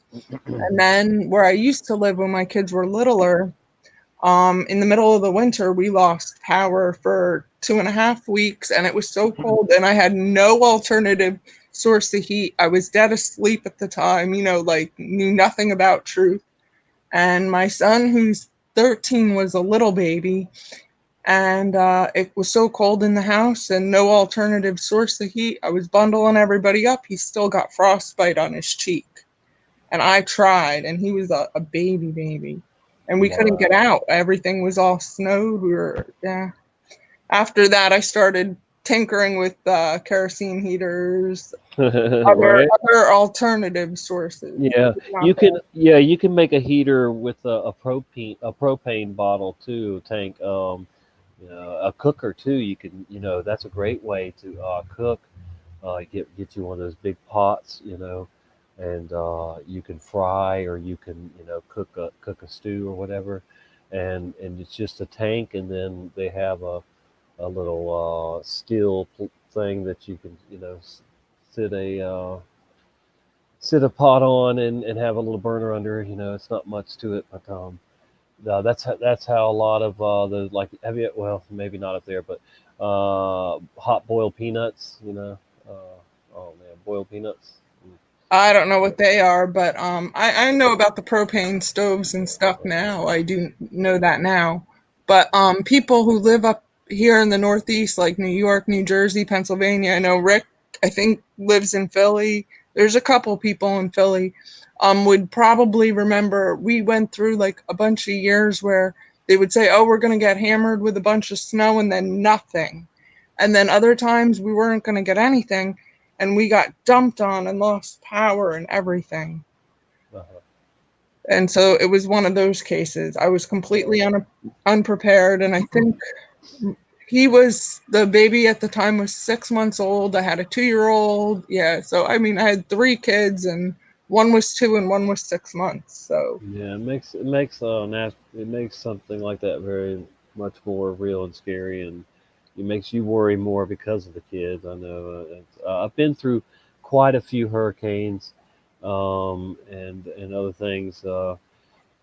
Yeah, it's no fun to be stressed out like that and get especially if you get damage and stuff. We had Hurricane Ivan come through here in Pensacola a long time ago, and it was bad. We had no power for weeks, and when me and my father left out of here, we tried to find a hotel, and it took 2 days to find a hotel, and we went through like 3 states, I think, too, and before we found one, and it was $225 a night. Yeah, it was no fun. Yeah, our road was a back road and it was closed. Like we couldn't even leave. So it's not like I could have thrown the kids in the car and been like, "Oh, okay, no, this is when I lived on a back road." Like there was nothing. I was trapped. So, all right, we all need a 4-wheel drive motorhome. Oh, I'm better prepared now. This was like 13 years ago, so Right. I've learned a lot since then. Like I said, I was asleep still. But yeah, I think that I should have stayed in Tennessee, obviously, but I'm okay with being here and riding out the storm here in Florida, as long as as long as it's not flooded completely. If it goes underwater, then I'm screwed. But and I have dealt with flooding here on a small scale, but they say that Florida will be underwater someday, and it is the flattest state that we have. People think it's Nebraska, or whatever, but it's not. Or Kansas, I don't know, one of those, whatever. Yeah, I thought it was Kansas. Kansas, I don't know why I said Nebraska, but yeah, Kansas, yeah. But no, I think Florida is the actually flattest state if you look it up, technically. So there's that. But and just speaking about flat, I've told the story a few times, but when we took off in Atlanta one year, 2012, I think it was, the pilot came on the thing and said, "All right, we're headed over to the coast, and if you look to your right, you can see Florida." And I'm like, "What? We're in Georgia, and it was amazing how flat it was, and that we were in Georgia, and hundreds of miles away we could see Florida, at their coastline, and you could see that you could see the buildings, but not really tell what they were, or see them clearly. But anyway, so that just man, it just blew my mind how flat it was, and it didn't register that the whole earth was flat at that point with me, but it didn't take much longer after that of course it was. But yeah, the pilot, because most pilots will say that it's round, they're not gonna admit that it's flat, but this guy, man, he must have been a flat earther, because he was just just so excited about how far we could see. And we shouldn't have been able to see that far. So, if the curve was there, we would not be able to see Florida at all. We would have seen a certain amount of Georgia, and that's it, So, it just blows the curve theory right out. All right, so we have Hugh TV joining us. Hey, how's it going? What's up? Hey. Good to see you. Good to see you. Where are you at in this flat Earth world? California. All right. Yeah, California. Would you say it's flat, or for the most part, or what? Part of the desert is flat, isn't it? As much as I can see, it's flat. Yeah. Yep. So how you doing? What? Good. Yeah. It's good to connect with people who are like-minded, you know? Yes. That's what it Um, was. people around me, they don't get it. And sometimes you kind of feel alone. So I just want to call in, you know? Nice. Yeah. For a while now, I've been trying to get everything set up to do a call-in show. But to me, this works just as good because, if you don't want to show your face, you can just hit off the camera or whatever, and so that let me remind other people in the chat that if that's what's scaring you, if you don't want to show your face, you can definitely just pop in and do it without the camera. But yeah, but anyway. I think the more that you go down the rabbit holes and you fall in love with the truth, and you have that urge to share what you've learned with other people, then the fear and the nervous stuff just fades away, because you know that you're helping somebody out there, and by your testimony, people learn what they should do or shouldn't do. And that's why I'm here, is just to fellowship with like-minded people, like you said, and to share all the stuff that I've learned over the years. I was red-pilled in 1994. Somebody that had top secret clearance and worked for the government sat me down, and my girlfriend and her brother, and just told us all about the New World Order, the One World Order agenda that would be coming someday, that's here now. And it's like I said, sometimes it's still shocking that I've been telling people about the New World Order for all these years, 20 some years, almost 30 years now, that that this stuff was coming. I've been the crazy uncle, I've been the crazy neighbor, I've been the crazy friend that's just wanted to expose the New World Order and the people loyal to it for years now, and the chemtrails, and just anything evil or nefarious, or tyranny of any kind. And so that's me. Now, Tommy, have you always been questioning things in life, or was it a certain time in your life where you're like, oh, I need to start questioning my reality? Yeah. I was born into a fundamentalism family and church and Bible college, all that, so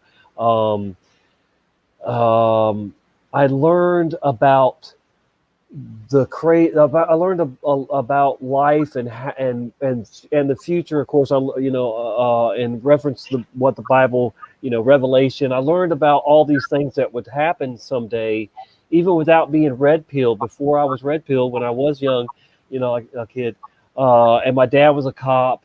I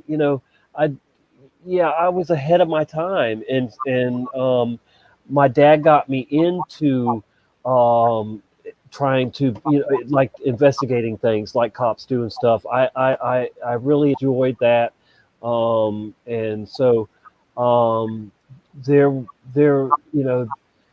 I just started looking into any kind of conspiracy. I just loved a mystery, or a thriller, trying to solve something, the unsolved mysteries, that kind of stuff. And I started listening to Coast to Coast AM, George Norrie, all those, those shows, that radio program, Coast to Coast AM, and all the crazy stuff they talk about. And actually, have you ever heard of the woman Starfire Tour? I think is her name. Starfire Tour. Well, anyway, she's a scientist. She claims that she is the first one to discover the Mandela effect, and she hates that name, by the way, too. But anyway, she was on Coast to Coast AM back 20 some years ago, and talking about the Mandela effect way back then. Of course, she wasn't calling it that, but she was calling it whatever she calls it. So have you heard about her yet? No. How long have you been looking into the Mandela effect, or been Mandela affected? maybe the past year and a half. Okay. Well, we all just discovered her about a few months ago anyway, so it's fair that you haven't heard about her. But yeah, this is a scientist that claims she's been working with the Mandela effect for all these years. She even goes this far as to say she polled all these people, thousands of people, and asked them what they knew about Nelson Mandela. She asked them, just tell me everything you know about Nelson Mandela, what you remember about him, or whatever. And nobody ever said to her that they remembered him dying in prison. Okay, no one, she says, ever said that. And the reason why is because she said after she polled everyone, she put it out there. She lied and put it out there that that people that he died in prison, you know, and that people remembered it, just to see if people would latch onto it. And many people did, including Fiona Broome, who we all give credit as you know, discovering the Mandela effect or whatever, you know. But she just, Starfire Tour says that Brianna Broome stole it, hijacked it from her, you know. Anyway, so she says that everybody that remembers Nelson Mandela dying in prison it is just has a false memory, because she's the one that put that out there knowing it wasn't true. So that's pretty deep there. Yeah, what I find crazy about the Mandela effect is the Bible changes, because the Bible is a huge thing that millions of people look to for truth, answer. Yeah. And when you realize that it's changed. Yeah, I've had this Bible right here since 1994. My father bought it at the college, Bible College church that he graduated from, that I was born into, Foundation Bible College. And it has changed, brother. I've read it before and after the changes. I've read it from cover to cover more than once. So I've had this Bible since 1994. I've lost everything I've owned more than once. And this is the only thing that has ever, you know, been with me all these years. Now, you know, now my question is, and I'm sorry to keep on asking you questions and taking you away from the conversation. That's okay. No, has your view of the Bible changed once you realize the Mandela effects in it? Like, do you think of the Bible differently now? I would never tell anybody to stop reading it. I tell people to read it with prayer and discernment. You know, I would hope that just as easy as it is for me to see these changes, that, you know, at least the nasty ones, the blasphemy ones, I would hope that at least somebody would, you know, reading would be able to notice that there's something wrong with that, you know. But overall, like I said, I would never tell anybody to stop reading it. There's still, you know, a lot of unaffected stuff in there, and even the affected stuff, if you know the words, what it used to say, and in most cases I do, you know, then you just replace it and go on, you know. So I mean, you know, I have you ever seen the Book of Eli, the movie, The Book of Eli, Denzel Washington? Yeah. Okay, well that's something that they predict will happen. Either they'll burn all the Bibles, or the Bible will become so changed that nobody will read it anymore, they hope. And so there'll be a hunger for the real word of God, the truth, you know. And it'll be people that have the Bible imprinted on their minds and hearts, you know, that from way back, that people will seek to them, you know. They'll look for them and you know, try to just like they did with Denzel Washington, you know. He had it all in his you know, mind and heart, and at the end he goes somewhere where they can print out and start making new copies or whatever. But anyway, and I'm not saying I have every word, you know, imprinted on, you know, but Jesus is the word, you know, that's another thing, you know, Jesus is the word. And if you fully accept Jesus, you know, you're going to see through any deceptions and lies that they throw at you, and you know, where it says the Lord, now it says the Lord shall beat off from one stream to a river. You know, that it used to say the Lord shall thresh. You know, so they're trying to twist and make things nasty, make things blasphemy, you know, whatnot. But that's just the devil doing his thing. They changed the Berenstein Bears. They changed those people's last name. The author, Stan and Jan, I think it is. You know, those people have been asked. They don't think their last name changed. That's how the delusion works.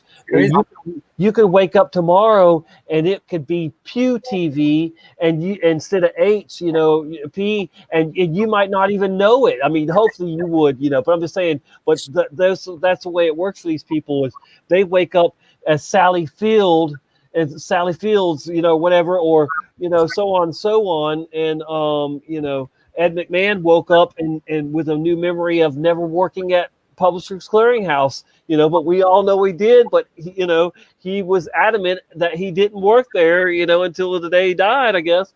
And so, you know, I mean, it's something supernatural is going on, and you know, only the people that seem to be under delusion don't see and understand the changes like we do. So I think that it's people that believe in the Creator, and those who have the, you know, relationship with Jesus, and you know, have the, you know, are looking for the signs. You know, they're going to see them like we are. You know, we're watching and waiting, and you know, we're warning people.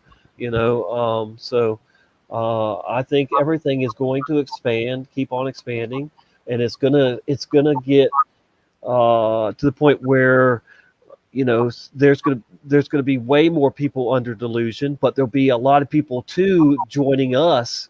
You know, a lot more people joining us too, and having that hunger for the truth, and you know, so I love the position we're in, as all, you know, even with you just a couple years or whatever, you know, we're seasoned enough that we can help anybody that comes asking, you know, what's going on, you know, how can the Bible change, you know, you say, how did the Berenstein Bears change? You know, because it definitely changed. That's the first book. It might not be the first book, but that's the first book that, you know, millions of, or, you know, probably millions of people, you know, read and know it changed. You know. Yeah, and what I find really interesting is, like, either the creator or someone like selected these specific verses. These specific, I don't know, logos. And I just kind of wonder, like, is there a message behind? Sure, there could be. There could be all these S's that are added or dropped, and all the, you know, there's all. I mean, there's, well, you know, I mean, all right. See, sorcery is in play too. Like the Bible says, they'll use sorcery, witchcraft, and we all come from a source, and we can all be like broken down to source code, you know, ones and zeros, if you want to get technical, and a lot of us have been seeing numbers patterns, you know, and barcode, you know, source code too. So, you know, yeah, somebody is using sorcery to change the source code of things, you know. I guess they're manipulating. It's mind over matter, also, you know. Yeah, almost anything is possible in this end times, this transitional period from the end of the church age into the new age, you know, that we're in. If you don't know, I believe the 7-year tribulation period starts sometime in 2021 and runs to 2028. I believe that's the last 7, and I base that on mostly that the Bible says once Israel became a nation again, like they did in 48, they would be a nation for a generation, which is 70 years or 80 if they were strong, and they are strong.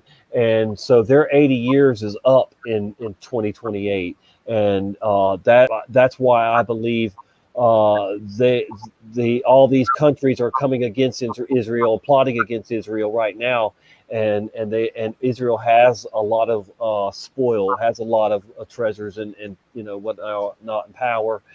So there will be countries that band together and go after Israel and America, because we're their best friends, we're their best partners and protectors. So I think things will really heat up in the next few years. We're in Revelation 12 right now, and Revelation 12 verse 1 and 2 happened on September 23rd, 2017, and we're waiting for the rest of Revelation 12 to play out, the war in heaven, and Satan to be cast down with the third of the angels. And then when Revelation 13 starts, you've got the Antichrist coming on the scene, and the mark of the beast system, being implemented. So, I see all that happening in the next few years. That's why I just think we should have our houses in order and act accordingly, to the end is near.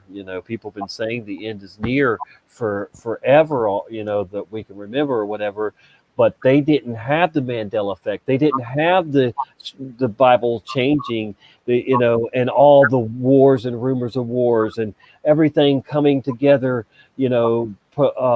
prophetically, like it is, to screaming the end is truly near. The Christ age, the 1,000 years of Christ, ruling age is coming.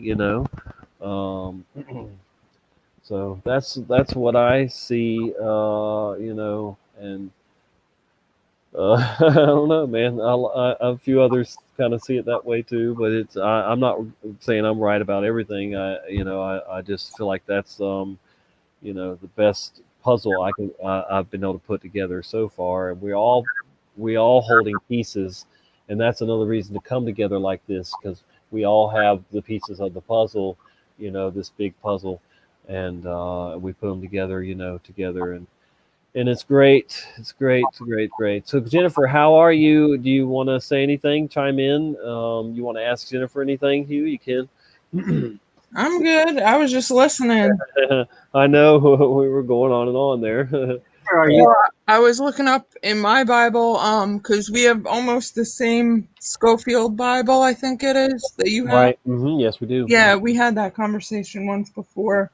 And I was looking at a couple of my notes, and the Bible tells us that we would see this exactly, because in Amos, chapter 8, I think, verse 11, it says, "Behold, the days come, says the Lord God, that I will send a famine in the land, not a famine of bread nor a thirst for water, but of the hearing of the words of the Lord. And they shall wander from sea to sea, and from north even to the east. They shall run to and fro, and to seek the word of the Lord, and shall not find it." There you go. Just like in the movie Book of Eli. Yes. Uh-huh. And I've not seen that movie, Tommy. Oh wow, you really should. You really. Is it Netflix? Hey, yeah, or maybe we can get a watch party together and watch it on here somehow. All we gotta do is, like, when I end the show, if you're still on, and then I just screen share and we'll pull up the movie or whatever, we watch it. But we could do that with a few people, whatever. I'm just saying, there's other ways to do it too. But that's worth seeing. And they do show you the truth is out there. It's always put out there. It's the laws of the universe or whatever that they have to put out there what their plans are, before it happens. And that's another thing I can explain real quick too for anybody that hasn't heard me explain. The book of Revelation is definitely the most special book in the Bible. And it was a vision given to John by God. God looked into the future, which he knows the future, obviously. And he looked at 2021, or he looked at, this time frame, this that we're in now and the near future. And he said, and he saw what these world leaders and these evil elite were, he saw what they were planning to do, all this stuff, and so that's what he showed John was what would be going on in this time frame here, that and what man was choosing to do with his free will. And you see that these Bill Gates and these Trumps and these all these world leaders that we know are basically all part of the world New World Order, the beast system, or loyal to it.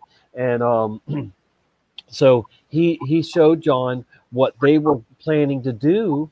And that's what we get out of the book of Revelation. That's why it makes so much sense. And that's why people say, well, they're using it as a playbook. Well, if they are using the book of Revelation as a playbook and making it happen, then they're only doing what God saw they were going to do in the first place in the future. Do you understand that? So it was their will all along. The book of Revelation is man's will playing out, and the man trying to be like God, trying to overcome God, even with Satan. And so God said, here you go, John, here you go, the whole world. Here's a book that tells you before it ever happens, you can prepare for it. And yes, we're preparing for it now, but we could have been preparing for it 100 years ago, whatever, when we were, right as we started reading the Bible, whenever, because Revelation has always been the future, the end, how the end would play out of the church age. It's not the end, because it does. There'll be a new heaven and earth, and Christ will rule for 1,000 years, and then Satan will be loosed again. See, after that 1,000 years, Satan's coming back. It's crazy that God's going to let him come back, but that's just how he rolls and how he gives people chances or whatever. So Satan's going to come back after after 1,000 years of being locked up, and there'll be another war. That's the final Armageddon war, and then he'll be put away forever after that. But, what I find really cool about truthers is that they're very smart people, and I don't think they're given enough credit because they're very observant. Yeah. And have really good memories, mm-hmm. right? And they do their research. And people who believe in, let's say, quote unquote, conspiracy theories or whatever, people kind of sign them off thinking they're crazy and that they don't make sense and they're not smart. But they're one of the smartest people that I know of. And they don't get enough credit for it. And I like being on that side, the side of truth. Because we look into things. We pull up we look underneath the rock or underneath whatever, right? And we try to find as much information as we can to make sense of what our reality is. And we don't take for granted things. And I think a lot of people, that's what they do. They just believe things. That's what they're told. But we don't do that. We look into it. We ask, why is it this way? This is. Well, I think to even take that a step further, I think most of us even we do our research, we do our homework, but we most importantly we take it to the Creator, we take it to God and say, hey, is this what we should believe in? Is this what's real, really happening? And and see, if you've got a healthy relationship with your Creator, then you're gonna get feedback, you're gonna get answers. I mean, that's just the way it works, and the more you please God, the more He just communicates with you and shows you, how He guides you. I mean, it's just, yeah, it's true. I think it's not rocket science, but people act like it must be. But yeah, I think that if you have a heart for truth, God will reveal it to you. He will open up your eyes, or He will lead you to someone who will share something or help you. But because you have that open heart, you have that open mind. But I think a lot of people who say, that they're, let's say, believers or whatever, they really don't want the truth. You know what I'm saying? They're not open to it. And that's how I realized that those who are quote unquote saved on this earth isn't necessarily only those who go to church or know how, because truth, truth is out there, and it isn't just encapsulated in church. Truth is everywhere. I always say, I say it often. Unfortunately, I have to. 99 point some percent of churches, of all churches out there, are either false or misleading people, and therefore not preparing people for the time that we're entering soon. So I'm not a fan of churches. Your body, it's a temple, and you should treat it like that, and God hopes and expects you to, and so where two or more gather, of course it's changed to two or three gather, whatever, but definitely you're better off having an underground church, or having I've had an online church for years, and I I just feel like almost every time I go into a church, the feeling of God or the Holy Spirit is not there, and it's usually easy to see too. They've turned churches into nightclubs or social gathering places. Nobody knows how to dress it to them anymore. So you're seeing more than you're supposed to be seeing at that time, and it's not what Jesus would have. That's why we're at the end of the church age, because it's gone on too long. The Catholics have done so much damage to all religions. They invented the Muslim religion. The Catholics did. And not to mention we're entering the apocalypse, so all good and all evil is being revealed. So that's why me and others know 100% that Pope Francis is the official false prophet of the end times, because he fits it perfectly, and he's calling for the new world order, one world order agenda, one world religion, one world currency, one world government, all of that. He's fulfilling his role perfectly as the false prophet, as the last pope too. So the Antichrist is live and well, and he could be Jared Kushner, he could be Trump, he could be Biden, he could be anybody at this point. He could be, I really, it's all the world leaders are Antichrist. I'm sorry. You at this point, you don't even have one probably that is a true Christian, a true believer. Many, all working as one. Yeah. And so, you know, the reason that there's not more of us out there is because God said he would bring a delusion, and that delusion's here and already real strong in so many people. Unfortunately, it hurts my soul, you know, my heart. I'm heartbroken by so many people that are, you know, under delusion and can't see the changes. My own father will argue me all, you know, that the Bible hasn't changed, you know, and other things haven't changed and whatnot. And it's sad, man, you know. My mom just texted me that she got home. She was here visiting for the last few days, and they drove back to Virginia this morning. So, wow, yeah, they got home a little early. That's awesome. I'm glad she got home safe and sound. But we had a great visit. Sorry about that interruption there. Let me just text her real quick, tell her I'm glad she got home. Hey, Jennifer, what's your biggest Bible Mandela effect? Probably the biggest one in the Bible. Two of them, the Lord's Prayer, where it says trespasses. Well, now it doesn't say that. It says like debtors. I'm not sure what the new one is, but and Lion and Lamb.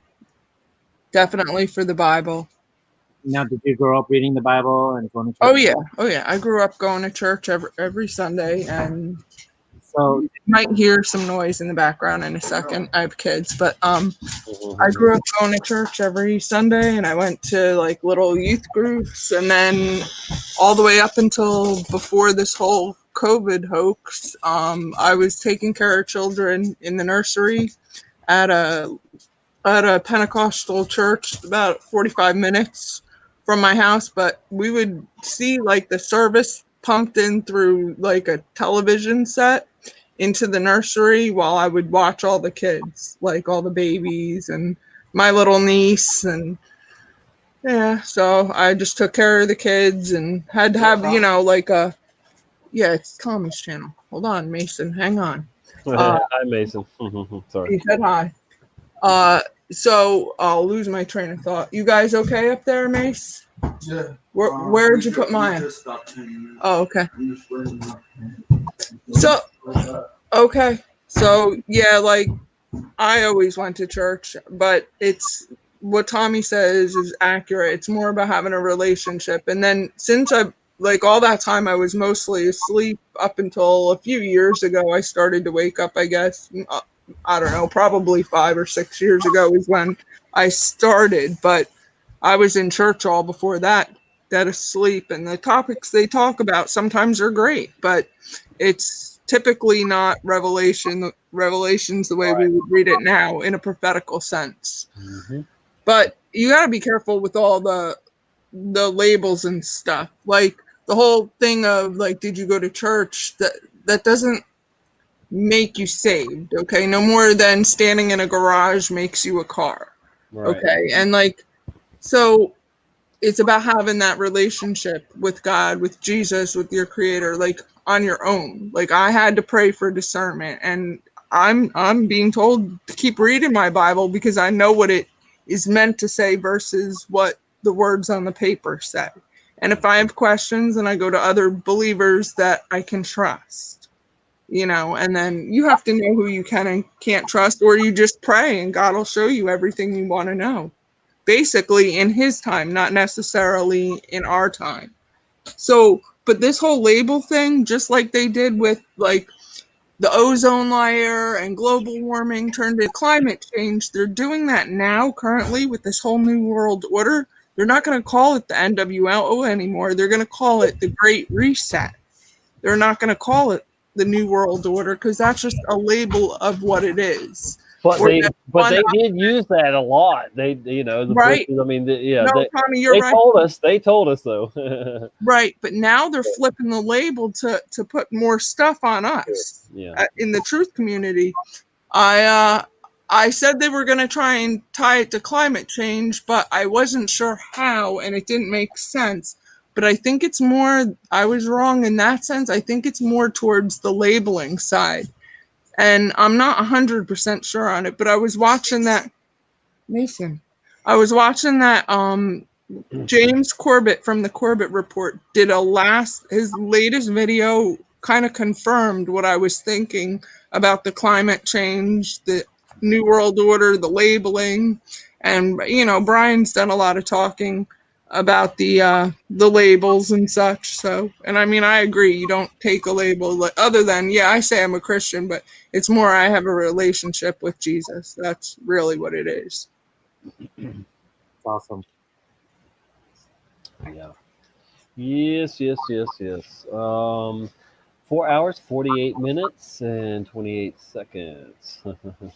Your son has a question, Jennifer.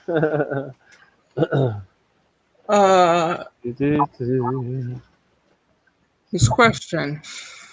Well, it's on you. That's up to you.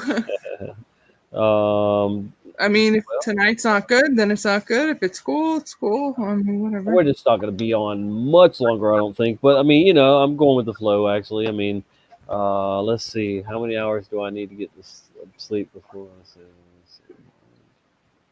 I think what's kind of crazy nowadays is demonic stuff on TV or movies. It's so blatant nowadays. Like it's so in your face, you know what I'm saying? Whereas before, maybe like 10, 20 years ago, you wouldn't see as much of it. Yeah. But now it's like kind of common. And even like stuff on YouTube with videos of just crazy stuff. Crazy. Oh, I know. I shared a little bit of the crazy headlines in earlier in this stream. All the demonic stuff. Just you know, lawlessness and the whole bit. That's what I'm saying. The book of Revelation tells us about all this stuff and the timing of it, and you know, it's all you know, just falling right into place, and so, but we're the only ones that can see it, and you know, and there's so many people on the fence still. See, there is millions. I hate to say this, there might be billions that are already pretty much locked into the beast system. They will take the mark of the beast, but then you've got a lot of other people too that are on the fence, that are still going to join the good side, you know, and leave the dark side and not take the mark of the beast. You know, so those are the ones we're waiting on. And God, I guess God could, you know, be waiting on those ones too. He's waiting on us to reach them, or you know, whatever. But you know, once that last person or group of, you know, people, you know, I guess is made their decision, because every single person on this flat plane of existence that we live on, you know, is going to make a choice. You know, at some point, whether they're going to take the mark of the beast and, you know, and show their loyalty to God or to Satan, you know, and so obviously we don't want to take the mark of the beast, and won't, most of us, you know. They could chop my head off today, tomorrow. I'm fine with that. I'm ready to refuse the mark of the beast. I'm ready, you know, to expose tyranny all the time, and you know, they hate me for that. That's fine. I don't care. I don't, you know, they could persecute me till the end, whatever. They're not going to change my mind. You know, they can torture me, whatever. I don't care. I've made my decision, and you know, I know that many others of us have in this community, and you know. It's just it's an amazing time to be alive. We're all special. I don't want us to, you know, let that go to our heads, you know, give us a big head, but we have been specially chosen to play a role in this end times. Everybody has a role in this end times, but whether they choose to seek it and play that role, you know, and see, some of them are playing a role for the other side, and that's the problem too, you know, with that. But they've made their choice, so they're loyal, and they're playing their dark side role, you know. But we want to shine. We want to be a light and shine on the dark, and that's what we do, you know. And we got to continue to do that. And you know, our redemption draws nigh. You know, it's how much worse can it get? You know, before God says, you know, that's enough, because He's already made that decision one time, and He flooded the whole earth. You know, He chose what, 8, 9 people, whatever. That's it. You know, to live. So I mean, you know. There's going to be a new heaven and new earth. He's going to destroy this earth with the sun and whatnot. So, you know, yeah, you know, I'm not trying to scare anybody. I never want anybody to give in to fear, because then you lose right off the bat. You know, so we don't give in to fear. We prepare, and no, it's about a wake up call. Yeah, you know, and we are stubborn. We need a wake up call. We need all these signs that God's been showing us the past, you know, 10 years probably. All the blood moons and all these other moons, and you know what, all the what do you call that? You know, where it's going to make the X, you know, too. Isn't that an eclipse or something? 2017 and 2024. Yeah, see, that's halfway. Yeah. They'll be finding the sun, moon, and stars. Yeah. Yeah. It's like halfway through the tribulation period if you agree with me on that timeline. But yeah, I think that you know, we'd be foolish to not have oil in our lamps, you know, and I agree. you know, and I think we'd be foolish to be seeking our will, and which, you know, could be a lot of things, you know. But if we only seek God's will at this point, you know, then we know we're on the right side, and that He's going to be with us through the storm, through whatever. He's going to allow us to walk through the valley of darkness, you know. So, man, you know, we are special. Hopefully we are, you know, doing our part to, you know, to bring about the, you know, the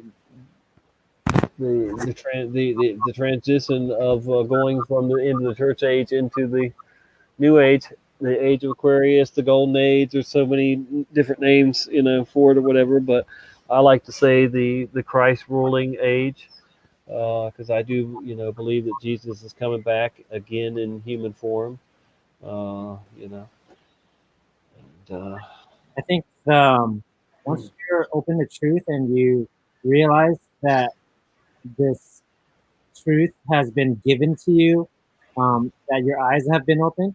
Like for me personally, I feel like my life is so valuable now.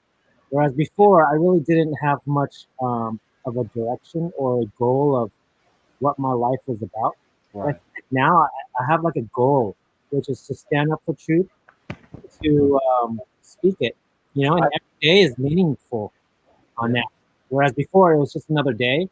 But now it's like I wake up and I'm like, thank you, God, for giving me this life, for my body, for my mind, that I'm still sane.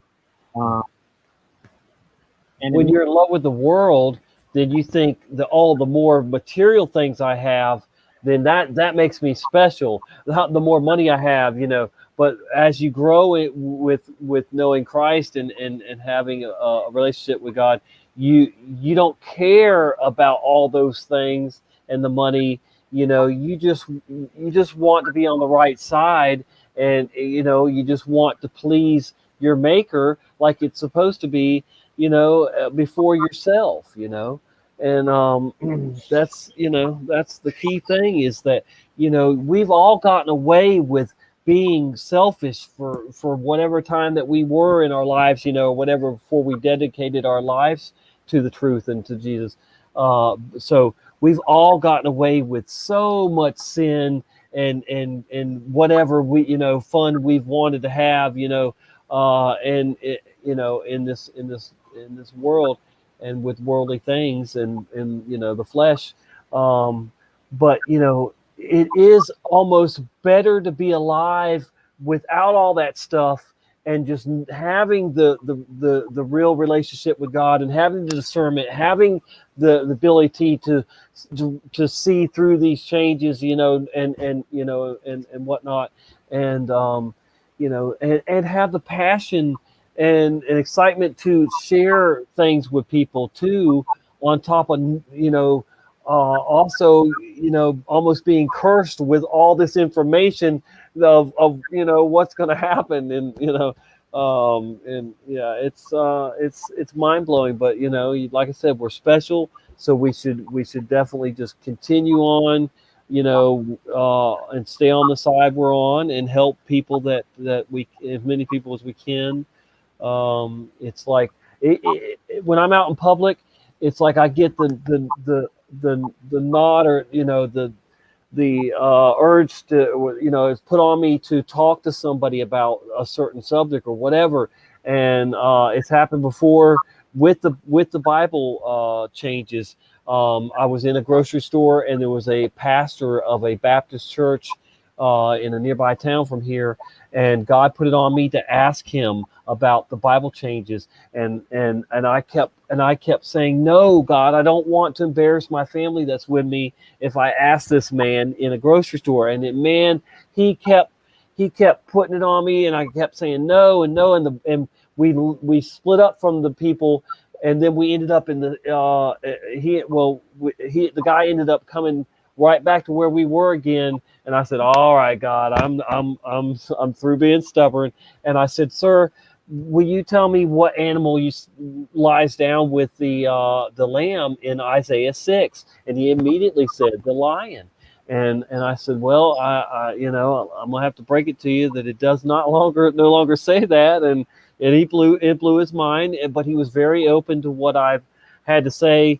And he understood, I asked God to lead me to those pastors, but yet, at that point I was just, I was kind of in shock that I was in that in that situation so soon, but it happened. And I asked God to lead me to ones that would be open, because I had a bad experience on YouTube, on this platform, with a popular YouTube pastor. He has videos about the Mandela effect. He thinks that we're the ones that are under delusion, and so I subscribed to him and watched his channel, and got to know what he was about and everything. And then I asked him one time about different changes, and he started attacking me and got his people in his chat to attack me. And I'm just like, okay, Lord, just I'm trying here.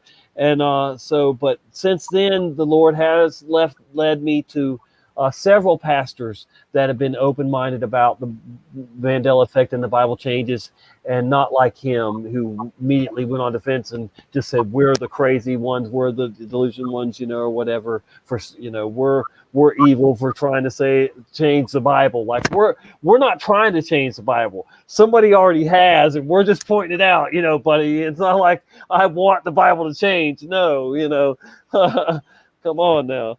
I think there are a lot of pastors out there who believe that the Bible cannot change, even if it changes in front of their face. Mm-hmm. They will stick with that idea that the Bible is inerrant, will not change ever. Even if it changes, they will still back up their claim that it will not change. And that's kind of a delusion, because you're not looking at the evidence. You're just kind of believing your own thoughts of it, but not really looking at what has changed or not. Right. So it kind of shows or tells me that they don't really care about truth. You know what I'm saying? They just want to, I don't know. They just want to defend maybe their ego, right, behind it.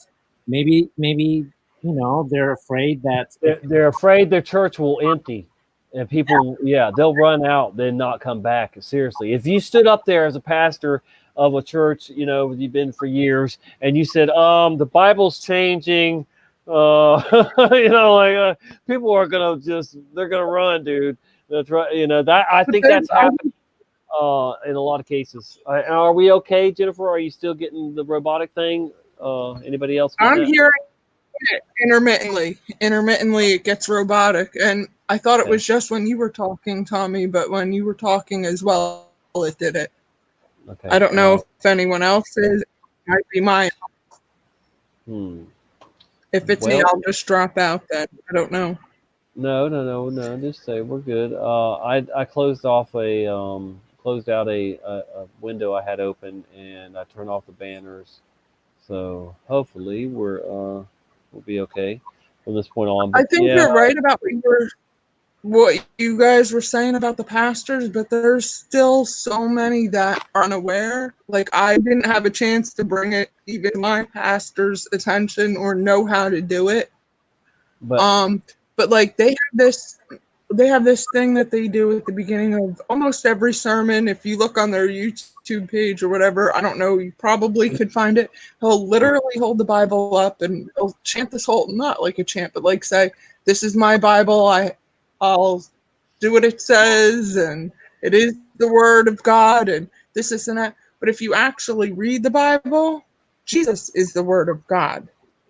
Okay, and yes, it's inspired. Those words are inspired. They're prophetic, but they're to teach us and guide us, like basic instructions before leaving Earth. That's how I take it now. Bible, basic instructions before leaving Earth. This is what you're supposed to do now. This is what you're gonna go through, and then that's it. And then I don't think it's like a doomsday, a negative thing. I think it's more of like an equipment thing. I think of it as like, okay, you got your full armor of God, and you go, and that's it. And it's hard. I'm glad you mentioned that because the longest chapter in the Bible is Psalms 119, 9:11 backwards, of course. But Psalms 119 is how to put on the full armor of God by obeying his God's laws and respecting him and praising him, worshiping him only. But yeah, it's the longest chapter in the Bible, and if you read that, then it prepares you for chapter 120, which is known to be from 2020 and on.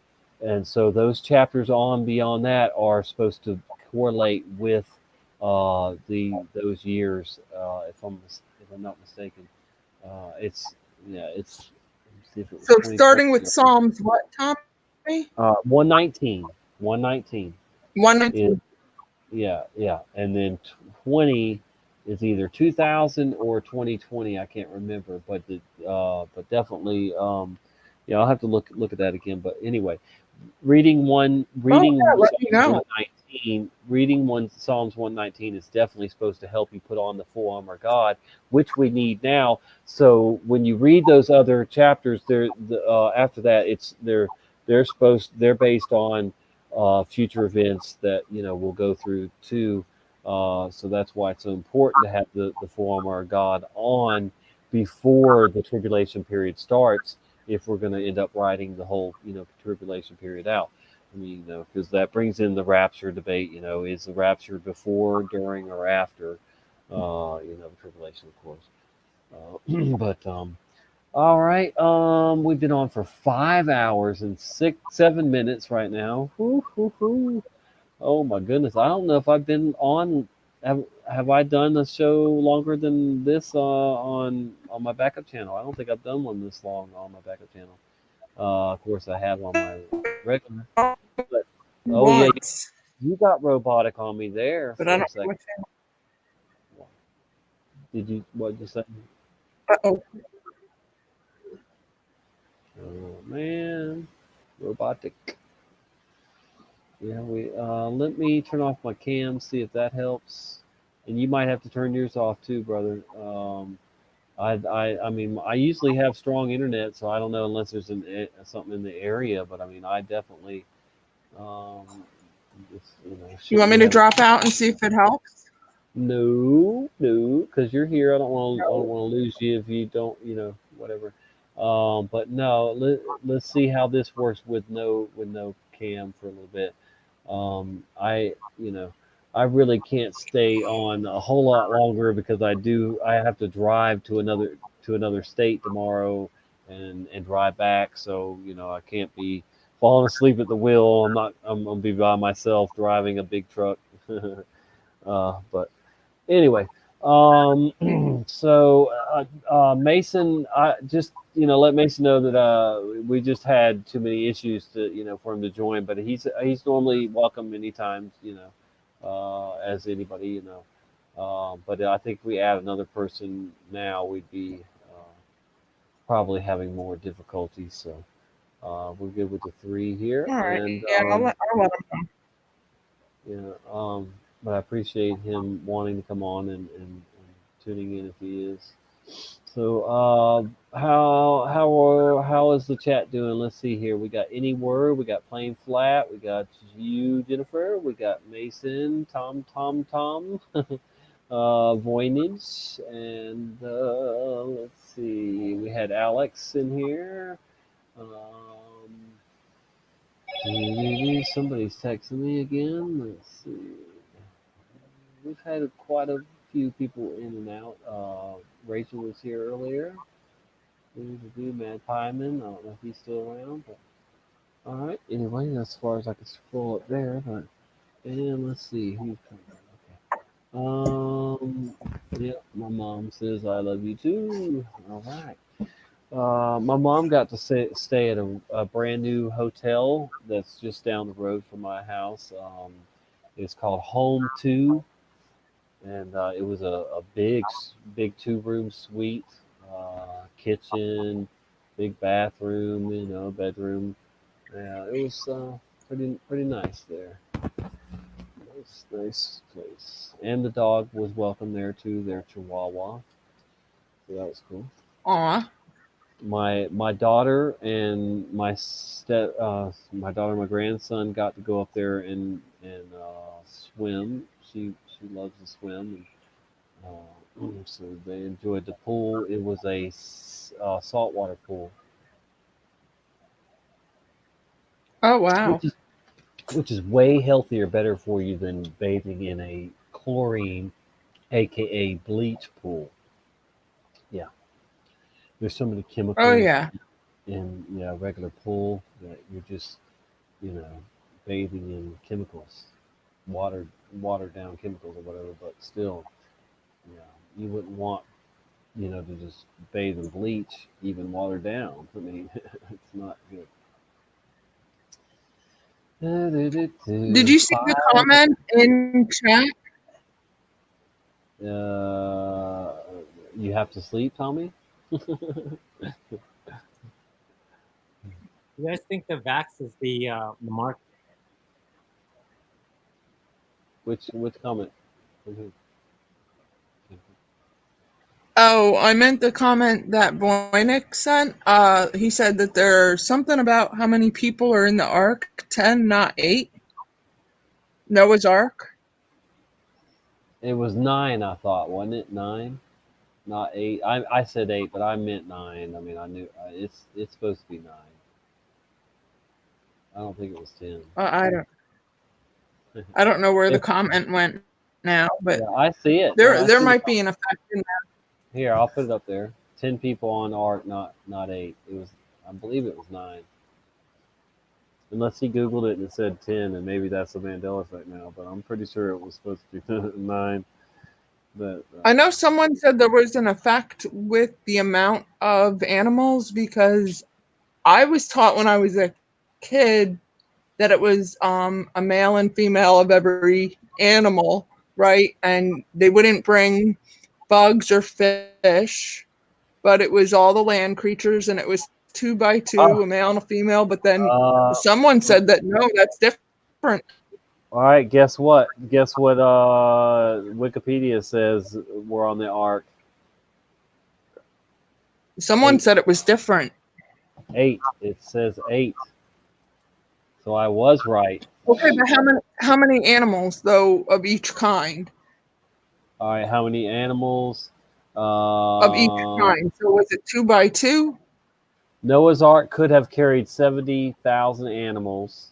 And then let's see. Male and female of every kind is what I think I remember. I don't know. Yeah, that's what I remember too, man. Why is there one about that? Yeah. Huh?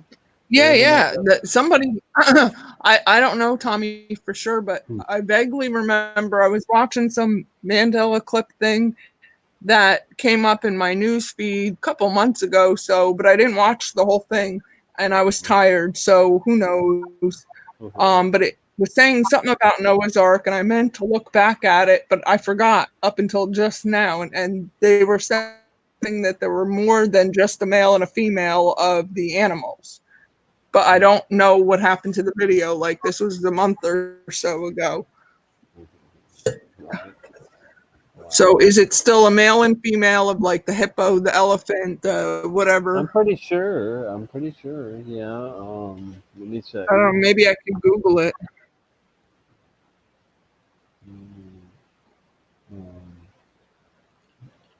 What type?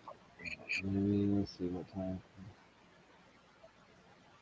So it would be like under animals on the ark, male and female, or maybe what type of animals were on. No, that's not gonna do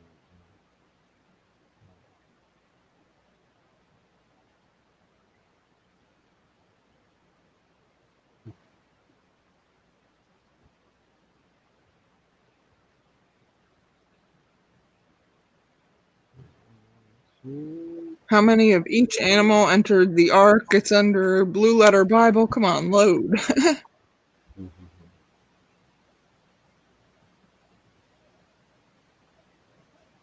Oh, see, this is saying, now this is off the internet, not out of my Bible. You shall take with you 7 of each of every clean animal, male and female, and 2 of each animals that are unclean, a male and his female, also 7 each of birds of the air, male and female, to keep the species alive on the face of the earth. Genesis 7:2-3. I'm going to pull out my Bible and look that up, because I'm telling you, that might be an effect right there. Yeah, might. You think?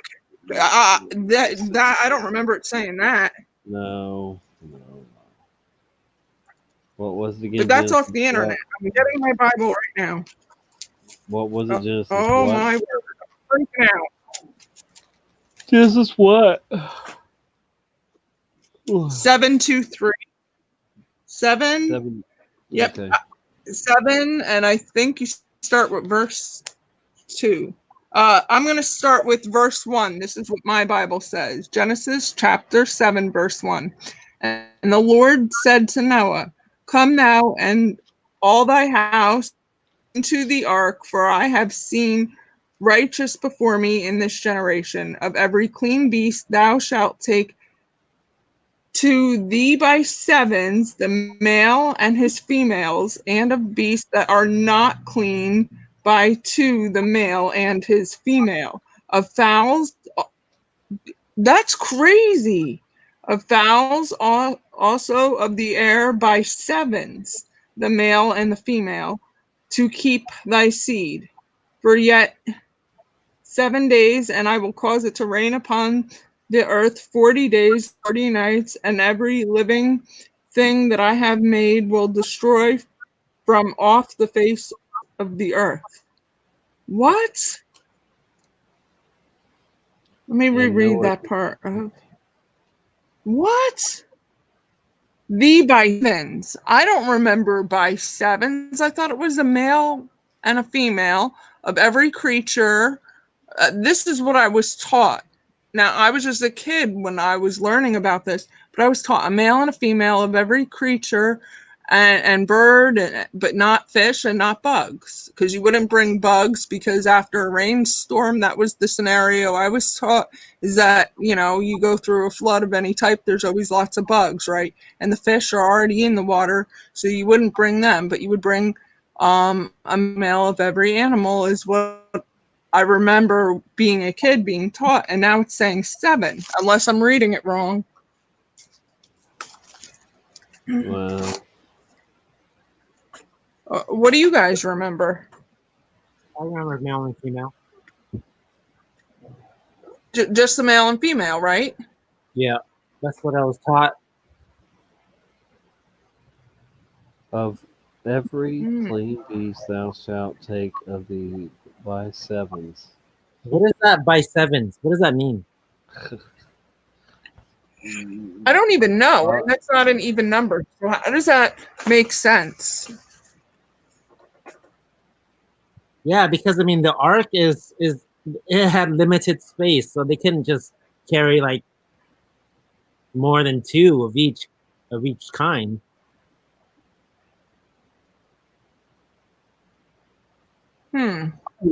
Well, I mean, I would suspect that they would bring them young, so they wouldn't bring like a full-grown whatever animal. They would probably bring a young one because they're smaller and whatever, long, healthy life ahead of them. But still, like, why the number 7 now?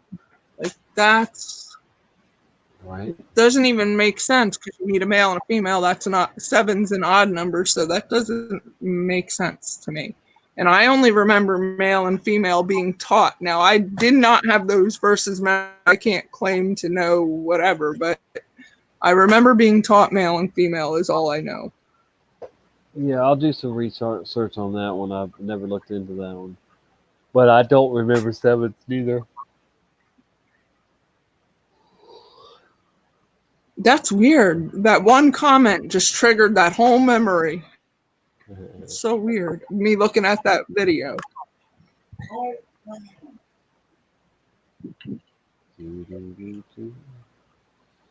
Yep. Well, the very first sentence in the Bible has been changed. God created the heavens and the earth. I know for a fact, and I've asked many people, and everybody says God created the heavens. Heavens. I remember it with an X. Yes. It's not heavens anymore? No, it's heaven.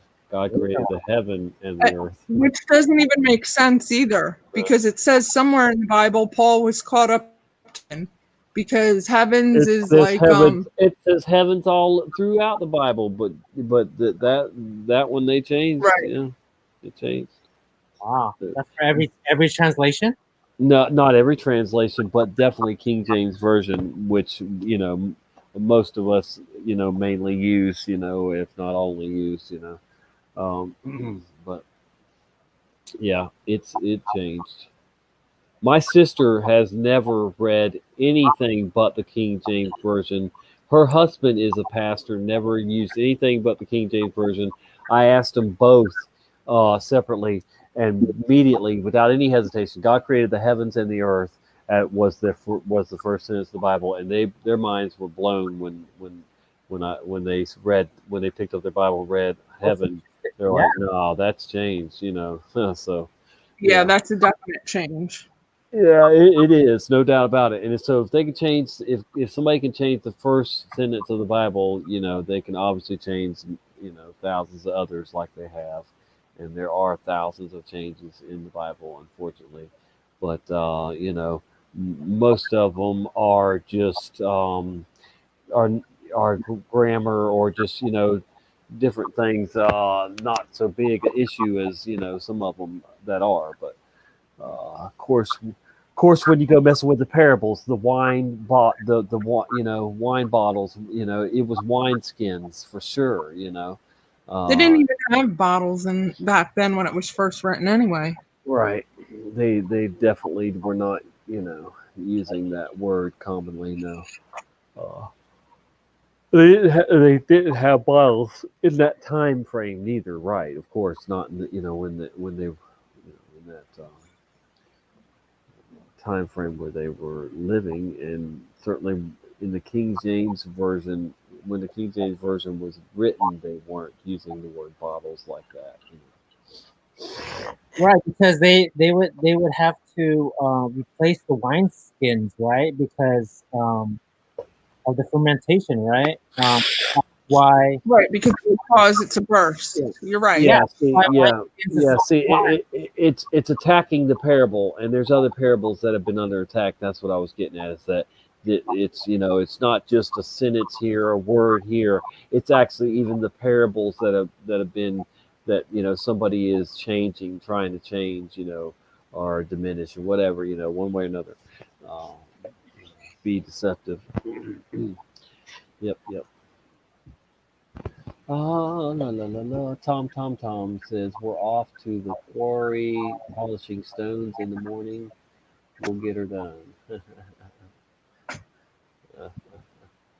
Okay. Yeah. Well, I have to go. Well, pick Tommy, up if you want to call it a night, that's fine. You got to drive in the morning.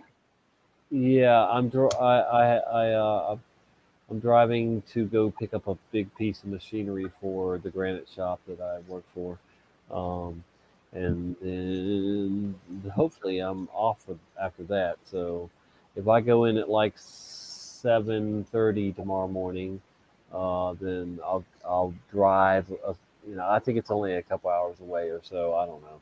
It's into Alabama somewhere, but and then come back. Get the machine and come back. I'll be able to come home and rest. But yeah, if I cut this off here in the next 10, 15 minutes, something like that, I can at least get 6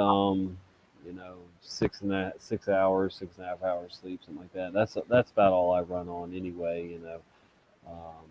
I occasionally take naps during the day or something, but yeah, I'm used to going to bed at 1, 2 in the morning and getting up and going to work, so it won't be that bad. I won't have to work all day tomorrow, so that's the big thing.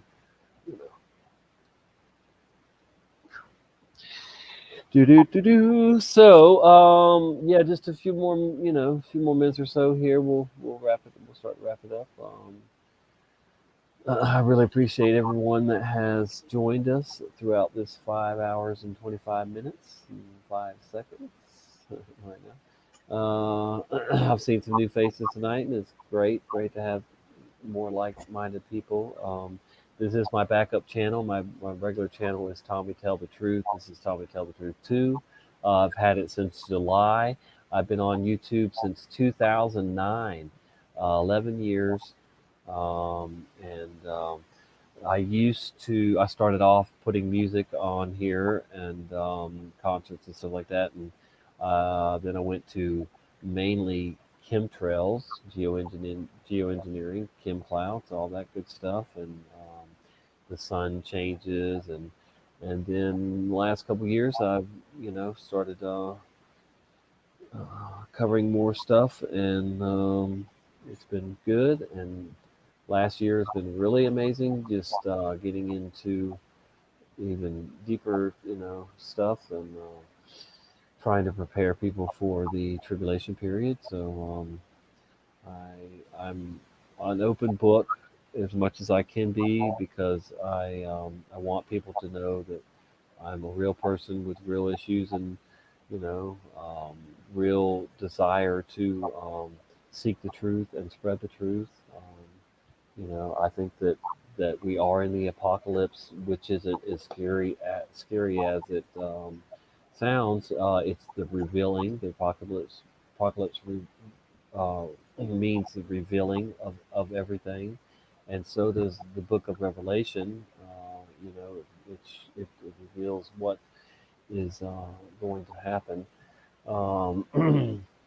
So let's just keep leaning on God and Jesus and the Holy Spirit to get us through all of this madness, and we will get through it, and the evil people will get theirs. If they don't stop what they're doing and repent.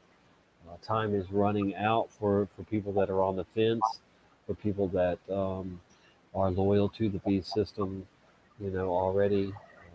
So let's hope that those people, stop what they're doing and stop the evil acts and plotting, and they come to their senses and repent and get on the right side of things. But all right, we still got a few more minutes to at least get to 5 hours and 30 minutes. So what would y'all like to share with people, before we wrap this up? Any words of advice or anything? Both of you. I would say just continue fighting. Don't back down. If you know the truth, you know the truth. Don't be a jackass about it, but don't back down, because you're the light, in this world of darkness, and you're gonna shine really bright if you don't back down. But so much societal pressures to just kind of like go with the flow, but that's not what we're all about, right? We're not about going with the flow. We're about finding what the truth is and living by truth, and we will be rewarded in the end. God always wins in the end. So awesome. Yep. Jennifer, what you got for us? I'd say above all else, pray for discernment on everything and guidance, that you're going to know what to do and when to do it and who to talk to and who not to talk to and what to believe, because we live in an age of extreme deception everywhere. Yeah. So just pray that full armor of God. And I'm going to start reading the book of Psalms, starting with 119. And that's where I'm going to head with for now. I mean, I've been in Revelation and Thessalonians and the book of Amos a bit. So, yeah, I'm going to go back to the book of Psalms because it's been a while. So, awesome. But yeah, just pray and prepare as much as you can, because you never know. Yep. Thank you so much, everyone in the chat, for joining us. We had, I think, at one point 20 or so, and still got over a dozen right now. So I'm all about quality over quantity. So it hasn't bothered me one bit having a little less, people in the chat being on my backup channel. But when we get back over to the other one, it'll be nice to have some more people joining us, like-minded people joining us that just never subscribe to this backup channel or whatever. Yeah, so I look forward to getting together with you all again real soon. I was going live for a while there every day or every other day, and I know it's been less here since things have gotten a little crazy for me around here, but I love having my grandson here and my daughter here, so even though it's kept me away from you guys, more than I like, I didn't even think that we would make it this far before it hit the fan. I didn't think I would even see a grandchild, be able to be in a grandchild's life. So I'm happy that I'm able to be in my grandson's life, even though overall I think it's a really poor time to be having children, but that's how the book called it, that people would be eating and living and marrying and having kids, just like in the days of Noah up until the flood started. So we're in the days of Noah and like the days of Lot also, and it is what it is. I'm excited that we will get to see this thing wrap up. We are special that we were chosen to see the end play out in front of our own eyes, and that we can actually be a positive part of it and help people get on the right page and get ready for what's coming. All right, guys. Well, we made it to 5:32, and we're gonna call it a night. I really appreciate each and every one of you, and it was great having. Thank you, Tommy. Guest on. So you go by Who TV, is that right? Right. Yes, sir. Yeah. Awesome. Well, thank you for coming over from D Live too, and thank you, Brian Stavely, for sharing this out, asking people to come over or whatever, and we'll meet up again real soon. Thanks, guys. Much love, and God bless you all. Much love, Tommy. Much love. Tommy here, and Tommy out. Thank you, guys.